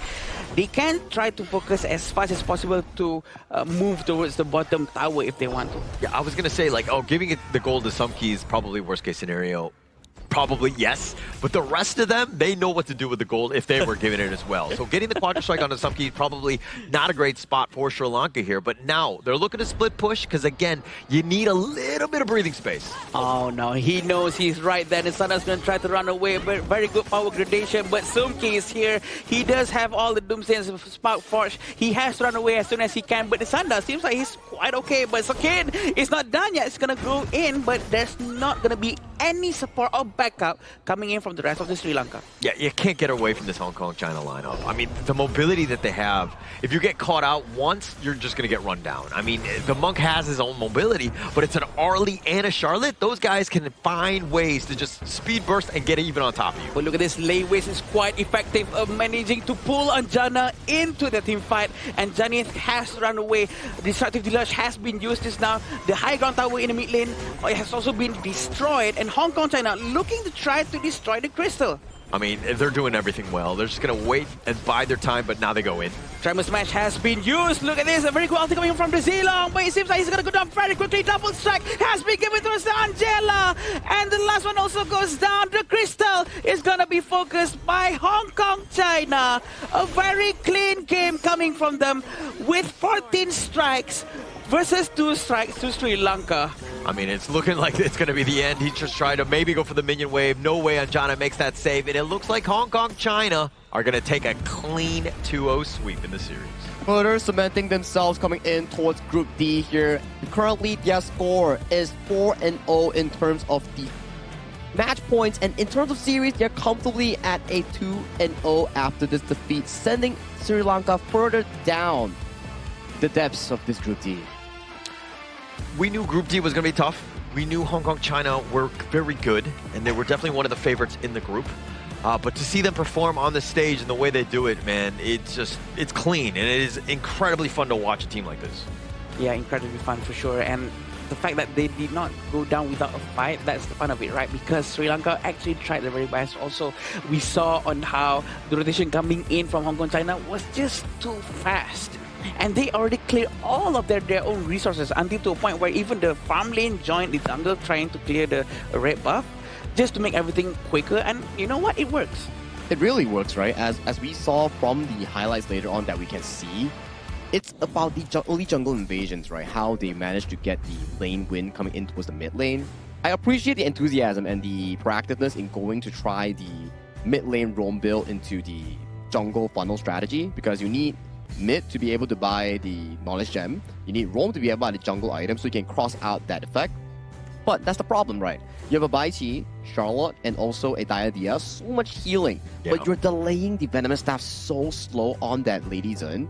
I don't think that's really much of a value, considering the fact that Zilong is not the best hyper carry jungler that can benefit off so much gold. Yeah, I think they were taking a huge risk with this kind of itemization, right? Because usually people would just go straight away with a proper roaming item for a Liampo and not the Lady Gem's gonna buy the roaming item. But I think they might have an idea that they want to try to apply, and where better could they try to apply rather than at this match. Yeah, a little bit more standard build, a little bit more standard play, maybe a little bit more standard draft. I'm not a huge fan of the Zilong pick. I think it can be a little underwhelming. We didn't see too much value in this game because I feel like just like Hong Kong China were just able to roll in it. I think it also goes back to our discussion just now. Would you play meta against a team that is far above your league, or would you want to try something that is potentially feasible, maybe like a pocket pick or a comfort pick like the Zilong, or also the roam item mid, right? Because this is not the first time that we've seen Tarusha and also the mid lane do this kind of combination. Before this, when they played their first series, they also tried the exact same way. Yeah, I think I myself would actually try to do these pocket picks, make it a bit different, try to take more risk, because for sure, even the enemy team wouldn't be expecting of the same thing. I believe in one thing. If I don't know what I'm doing, maybe the enemy wouldn't do. Okay. Yeah, I mean, if you're picking like a crazy pick, it definitely makes sense, right? But I do think that the crazy pick probably needs to be within the realm of meta heroes. Yeah. Right? Like, there has to be, I mean, there's like 5 or so. You got to probably play at least one of those, right? And to continue, like, there's a reason why it's meta. It's generally speaking, probably stronger. I think it's about how you can make your composition make sense, right? Yeah. Because so far, if your composition doesn't make sense from the get-go, like, I understand. you want to be funneling gold to your jungle so that your jungle has a decent lead in making sure that they can find impact. But I think it's not really feasible to give it over to a Zilong per se. Because if you give it over to Zilong, it's like, yeah, you jump in and then you get blown apart, you trade like 1-for-1, and that's everywhere of your gold going into the dumpster, right? And you can start to see like you can see Charlotte, Baichi, Diadea, so much healing. But where's the venomous staff coming in from the side of the Lady Zhen? Yeah, that's the most important thing, right? For the Lady Zhen to actually get venomous staff as soon as possible to reduce any sort of healing coming in from Hong Kong, China. But maybe not everyone really focus down on the supporting items. Sometimes they want to really focus on getting damage first. But again, this Janith, the mid lane, is the one who bought the roam item, Redemption. Yeah, it was all about sustain, right? Hong Kong, China were able to just, again, take some damage and then just like out-heal it, right? And I think that Xinjiang did a good job of just ensuring that they had that sustaining moment so that the team fights could continue. Plus, they have burst and the control from everything that you needed. Just a really good draft by Hong Kong, China. And Sumki is still the heart of the team thus far on those farm lane picks. You can see the damage output similar to that channel game previously. Very clean stuff overall from the Hong Kong China team. Although we did see some blunders coming from Xinjiang in the early game invasion, but I think it's still okay because Xinjiang traded himself, but he got the Crimson Golem into the pockets of the side of Kahin. So I think that's a worth it case. Yeah, I was about to mention that they actually have a few mistakes early on, but I agree with Hagi as well. And I also think that other teams might be watching and they might see on how to try to counter Hong Kong China for the next upcoming matches. Pretty sure this is a very important match for them to watch and observe and have a replay on how Sri Lanka actually managed to get the first 5 heroes, the first 3 heroes, my mistake, in the first game just now. Yeah, so, I mean, when you're watching that, though, I'm like, that's not a whole lot of data. You know what I mean? Yeah, it's hard to kind of get specific items. Maybe, you know, like the movements and things like that. You're not really getting too much because it was, you know, a little bit of a shorter game, right? Yeah. You need them to play a little bit longer and to kind of sustain and not have a gold grab that just completely shifts in, of course, Hong Kong China's favor. I think the better thing to observe when you're watching Hong Kong China games is not your own mistake. You can definitely improve, that's a fact, but how they move as a team and how are they playing around objectives here. Sure, you can see some takedowns being traded left and right in the first game, those 3 takedowns going over to Sri Lanka, and that one takedown over to the idea just not in the red side jungle. But these are the things that Hong Kong China does well. Yeah, you take those takedowns, we take the objectives, and we still build the gold lead going in from there. Maybe in another realm where you see another team going against Hong Kong China, it's more towards these small objectives. We need more skirmishes in stopping them from getting free access. Ultimately, I think it all goes down back towards Hong Kong China's macro, because their macro is just insanely good, stupidly good, that I think everyone needs to learn the way they rotate, the way they do things so quickly and not wasting a single second from point A to point B. Okay, done, point A to point B, point A to point B. I think that's what they do best. And if other things could just try to at least mimic what they're doing, pretty sure the economy situation is going to be so much better. Yeah, it will definitely be better. But look at every single highlight fight, right? All of them have been started by Hong Kong China. The way that they're able to jump. Somebody gets out of position or there's like two members, boom, everybody goes. They have the mobility. They're just jumping on top of you and it's an all-out retreat. You cannot team fight when you get somebody picked off and you're fighting 4 versus 5 early. And I like the combo chain coming in for the side of Hong Kong China. Every single play was a Lei Wei's or a Diadea route into a Chaos Cinder plus the ultimate coming in from the Angela to guarantee the burst. And as of this point, if your Zilong doesn't jump on towards Sumki on the early, the early is going to be free hitting for days here. That's why it's really difficult when you choose to funnel all the gold into a pseudo carry like the Zilong. It's not as efficient compared to a real carry. Yeah. Yeah, and that's a bit of a struggle, right? And I think that you're putting too many eggs in one basket. I think that it needs to be like Anjana definitely needs to step up. He has that potential as well, assuming he was able to survive. But it seemed like, again, everything was like, you know, in favor of Darusha, which I'm sure this is something that they were trying to focus in going to game 2. Yeah, Anjana wasn't really able to get a lot of gold right there. And here is our MVP. It's going to be given to Sumki with 506. Look at that damage, Sagi. 33.1%. Back-to-back performances coming in from the man himself, right? You know his sleeping position. He's on its way to be resting well later on in the hotel. But I gotta say, so far out of the 4 games, these two games were slightly shaky coming in from the side of Hong Kong, China. There are signs of mistakes that you can see. It means that they are still a beatable team coming in from Group D, but the challenge is the difficulty. Yeah, and being able to, like, it's one thing to know those gaps, and it's another thing to penalize and to punish it, right? That's the hard part, right? When you're going up against a team, it's like, oh, I know what they like to do, what they don't do, and trying to get on top of that, where, again, they're also moving very fluidly. It's a tough situation for any team, and why? I mean, even Hong Kong, China, like, they look so good here. Yeah, there's a gap, but the gap is extremely small. The window is too small for them to actually try to exploit anything out of that. But sure, definitely a very amazing game coming from Hong Kong, China. I'm sorry about that. But I do think that the wound is out, the wound is open, so everyone can smell the wound pain. So maybe they do know that Hong Kong, China actually has a weakness. Maybe they can try to exploit that. Okay, first off, gross. The wound smell, I don't want that, okay? I think we can come up with any other analogy. Now I can't unsmell that, right?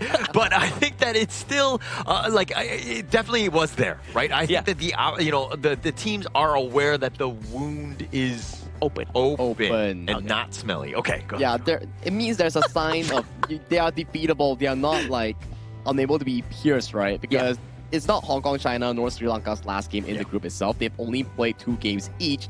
But if you're on Hong Kong, China side, you're pretty happy about yourself because you're on your way in qualifying with 1 more game. And for Sri Lanka, it's the flip side, right? 1 more game and you're potentially out of the tournament contention to the main event.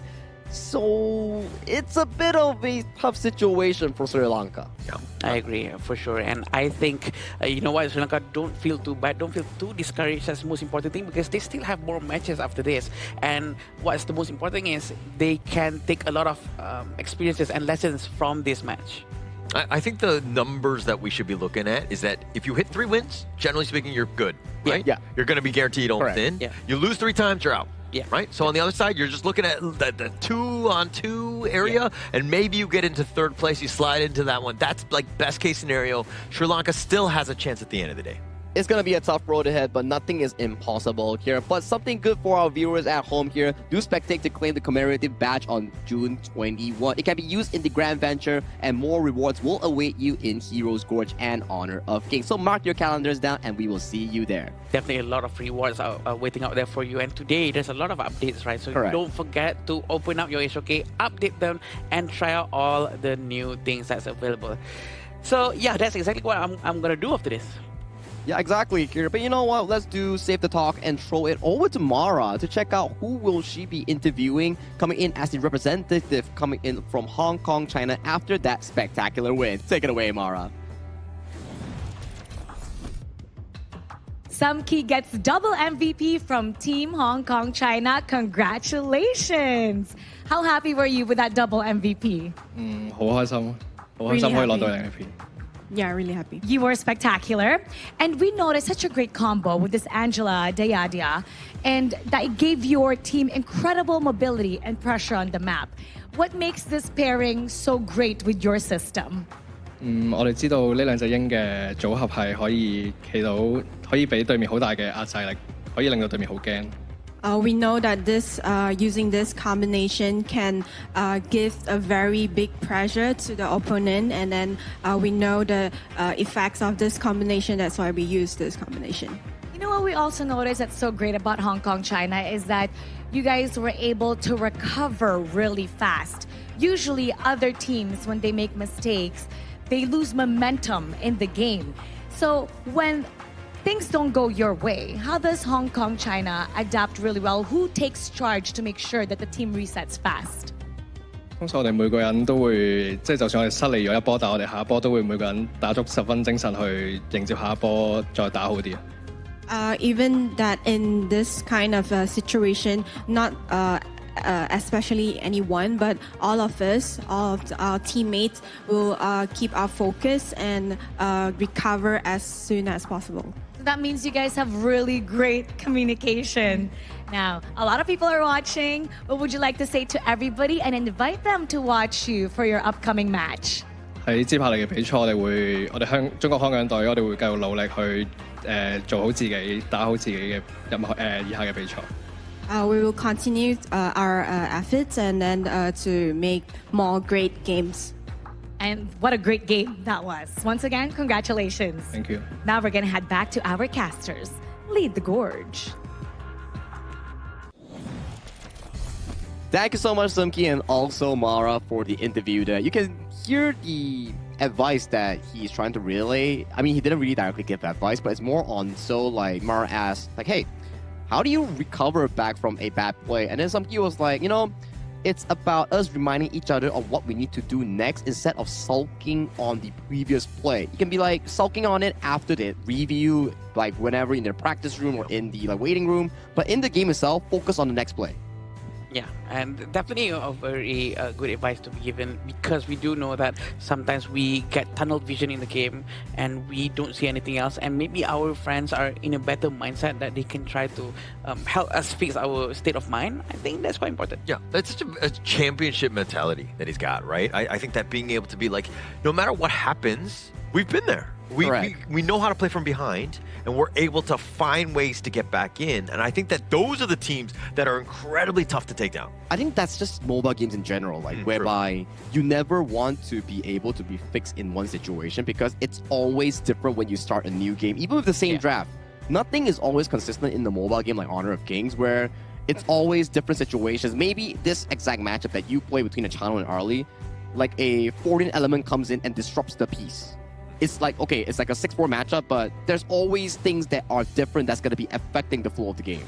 Yeah, definitely. And there's a lot of factors for sure. The state of mind, what they eat in the morning, maybe it gives them more energy, less energy, what they talk about, how the coach prepare the mental state of all of the players. I think it's a very heavy job for you as a coach as well, right? To make sure that all the players are always reminded about all of these things, to always perform at max, even though you're back into a corner. Yeah, actually, you keep talking about it. Like, I mean, there's so many responsibilities that the checklist, if you will, by the coach, right? So a lot of respect to the coach when you're seeing like resilience on stage and the way that they're able to kind of, you know, to take down some of the emotion, to just look at this as just like X's and O's of playing the game so that we can overcome. And again, hats off to the coach here and all of the teams here.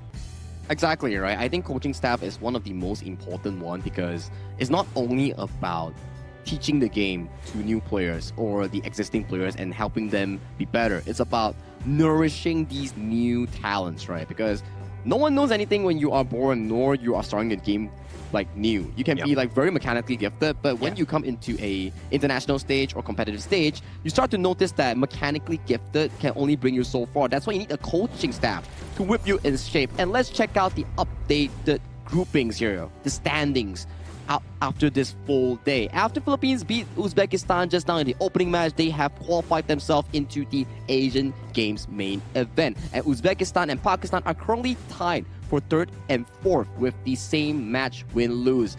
They should be able to, I would say, determine their placing for that 3rd spot later on, depending on who they face. But sadly for Mongolia, after yesterday's game, they have lost their chance to qualify to the main event. Coming to Group B, Myanmar versus Nepal. Myanmar have broken the win streak coming in from Nepal and is still the undefeated coming in from Group B. And Kyrgyzstan is coming in hot for the 2nd place spot against Nepal. But for Jordan, there is still a slight ray of hope coming in for Group B, as they still have a chance to qualify. For UAE, sadly to them, their fates are as same as Mongolia, as they are out of the tournament. Coming in for Group C, Laos and Vietnam. Currently tied, same situation with Myanmar and Nepal today. They will be facing each other really soon. But for India and Saudi Arabia, they're already out as well for tournament contention, and India has finished their tournament journey thus far in the Asian Games qualifiers here. But for Group C is what I'm the most excited about. You have Laos, Vietnam, Kazakhstan, all 2-0 and 2-1.